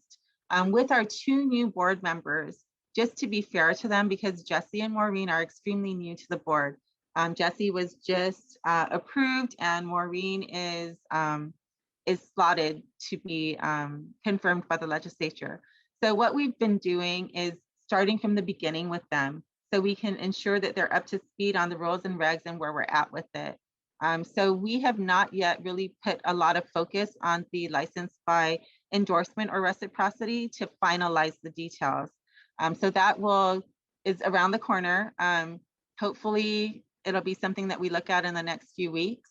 As far as dropping the E designation, so if you apply for licensure by exception and then you later on take the exam or decide to do the reciprocity or endorsement, whatever it is that we choose to at the end of the day do, then submitting of the requirements for that will remove the license, the E designation, because that shows that you've taken the exam already. So that would just be dropped. As far as the specific document that you would need, again, once we finalize that application, then it will list down all of those documents. Also, when we get closer to that, then we will send out a press release, as I've said, with other aspects so that everybody is aware of it, because I know there are quite a few of us who are licensed in other jurisdictions. Perfect. Thank you so much for that. As a reminder, please share your comments, your questions, and your thoughts in the chat, and we can answer here. We have a great resource, Ms. Lape, right now on with us, and so please share your questions. From Ms. Ovita in the chat, thank you, Ms. Angelina. Please thank Pete for continuing. We will continue seeking for the public citizen position and submit recommendations. If anyone social work knows someone, please let the social work board know or email naswgu@gmail.com and we can forward. As Ms. Lape mentioned, there's a couple of avenues. Right, this is the public representative position. And so anyone who has a sincere interest and desire to help and has not had any affiliation as a social worker would definitely be somebody who would be up for consideration. And what we will do is forward all interested parties to the governor's office and have her decide from there what she wants to do. Perfect. And we did receive a request for copies of the slides, if we're able to share the slides and the information. Sure. I'll send that to Amanda, or Amanda has it, and then she can go ahead and send that out to the participants. Perfect. So we'll share that after today's conference. We also have another question regarding CEUs. Can we submit completed CEUs for renewal as we obtain them, or do we have to provide them in bulk, meaning all required 30 CEUs are submitted at once? Was that for renewal or just for application? Or did I misunderstand it? Well, it doesn't matter. Renewal. Either way, right? So with CEUs, it's best that you submit it with your application. So it would be at the time of your renewal, then you should submit it together with your application. At the time of application, you should submit it together. And what I would add to that is that although it's not incorporated into the application, for my own sanity, this is my little commercial break. When you submit CEUs, especially if you're looking at 50 different topics and the applications that have been submitted, some have been really thick, which is great, but it helps if you have a list that goes with the certificates and list down the topics, the dates, and the number of CEUs. And really, it's just because we want to make sure we don't overlook any paper that you turned in. And there have been some applications that were extremely thick, and we went through it several times just to make sure we didn't overlook a specific document. So if you include a checklist or a list of those, then it just makes it easier for us to ensure that we count everything that you submitted. Perfect, thank you. And we do have a comment from Ms. Valerie Regis. Yes, ma'am, a list is definitely helpful.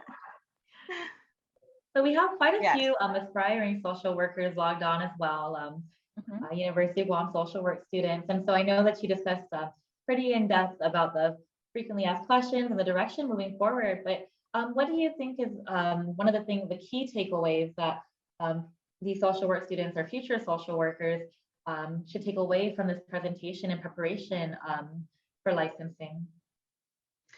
Well, what I would say to them is it's really important. We as a profession have been advocating for licensure for ourselves and for the public, protection of the public.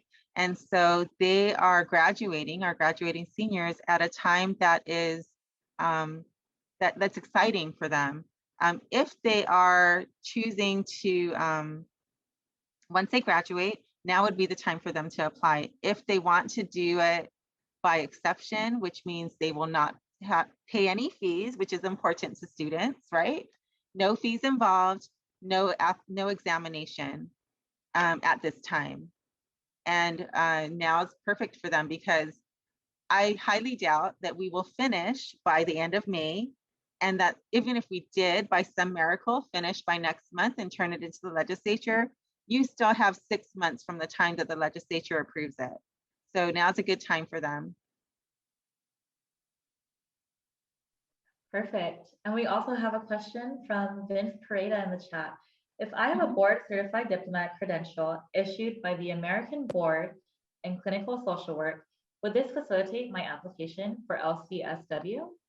Definitely. That is incorporated into the law. Some of our board members weren't very familiar with what that was in the beginning, but we are very mindful to pull out our Social Work Practice Act and look through it. And it is incorporated into the law that would be acceptable for LCSW. Okay, perfect. Once again, please, you're encouraged to share your comments and thoughts in the chat for Ms. Lape. We do have another question. How long will it take to complete a review of an application? So at this time, if you turn it in and if your application is complete, then we do our best to review it by the next meeting. So of course, during COVID, things kind of was out of whack, but once we were able to figure it out and we got permission to go into HPLO and review the actual application, we've been able to get back on track with it. The only difficulty would be if a whole bunch of people turn it in at the same time. So a lot of people, lately we have not had a lot of applications come in. If a lot of people are waiting until the rules and regs are submitted to the legislature for consideration, then there will be a backlog. And And once there's a backlog, we do our best to do as many as we can within the 2 hours of our meeting. But that's the only delay. So if your application is not complete, if you turn it in when there's an influx of applications, then there will be some delay. But if we don't address it during that meeting, then we would do it at the next one. And where should we get the application? So right now, HPLO is looking at revising their website. So the best way to get it is to contact the HPLO office and ask for them to email it to you. You can also go to their office and pick up a hard copy if that's something you prefer. Perfect. And I did get a question regarding the contact hours for today's conference. So UOG Global Learning and Engagement is offering CEUs 1.0 CEU and 16 contact hours total for today. The information was sent to you with your daily information about the conference. If you'd like more information, please feel free to message UOG Global Learning and Engagement directly in the chat, and they can re-email you the information or answer any questions specifically regarding the CEUs today. So I want to say thank you. Amy Sue put a reminder in the chat, and she is very right that when we first started accepting applications for licensure, we had sent out the forms. But in December, we approved a revision. And that was because we realized that it didn't include certain attestations about things such as adverse action in the workplace and some other things. And so we revised the application. So if you received a copy of the application a few years ago, then you want to contact us again. And while I'm thinking about it, I could also just send it out to NASW. For those who have difficulty getting through to HPLO, we don't want to overwhelm them. So what I'll do is I'll send the current applications to OG for distribution. Perfect, thank you. And the question about the timeline for the application, you mentioned, of course, that there have been some challenges with COVID, but I do have to say it sounds like the Social Work Licensure Board has really been able to overcome a lot of challenges. Would you mind telling us a little bit about how the board has been able to overcome these challenges and move forward? You guys are sounding like you're on full speed, and it's really exciting, a really exciting time for social workers. So what we've done with applications that come in, as soon as it's received by HPLO, they will contact us and let us know there's an application for review that will be placed on the next month's agenda. And then between the 5 of us, we would schedule who's able to go in and review the application. When we are meeting as a group during the official meeting, we usually split up the applications. And that way we each review one, and then we present our findings and we vote on it. It just makes things a little bit more streamlined than reviewing it as a group, one application at a time. So what we've been doing during COVID is just requesting permission from HPLO to give us a space in their office and going in there to review it, then going back home or to our office or wherever we're going to be at, and we meet through Zoom at that time. However, during the meeting, if for some reason one of the board members has a question about something that, let's say, I reviewed, then the board secretary, the HPLO staff, are able to pull up the application and just verify whatever information we might have a question on. During this whole time too, like I said, we had done the work sessions through Zoom. Our legal counsel joins with us every week. And we, even though, so let's say none of the board members are able to join me that day, then it's on our schedule and at least one of us is able to do it. What we've also been doing for quite some time is we have our draft rules and regs, as all of you know, teleworking, we put them up as a Google Doc. That way, no matter what time of day, we're able to log on. We see each other at any time of the night. It's not restricted to the times of the board meeting or the times of the work session. We're doing it all the time because we are as concerned as the rest of our profession in ensuring that we get these things promulgated as soon as possible. Thank you so much for that. And It's really amazing to see how, like I mentioned earlier, how much you've been able to move forward during COVID. So I do commend the board for all your work. And I'm sure everybody on the conference today appreciates all the efforts and the direction that you're moving forward with. Thank So you. it looks like we'll be wrapping up in a little bit, but definitely we still have time for a couple of questions. If you have any questions, please share them in the chat. Ms. Lape is a great resource, and she has answers to, it seems like, for everything here today. So it's great, it's perfect. So please share your questions. We also will share her slides. We'll send that to all of the attendees today.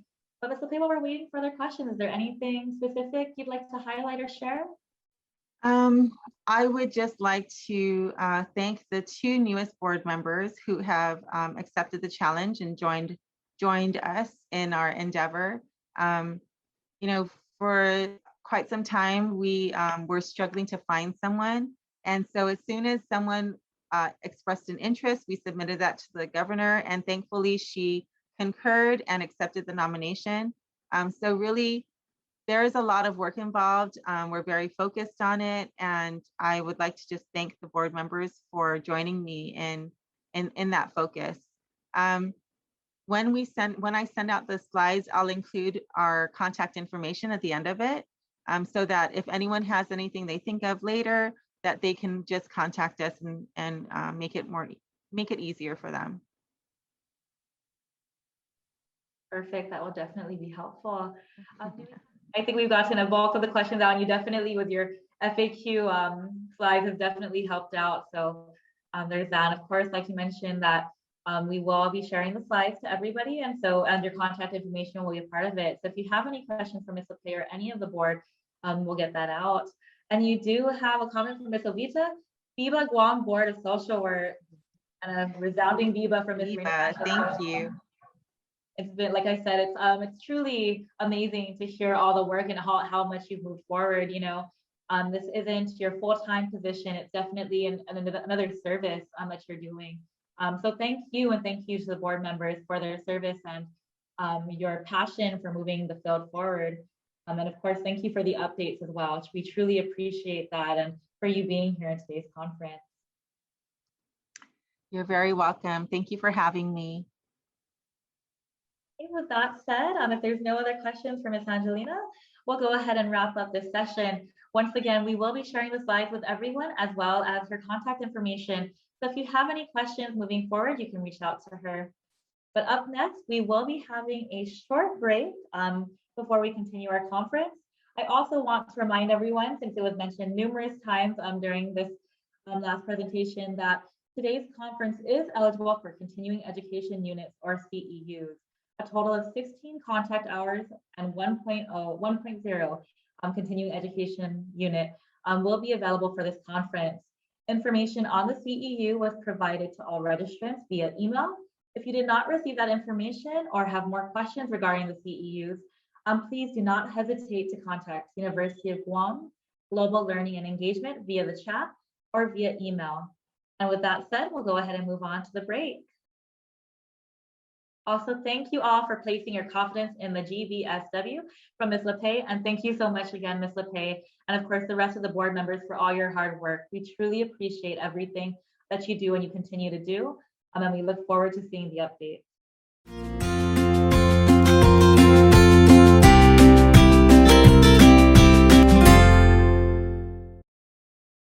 So the theme of the conference basically really hits home with us, being in the helping profession, that we are valid, we are essential in connecting our community to services, especially, in their time of disparity and when they're not able to, advocate for themselves, that we come in and help them connect to services. To me is we want to highlight the job that the social workers are doing here on Guam and within our region in Micronesia, because for too long social workers have been put in the back burner, where nobody realized what they did or what they have done. So this is the right time for us to highlight what exactly the social workers are doing in our community, especially within this time frame where we have the COVID-19 and so on. It means that we have come to a lot of challenges right when the COVID hit. It meant that social workers have to be at work, whether they're ready or not. It provided challenges with how we do our regular business. Most, at least with me, with my line of work, I am a counselor with Guam Behavioral. I had to make changes from seeing my clients face to face to doing my sessions via Zoom and video conference, which is totally different ways of doing things. But we managed to be able to do it regardless of what's happening. But the theme of being essential, we social workers are out there in the field every day. There's the hospital, the Guam Behavioral Health, CPS was working day in and day out, 24-hour shifts. So it was a changing of working from 8 to 5 to being on call 24 hours, 7 days a week. So that was the biggest challenge, at least for us, having to make those changes and in how we do regular business. Well, because of the pandemic, it truly shows like what we are capable of doing as, working in the schools, working on social disparities, working for human resource services and resources and everything like that. And we play a crucial part in facilitating better quality of life for individuals, groups, and families as social workers. It means to me that, throughout the pandemic, it's still going on, obviously, but throughout the beginning and everything, for instance, I work for Guam Behavioral Health and we never closed. Yeah. So as social workers, we've been tasked to do many things that are, we continue to work. We did intakes, we did services for our current clients, and it's just for us to be recognized that we are also essential workers. We're not the nurses, right? We're not the doctors, but throughout this whole pandemic, mental health has been a challenge for a lot of people. And so making sure that the services for them get out to our clients and all of that. And I work with children, so this whole school thing, not being able to go to school, see their friends, play and all of that. It's a big challenge for the children and the parents at home. So just, having us come together to talk about that and to share with the community that, we are essential workers and, what the role we play is very important to the community, to the children, the adults, and everybody that's going through everything. So I think it's a very fitting role or motto or theme for this year due to everything that's been going on. So I think it's going to help us come together and maybe brainstorm some ideas on how to continue working with our clients, and also self-care for us, as like I said, we've never really stopped working. And so what does that look like for our social workers and the people that support us too? We have our staff and everybody that it's very it's been taxing, right? But we show up every day, whether it be virtually or in person. And so it's a good topic for us to be talking about, especially during this time.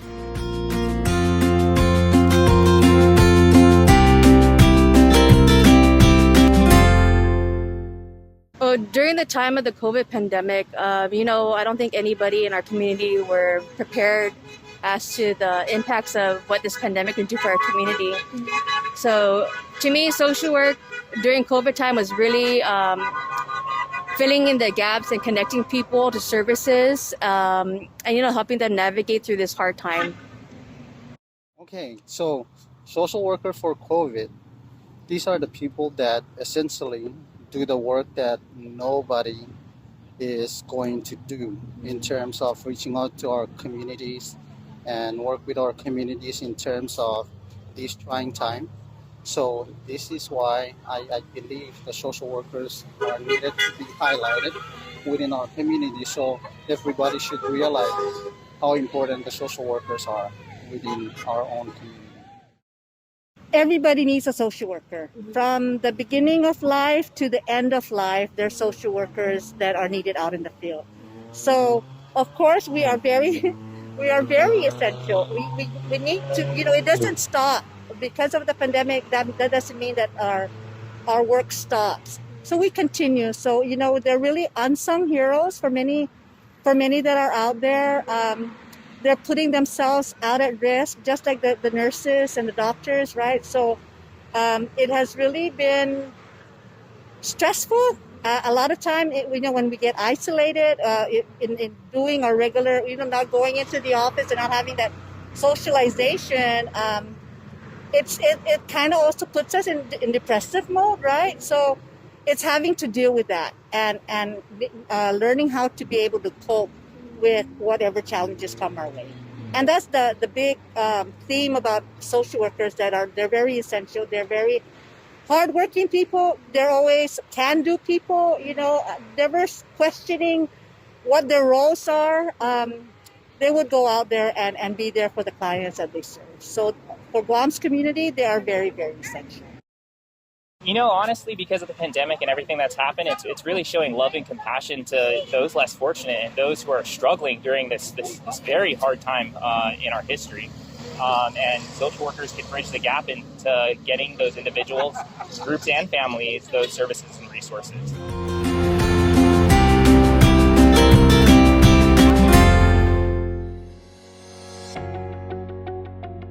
Are you looking to enter a new career? Or maybe looking to advance yourself in the career you're in? At the University of Guam Global Learning and Engagement, here's where you begin. Enrolling in our online career training program can give you the skills and confidence you need to achieve your career goals. Imagine getting hired at a company or organization doing the job that you've always dreamed of. With over 175 programs to choose from, there's plenty of opportunity for you. You'll dive into the fundamentals of in-demand industries such as business, information technology, health and fitness, project management, and many more.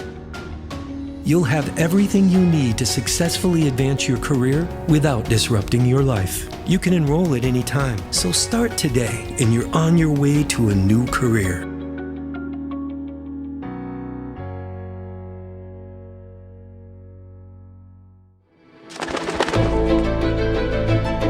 They say there are two kinds of people in this world. Those who find themselves and those who create themselves. Are you looking for purpose or deciding it for yourself? Will you plunge waiting for someone to catch you? Or will you jump and build your wings on the way down? Seek a path or carve a path. Wait for the future or build it. What is a school but a set of walls waiting for greatness? And who are you but someone destined to achieve it? Here, between the street and the jungle, against time and tide, we push and pull just like the currents. Our ocean of dreams will meet the odds ahead and rise above it all.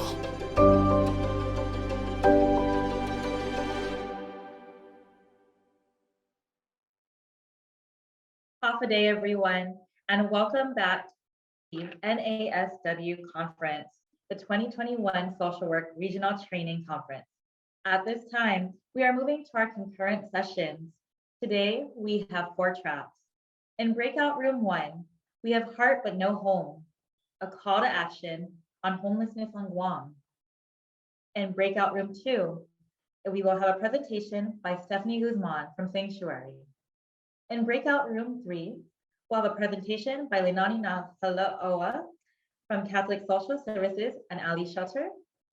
And in our 4th breakout room, we have OHAPP, a community response. Once we open our breakout rooms, please feel free to move to the breakout room or track of your choice. If you're having difficulties moving to the track of your choice, please feel free to contact the University of Guam Global Learning and Engagement via the Zoom chat, who will assist you in moving to the presentation of your choice. UOG Global Learning and Engagement will also remain in the main virtual conference area should you require any assistance. We are now opening the breakout rooms. Hi, everyone. Thank you for joining us for this year's conference sponsored by NASW Guam chapter. We are just wrapping up our concurrent sessions. And so some of our sessions are still going on. So we're just going to take a little break and we will be resuming in about 10 minutes or so. Thank you again for joining us, and we will move back to everybody will be back in the main session shortly. Thank you.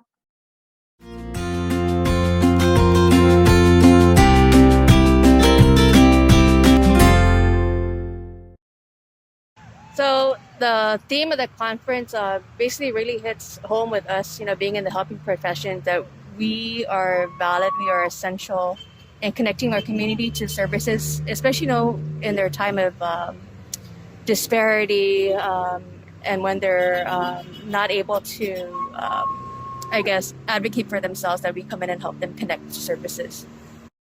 To me is we want to highlight the job that the social workers are doing here on Guam and within our region in Micronesia, because for too long social workers have been put in the back burner where nobody realized what they did or what they have done. So this is the right time for us to highlight what exactly the social workers are doing in our community, especially within this time frame where we have the COVID-19 and so on. It means that we have come to a lot of challenges right when the COVID hit. It meant that social workers have to be at work, whether they're ready or not. It provided challenges with how we do our regular business. At least with me, with my line of work, I am a counselor with Guam Behavioral. I had to make changes from seeing my clients face to face to doing my sessions via Zoom and video conference, which is totally different ways of doing things. But we managed to be able to do it regardless of what's happening. But the theme of being essential, we social workers are out there in the field every day. There's the hospital, the Guam Behavioral Health, CPS was working day in and day out, 24-hour shifts. So it was a changing of working from 8 to 5 to being on call 24 hours, 7 days a week. So that was the biggest challenge, at least for us, and in having to make those changes and in how we do regular business. Well, because of the pandemic, it truly shows like what we are capable of doing as, working in the schools, working on social disparities, working for human resource services and resources and everything like that. And we play a crucial part in facilitating better quality of life for individuals, groups, and families as social workers. It means to me that, throughout the pandemic, it's still going on, obviously, but throughout the beginning and everything, for instance, I work for Guam Behavioral Health and we never closed. Yeah. So as social workers, we've been tasked to do many things that are, we continue to work. We did intakes, we did services for our current clients, and it's just for us to be recognized that we are also essential workers. We're not the nurses, right? We're not the doctors, but throughout this whole pandemic, mental health has been a challenge for a lot of people. And so making sure that the services for them get out to our clients and all of that. And I work with children, so this whole school thing, not being able to go to school, see their friends, play and all of that. It's a big challenge for the children and the parents at home. So just, having us come together to talk about that and to share with the community that, we are essential workers and, what the role we play is very important to the community, to the children, the adults, and everybody that's going through everything. So I think it's a very fitting role or motto or theme for this year due to everything that's been going on. So I think it's going to help us come together and maybe brainstorm some ideas on how to continue working with our clients, and also self-care for us, as we, like I said, we've never really stopped working. And so what does that look like for our social workers and the people that support us too? We have our staff and everybody that it's very, it's been taxing, right? But we show up every day, whether it be virtually or in person. And so, it's a good topic for us to be talking about, especially during this time.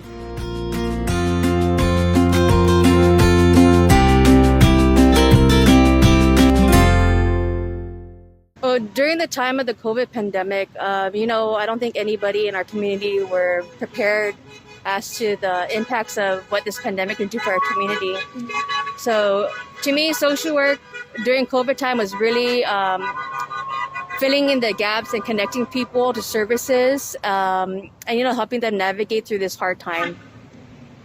Okay, so social worker for COVID, these are the people that essentially do the work that nobody is going to do in terms of reaching out to our communities and work with our communities in terms of this trying time.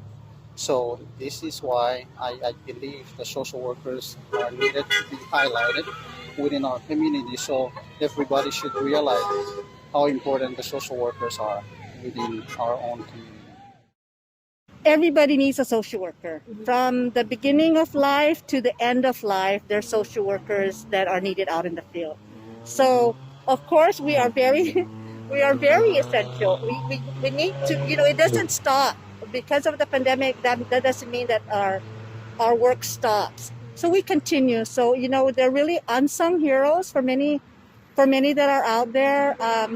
They're putting themselves out at risk, just like the nurses and the doctors, right? So it has really been stressful. A lot of time, when we get isolated in doing our regular, not going into the office and not having that socialization, it kind of also puts us in depressive mode, right? So it's having to deal with that and learning how to be able to cope with whatever challenges come our way. And that's the big theme about social workers, they're very essential. They're very hardworking people. They're always can-do people, never questioning what their roles are. They would go out there and be there for the clients that they serve. So for Guam's community, they are very, very essential. Honestly, because of the pandemic and everything that's happened, it's really showing love and compassion to those less fortunate and those who are struggling during this very hard time in our history. And social workers can bridge the gap into getting those individuals, groups, and families those services and resources.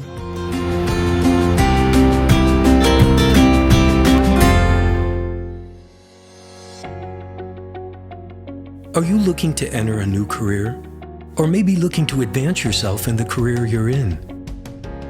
At the University of Guam Global Learning and Engagement, here's where you begin.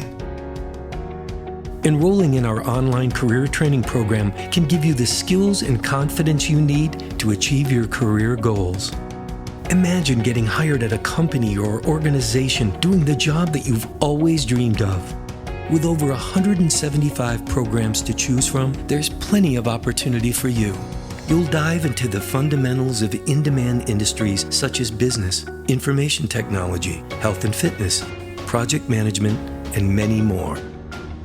You'll have everything you need to successfully advance your career without disrupting your life. You can enroll at any time, so start today and you're on your way to a new career.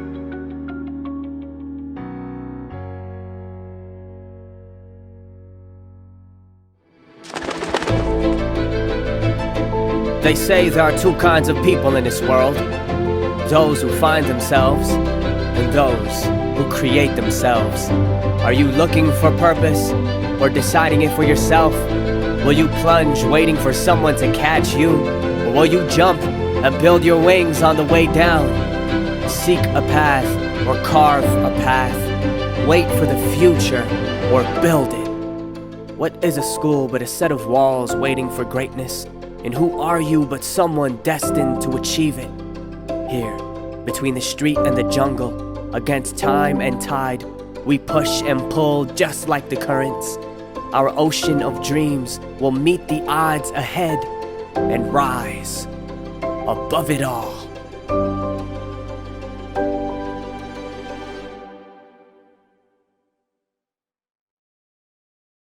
Welcome back to our main conference room. We hope you enjoyed the great tracks that the NASW Guam chapter arranged for this year's conference.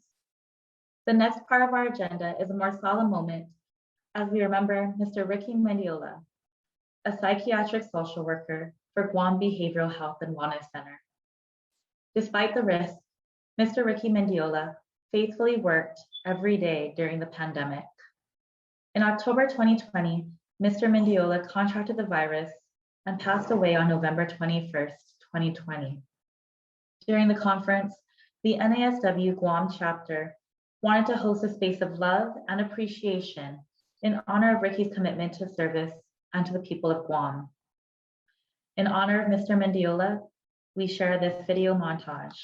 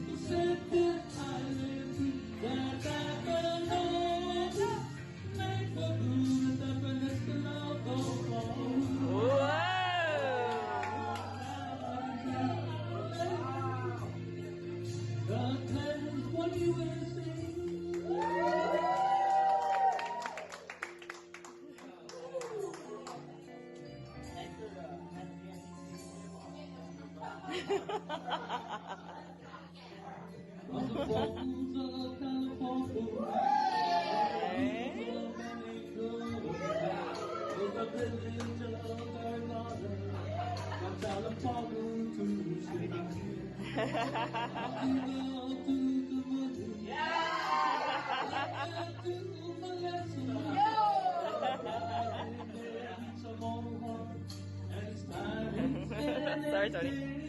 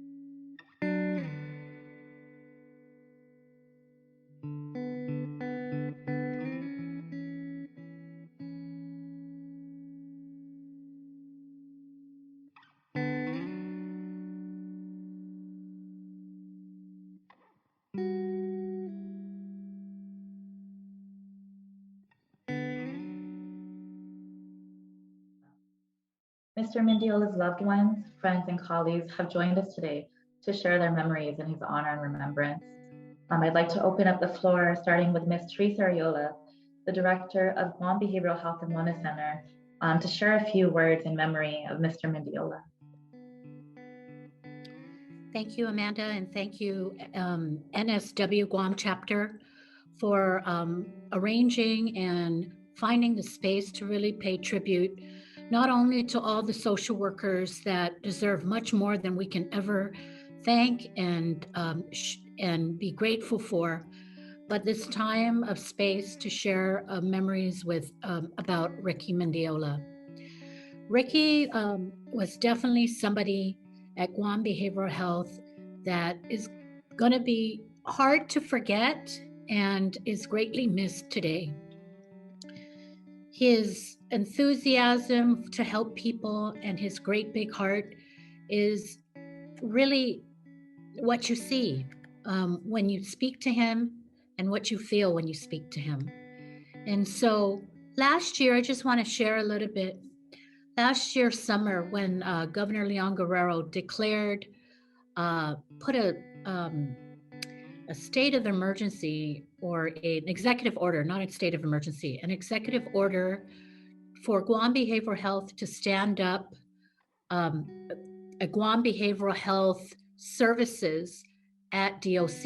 And that basically meaning that we are going to manage all the services that the inmates at DOC will be receiving from Guam Behavioral Health. Our first inclination when speaking to our team was who would be the best person to fit and run the program. And unanimously and wholeheartedly supported, the recommendation was for me to appoint Ricky Mendiola. Why? Because Ricky's background, he used to work at DOC with the RSAT program, and he knew the Guam Behavioral Health System as a psychiatric social worker. And so it was just so appropriate for him to be named the program manager for what we're going to stand up, and we will be, and we're working on standing up shortly. So when Ricky passed, he was already working and spending a lot of time at the Department of Corrections, making sure, putting the first steps together so that we can, as a department, stand up appropriately the services that our family members and residents of the Department of Correction needed. And so despite the fact that, unfortunately, he spent a lot of time there in the last couple of months, being the liaison between Guam Behavioral Health and DOC, working with all the DOC employees that he had a relationship with already, and making sure that we did this right and harmoniously. When he passed, we really felt the void because he was a very special person that was named to run the program there. And so I just want to say a very special thank you to May Mendiola, your children, and your family for sharing this wonderful man, for sharing this wonderful man with us, because he was just the right person to help us begin the footing and setting the foundation of what Guam Behavioral Health is going to be standing up and serving at Department of Correction. And so he is greatly missed today at the department.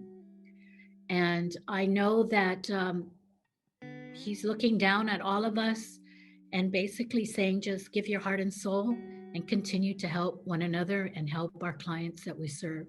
So I want to say thank you again to May and the family, and thank you NSW for separating the time or putting away the time to give great tribute to Ricky Mendiola.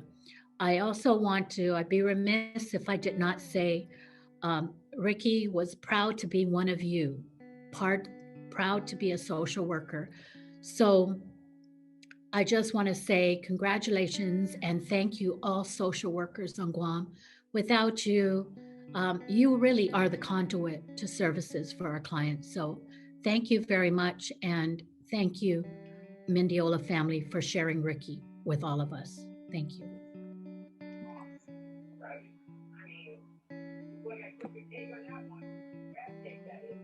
Thank you so much, Ms. Ariola, for those words. Next, we have Ms. Sylvia Kanata from Behavioral Health Adult Counseling Program, who will share a few words as well in honor of Mr. Mendiola.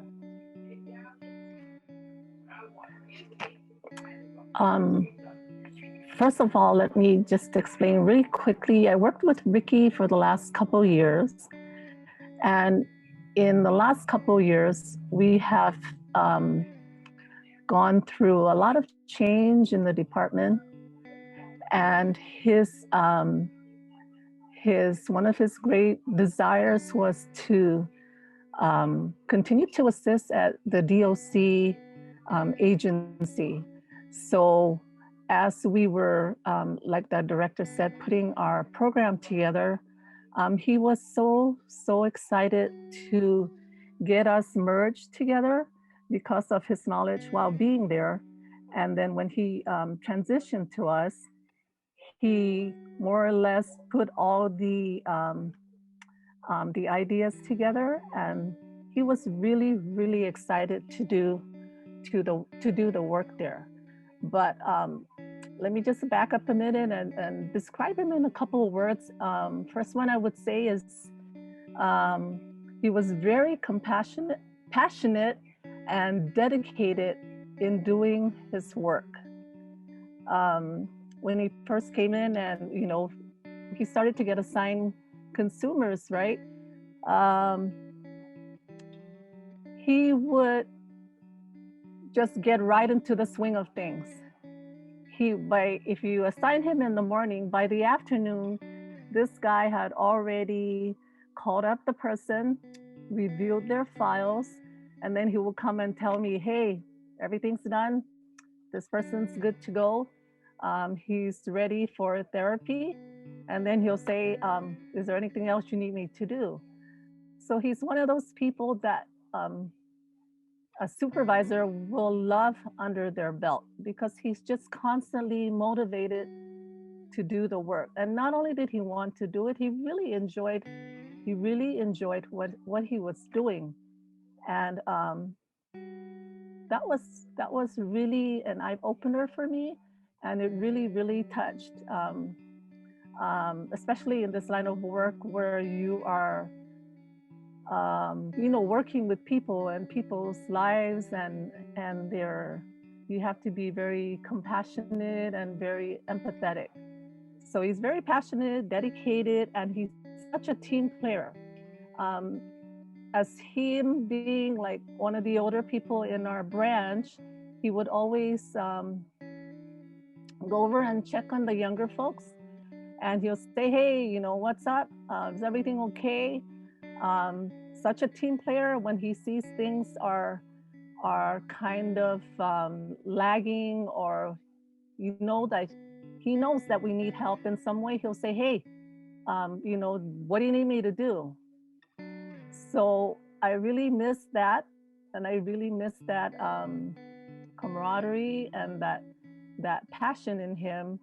And we're truly going to miss him in our branch right now. We will never forget. Every now and then we'll look at things around in that office and say, yeah, that was Ricky, or, so we'll never ever forget him. And we thank May and the family for sharing him with us. I'm sure when he got his ticket, to go up to join our Lord, he was probably saying, hey, Nenganadza, I'm still trying to merge the two agencies together. Are you sure? Because I really want to do this work. So with that said, we really miss him. And I know he's looking down on us, like the director said. And I know even from up there, he's trying to help us to move along, especially with all this work that we're doing with the pandemic. So we thank you, Mendiola family, for sharing Ricky, and we will miss him, truly miss him. Thank you. Thank you so much, Ms. Sylvia, for sharing that. We also want to give Ms. Therese Camacho-Teama of the Department of Corrections an opportunity to share as well. As both Ms. Sylvia and Ms. Teresa mentioned, Mr. Ricky did work at DOC at some time in response during the pandemic. So Ms. Therese.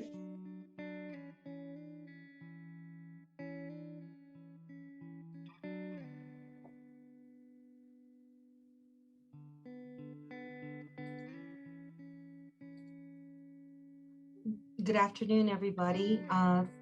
First of all, I want to congratulate NASW for putting together a wonderful conference. Thank you for giving us this moment of reflection on the life of Mr. Ricky Mendiola. Thank you, Mrs. Mendiola, for having shared Mr. Mendiola with us. And I want to thank also Director Ariola, as well as the Madame who just spoke prior to this, in giving such a beautiful eulogy on the part of Mr. Mendiola. I cannot, you basically all touched on point. And as I'm sitting here thinking, I want to pull together the things that we've been listening to and learning the past 2 days, and how this ties in with Mr. Mendiola's life as far as being an essential social worker.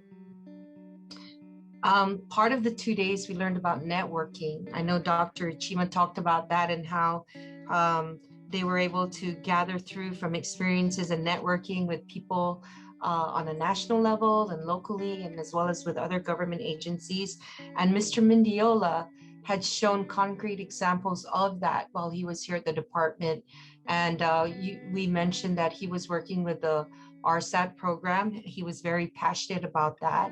And one of the things that I really appreciated working with him was his thinking outside of the box, his enthusiasm, and his creativity and ability to network. Two of the outcomes that came of that was how he worked with the University of Guam Department of Agriculture in putting together what we called a Garden of Hope. So he worked with Miss Phoebe, as well as with DOA to Department of Agriculture, to give the participants or the consumers in our program something to look forward to, something to nurture, something to grow, and something to which they can see the fruits of their labor. And it was a very successful project, and that is something that he had started and that we are going to be continuing on for the term of for the current cycle that we have going. Another example of Mr. Mendiola's excellence in networking was also him working with the Department of Labor, the Trades Academy, and a bunch of our other community partners in putting together the very first job fair. And it was pretty successful, and it received a lot of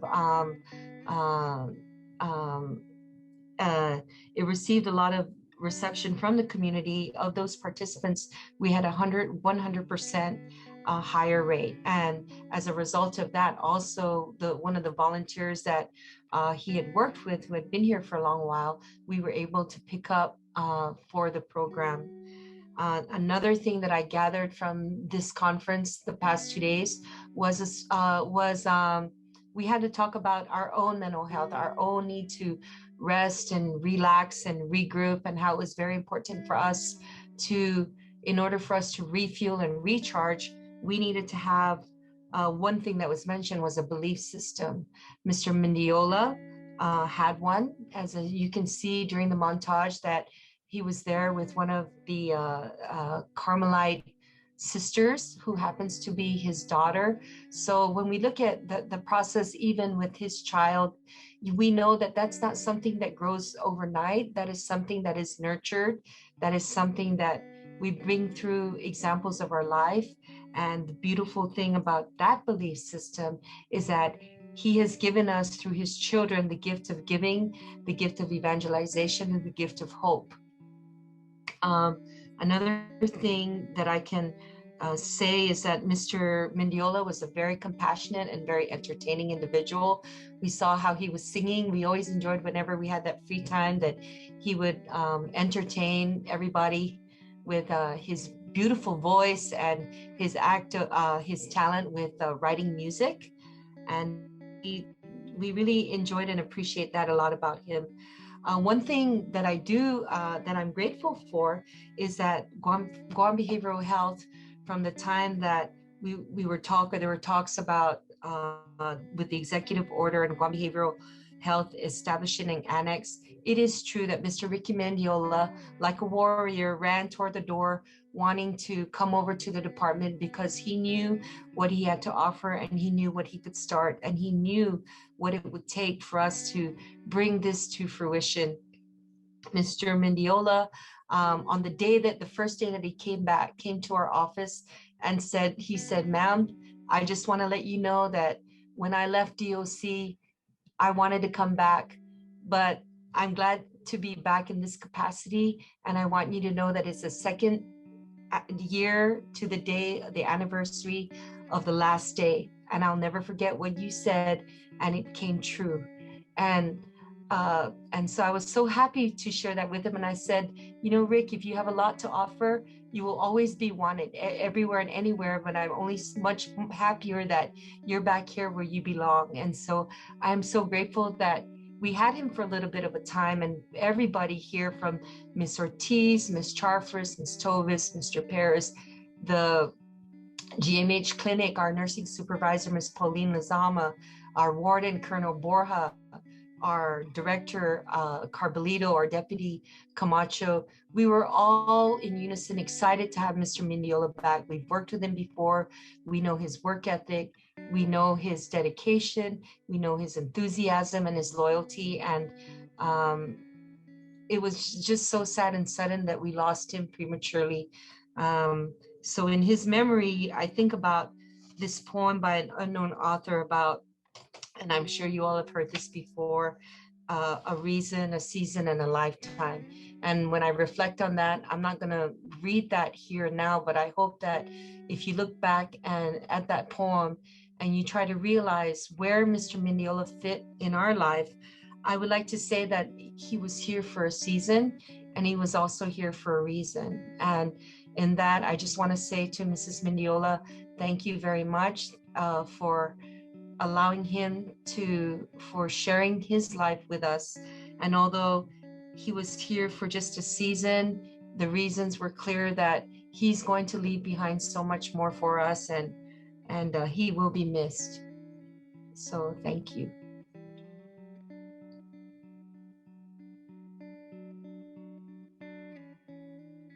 Thank you so much, Ms. Tarama, for sharing that with us.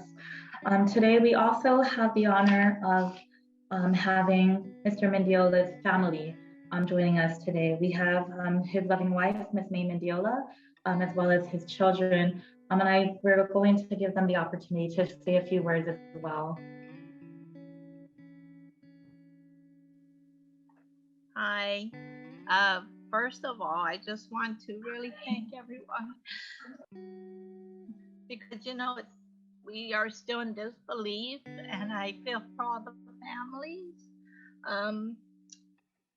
I really, really want to thank all of you, and this is with deep, deep humility on behalf of my family, our children, Heather, Sister Sarah, Bride of God. Her name is Jacqueline, and Ricky Jr., and all our, you know, my son-in-law, Ben, and our daughter-in-law, Emma, and our 3 grandchildren, and especially from Rick's siblings.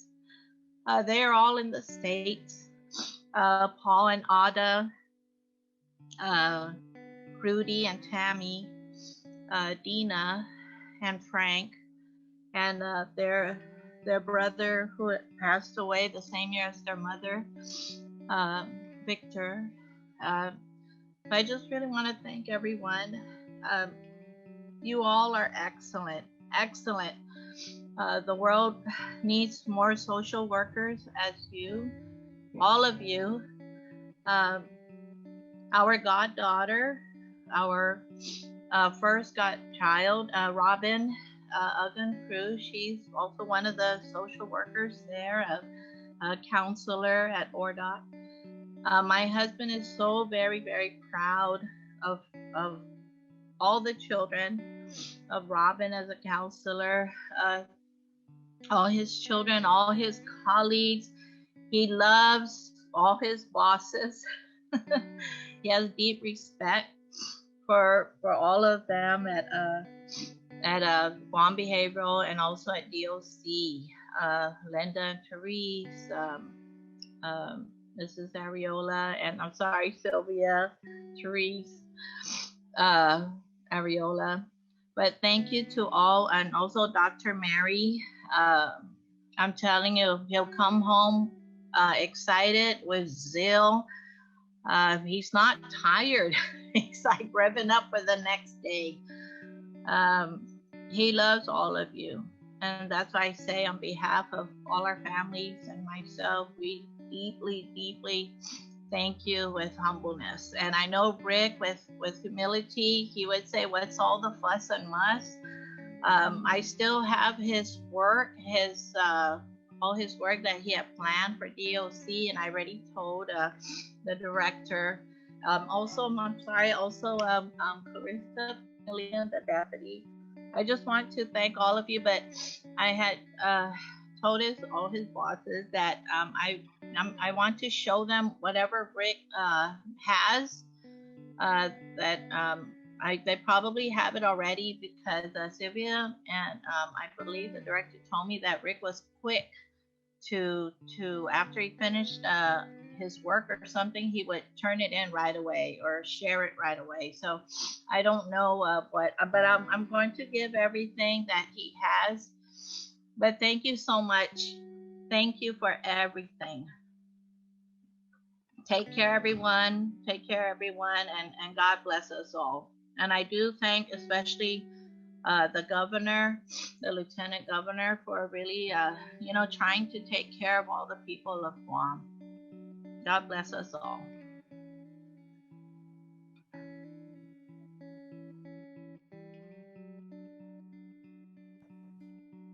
Thank you, Ms. May, for sharing with us. And thank you again to you and your family for sharing Mr. Mendiola and for his public service and for all that he did.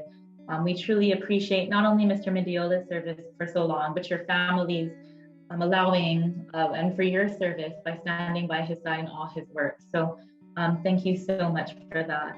We'll just take a quick second, a quick moment of silence just to remember Mr. Mendiola. So if we can all bow our heads in a quick moment of silence.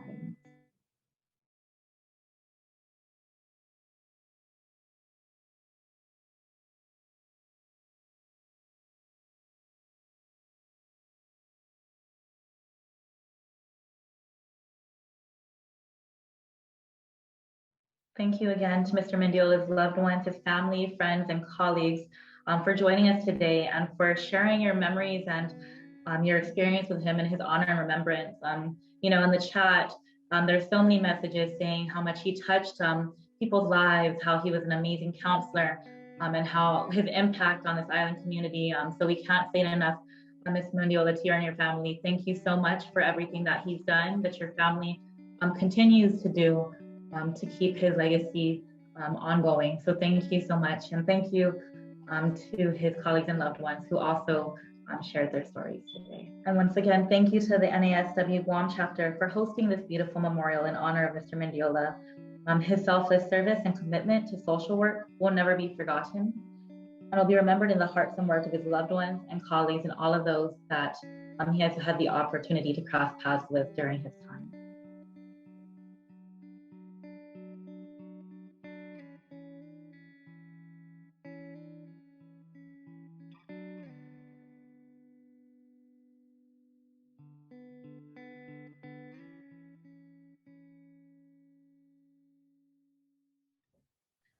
As we have discussed throughout the conference, the COVID-19 pandemic has changed our way of life.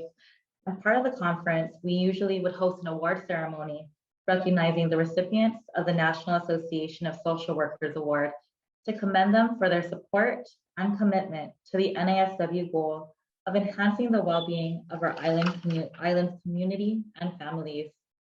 While the pandemic has changed the way we would hold the award ceremony, it won't prevent us from sharing and recognizing this year's awardees.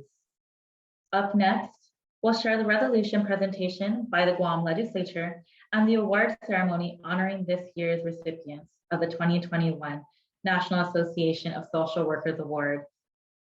Without further ado, we'll be sharing that ceremony, so all of you may take part in it as well.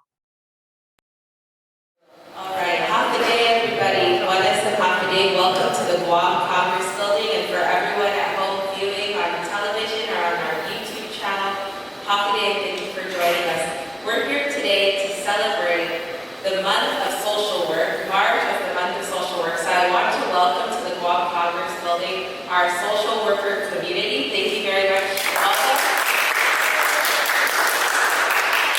And today's a very special presentation where we're going to be giving some individual awards, but also a resolution for all of you to recognize the month of March and to thank you for all of your contributions to our community. I know usually we would be celebrating at the end of your conference with a beautiful banquet and everyone together, but because of the pandemic and the situation that we're in, we're here in a very socially distant ceremony and still glad to be celebrating with you nonetheless. So welcome and thank you very much. I'd like to, on behalf of Speaker Therese Terlaki, welcome you to the Guam Congress Building and thank you for being here. I'd like to recognize my colleagues, Senator Tello Tidley, Senator Sabina Perez, Vice Speaker Tina Munoz-Barnes, Senator Joanne Brown, and Senator Mary Camacho Torres. Thank you very much, ladies, for being with me today. It truly is the ladies' lecture in here. All right, so we'll get right to it. I'd like maybe all can join us in the middle here, and we'll present it to you. Everyone who's here from our social work community, please come up. I know we can't all be standing here, but we'd love to be speaking to you right in the middle and present this resolution to you. Yes. They can all see you at home. Recognizing the National Association of Social Workers, NASW Guam Chapter, on the observance of Social Work Month during the month of March 2021, conference with the theme, Maintaining Connections Through Changing Environments. Social workers are essential. And commending the NASW Guam chapter for their dedication and commitment to improving the lives of individuals and their families. Be it resolved by whereas the social work profession was founded on social movements that worked toward the goal of equality and justice, ultimately inspiring social change, and throughout the profession's history, social workers have sought to ensure all people have equal access to the resources and opportunities that allow them to meet their basic needs. The social work profession has always been present in times of crisis, helping individuals cope with grief and loss by empowering them through counseling and connecting them to the resources needed for stability while respecting their right to self-determination. Social workers have advocated for positive changes that have made society a better place to live by urging lawmakers to adopt socially sound policy to include the establishment of a minimum wage, the improvement of workplace safety, and the enactment of social safety net programs that help ameliorate hunger, homelessness, and poverty. The National Association of Social Workers upholds their mission by advocating for the association to the members of the United States Congress and regulatory agencies that so often hold the authority to influence policy. NASW has developed a policy agenda which asserts the association's advocacy priorities for the legislative cycle. And the policy agenda is consistent with the NASW Policies in Social Work Speaks, which is developed by members of the association at the Delegate Assembly. The social work profession is one of the fastest growing professions in the United States, with nearly 800,000 people expected to be employed as social workers by 2028, working in every facet of community life, including schools, hospitals, mental health clinics, senior centers, elected offices, private practices, prisons, military entities, corporations, and in numerous public and private agencies. Social workers help clients who face a disability, life-threatening disease, or a social problem such as inadequate housing, unemployment, or substance abuse. They assist families and have serious domestic conflict involving child or spousal abuse, and they conduct research, advocate for improved services, engage in system design and development policies, all specializing in serving a particular population or working in a specific setting.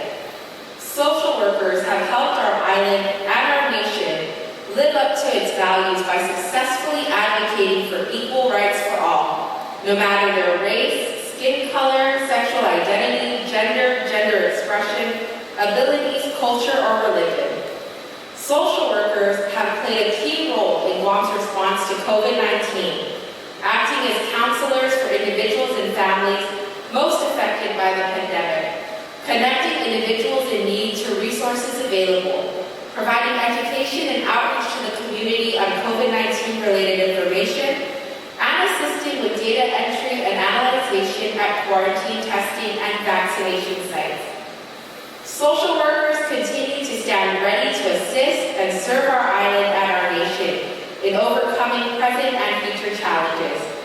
This year's Social Work Month theme, Maintaining Connections Through Changing Environments, Social Workers Are Essential, embodies the heroic contributions of the profession to assist individuals and families who are directly impacted by the pandemic as they face a time of loss, economic uncertainty, and political divisiveness.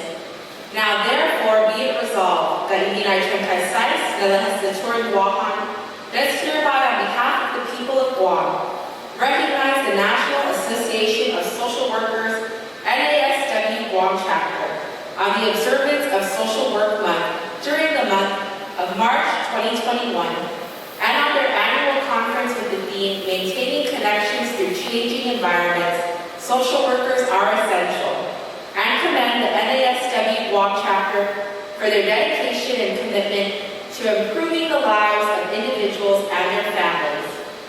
duly and regularly adopted by Guam on the 23rd day of March 2021. Viva social workers! Okay, I think that we can all take a photo somehow, being socially distanced. And individuals who have made a difference in the profession. And we'd like to recognize them here today. These are certificate number 5-36, introduced by Speaker Therese Terlaki, Senator Sabina Flores Perez, and myself, and all of the senators of the 36th Guam legislature.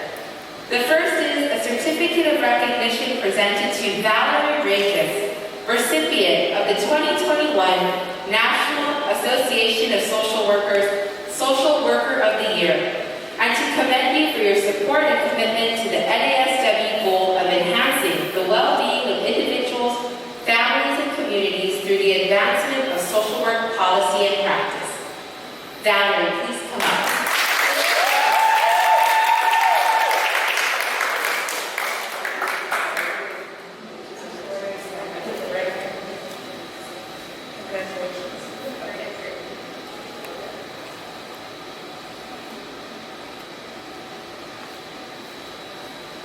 Alrighty, I'd like to invite Valerie to share a few words about her work and how she got to this point and was recognized as our Social Worker of the Year. Valerie, please.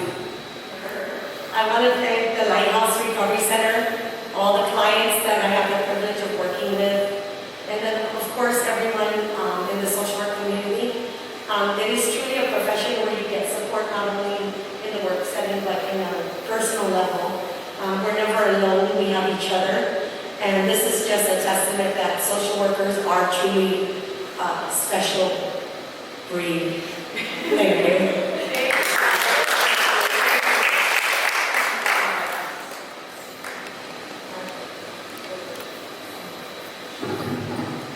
Okay, next, we present the certificate of recognition to Katrina Rosario Sanchez, recipient of the 2021 National Association of Social Workers Lifetime Achievement Award, and to commend you for your support and commitment to the NASW goal of enhancing the well-being of individuals, families, and communities through the advancement of social work policy and practice. Katrina.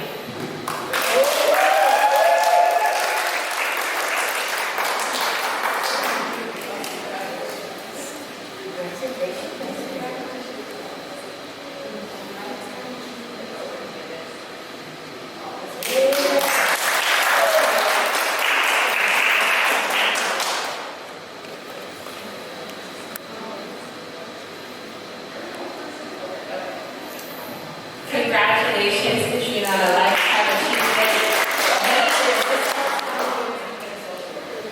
She has been a social worker for 34 years.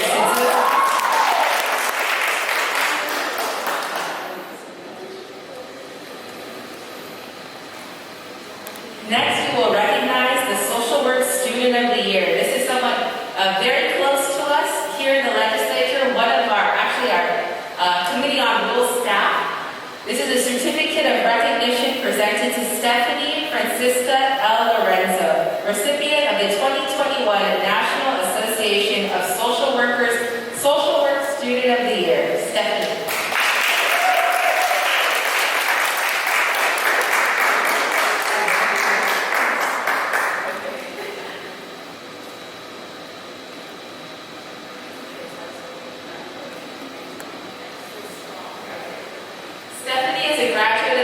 A student at the University of Guam, and she will be graduating in the fall, pursuing social work. So she's our future social worker. Congratulations.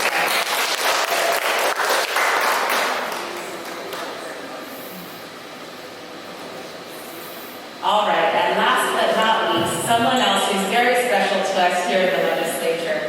This is a certificate of recognition presented to Vice Speaker Tina Rose Munya-Barnes, recipient of the 2021 National Association of Social Workers Public Citizen of the Year, and to commend you for your support and commitment to the NASW goal of enhancing the well-being of individuals, families, and communities social work policy and practice. Congratulations, Vice Speaker.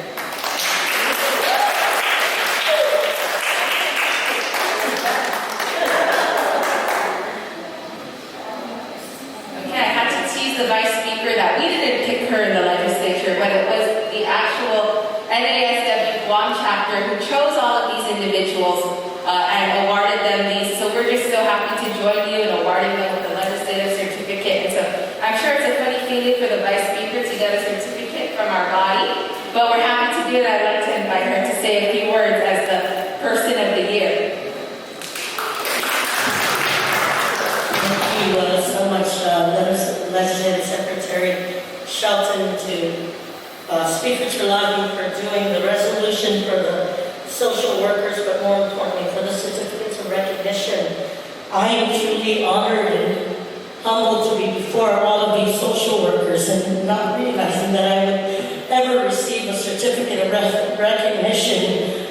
But if there's anybody who deserves the honor, it really should be every single social worker here on Guam, those past, present, and future, because in all the almost 40 years that I have in government, working at the Public Defender's Service Corporation, working at the Department of Integrated Services for Individuals with Disabilities, working here as a policymaker in the legislature, and still in my heart working with Umamami, I want to say that it is the social workers who are the true heroes, because they are the connectivity to all the issues and concerns of residents in our community that need help. And it's because of all your hard work. A lot of times you're always behind the scenes. I just want to extend my to each and every one of you, all the social workers here, because it is because of you that our island is in such a better place. And my heart really goes to you. Jesus Masi, I've never had recognition like this, and I just thank you.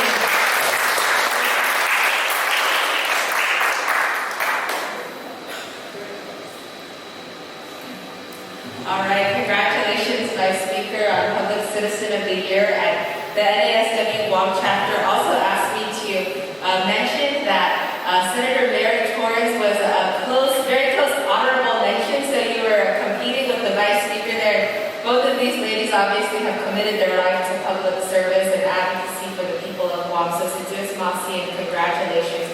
And again, we'd like to thank all of the social workers out there who are joining us. I think they'll be watching this live in the conference in just a couple of days. So we want to say thank you for all of the work that you're doing. Thank you for the work that you've done during this entire pandemic to continue serving our community, for being there, for being a helping hand, for being advocates, for being committed to social justice on our island.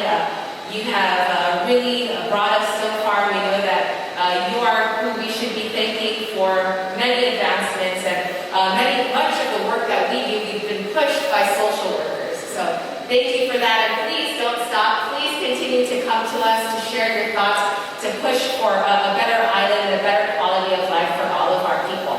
And with that, again, I'd like to thank all of our colleagues for being here today. Again, congratulations to the Vice Speaker. Congratulations to all of our awardees who are here and who have committed the last year of their life and all of the years of their life to this profession. Thank you very much, and viva social work! Viva! Viva social work! Viva! All right, so do this, Masi, everyone. Adios.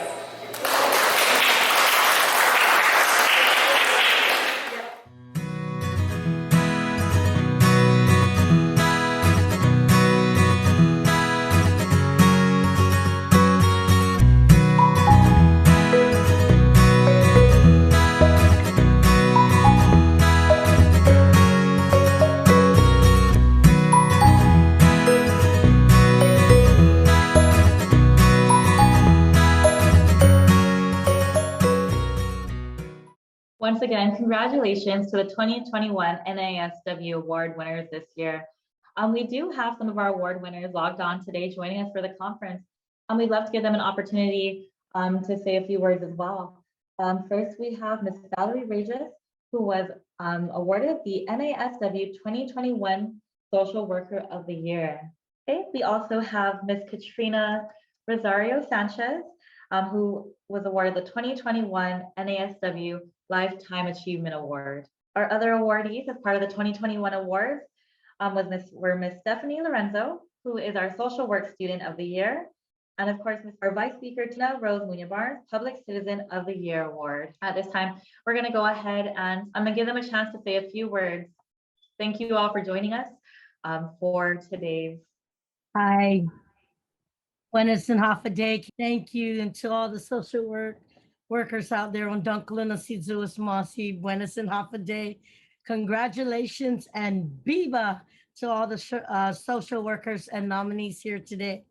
I'm truly honored to be recognized and humbled to be recognized as Public Citizen of the Year for NASW, but I want to share that as I'm humbled and honored in my heart of hearts, I think this award goes back to all the social workers, because you truly, all of you social workers are truly the heroes to taking care of our community.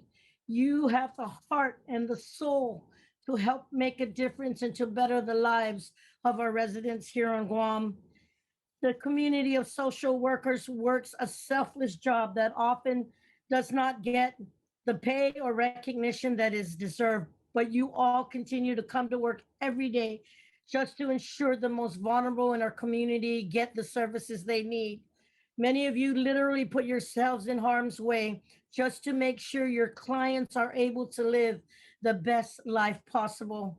I know your job isn't easy.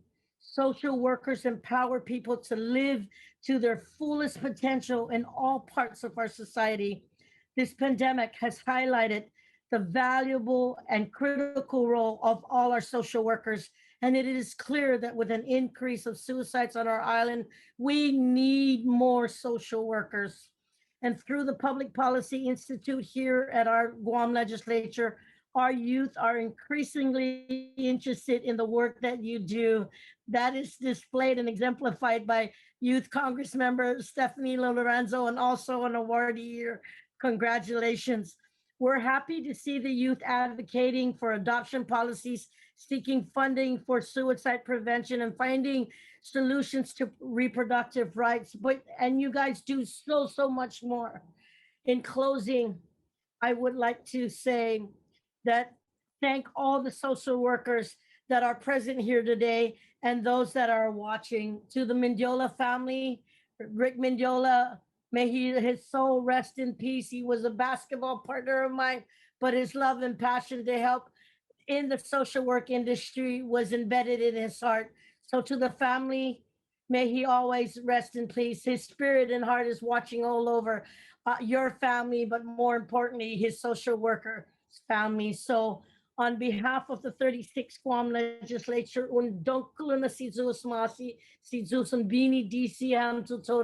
and God bless each and every one of you. Please have a blessed, happy Easter. If we don't see any of you before then, God bless. I may have to break away. I still have session and we have Masi. Thank you so much, Vice Speaker. And as somebody who knows your work in the community and in your village alone, it's really exciting to see you win this award today. So congratulations again to you, and thank you for joining us today.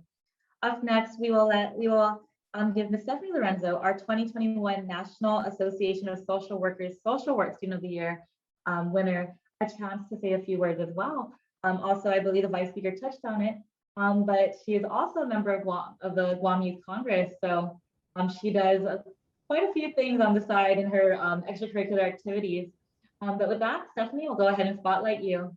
Maasi. I just wanted to say thank you to my family for being my foundation, for their unwavering love and support. I would love to thank my cohort for your help these last 2 years. Each and every one of you guys in the class of 2021 has, shown me what it means to be patient, what it means to be compromising, and what it means to be open-minded. I want to shout out to all of my professors for your guidance these last 2 years, Dr. Diaz, Dr. Lazama, Dr. Lisa, Miss Terry, Miss Lavelle, for all your guidance during my time as a social work student. Thank you so much from the bottom of my heart. I am truly honored to be given this award. Thank you to Miss Obi and to all the board of directors for, just this last year since July. I just want to thank each and every one of you. And to all of the social workers out there, I hope to one day work alongside each and every one of you in the different agencies to help heal our island and to serve our community. Thank you. Thank you so much, Stephanie, and congratulations again. I do want to recognize that we have quite a few of our social work students from University of Guam joining us today and as well doing presentations. So thank you for joining us, and we look forward to joining all of our other social workers who are currently on with us today upon your graduation. Thank you so much for all that you all do in terms of academics and in your service.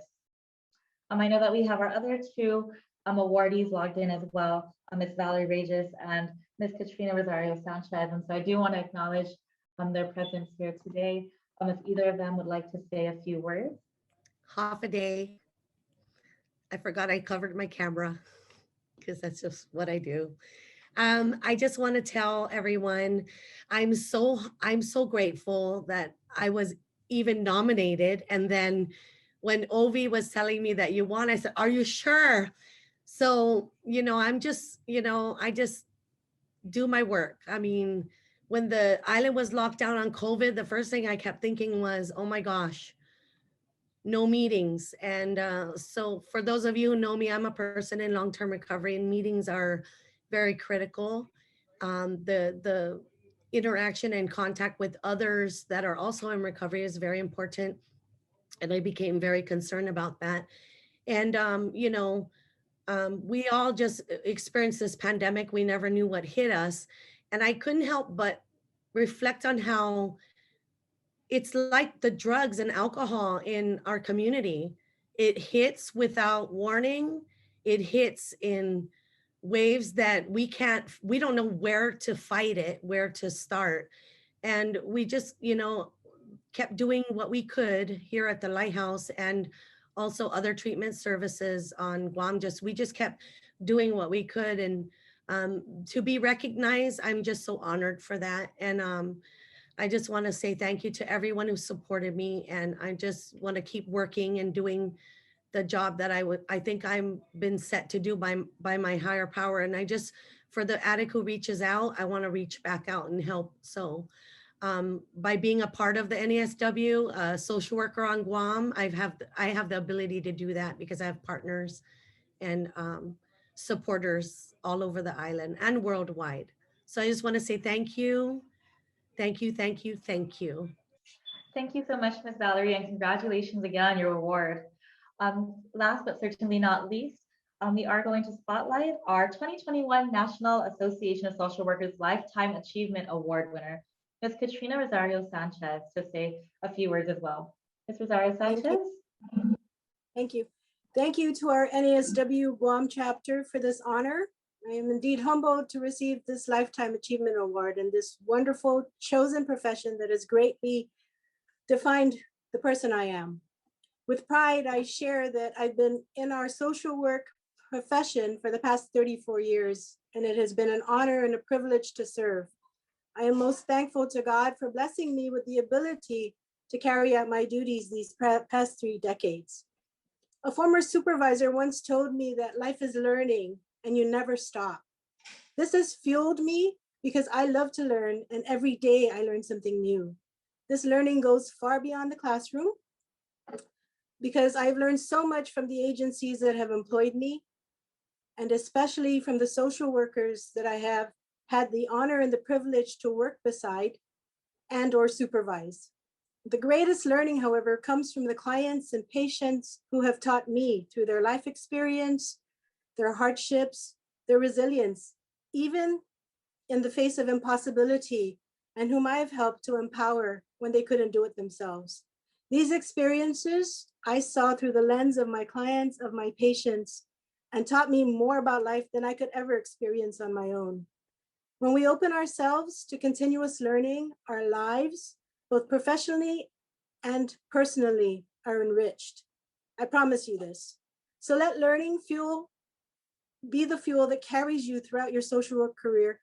Remain essential, embrace being essential, because as social workers, we are. Si Zeus Masi por estina in honra, then Biba Social Work. Thank you so much, Ms. Katrina. And once again, I do want to recognize our 4 winners. Ms. Valerie Regis, 2021 National Association of Social Workers Social Worker of the Year. Ms. Katrina Rosario Sanchez, the 2021 National Association of Social Workers Lifetime Achievement Award. And Stephanie Lorenzo, 2021 National Association of Social Workers Social Work Student of the Year. And Vice Speaker Tina Muñoz Barnes, 2021 National Association of Social Workers Public Citizen of the Year. If we can give all of them a round of applause. We have reached the end of the 2021 Social Work Regional Training Conference. Before we go our separate ways, I do want to say thank you and Dr. Si Zeus Maasi for joining us for today's conference. Before you go, and before we go our separate ways, we'd like to take a group picture to commemorate this year's amazing conference. Though we weren't able to be together physically, the fact that we were gathered here with our joint passion and love for public service, for social work, and serving others has definitely brought us closer together during this conference. At this time, we ask that everyone turn on their videos so we can take our conference photo, which will be shared with all attendees next week. Please keep in mind, because there's a limit to the number of people who show up on screen, we will take a series of photos. So please keep those smiles on.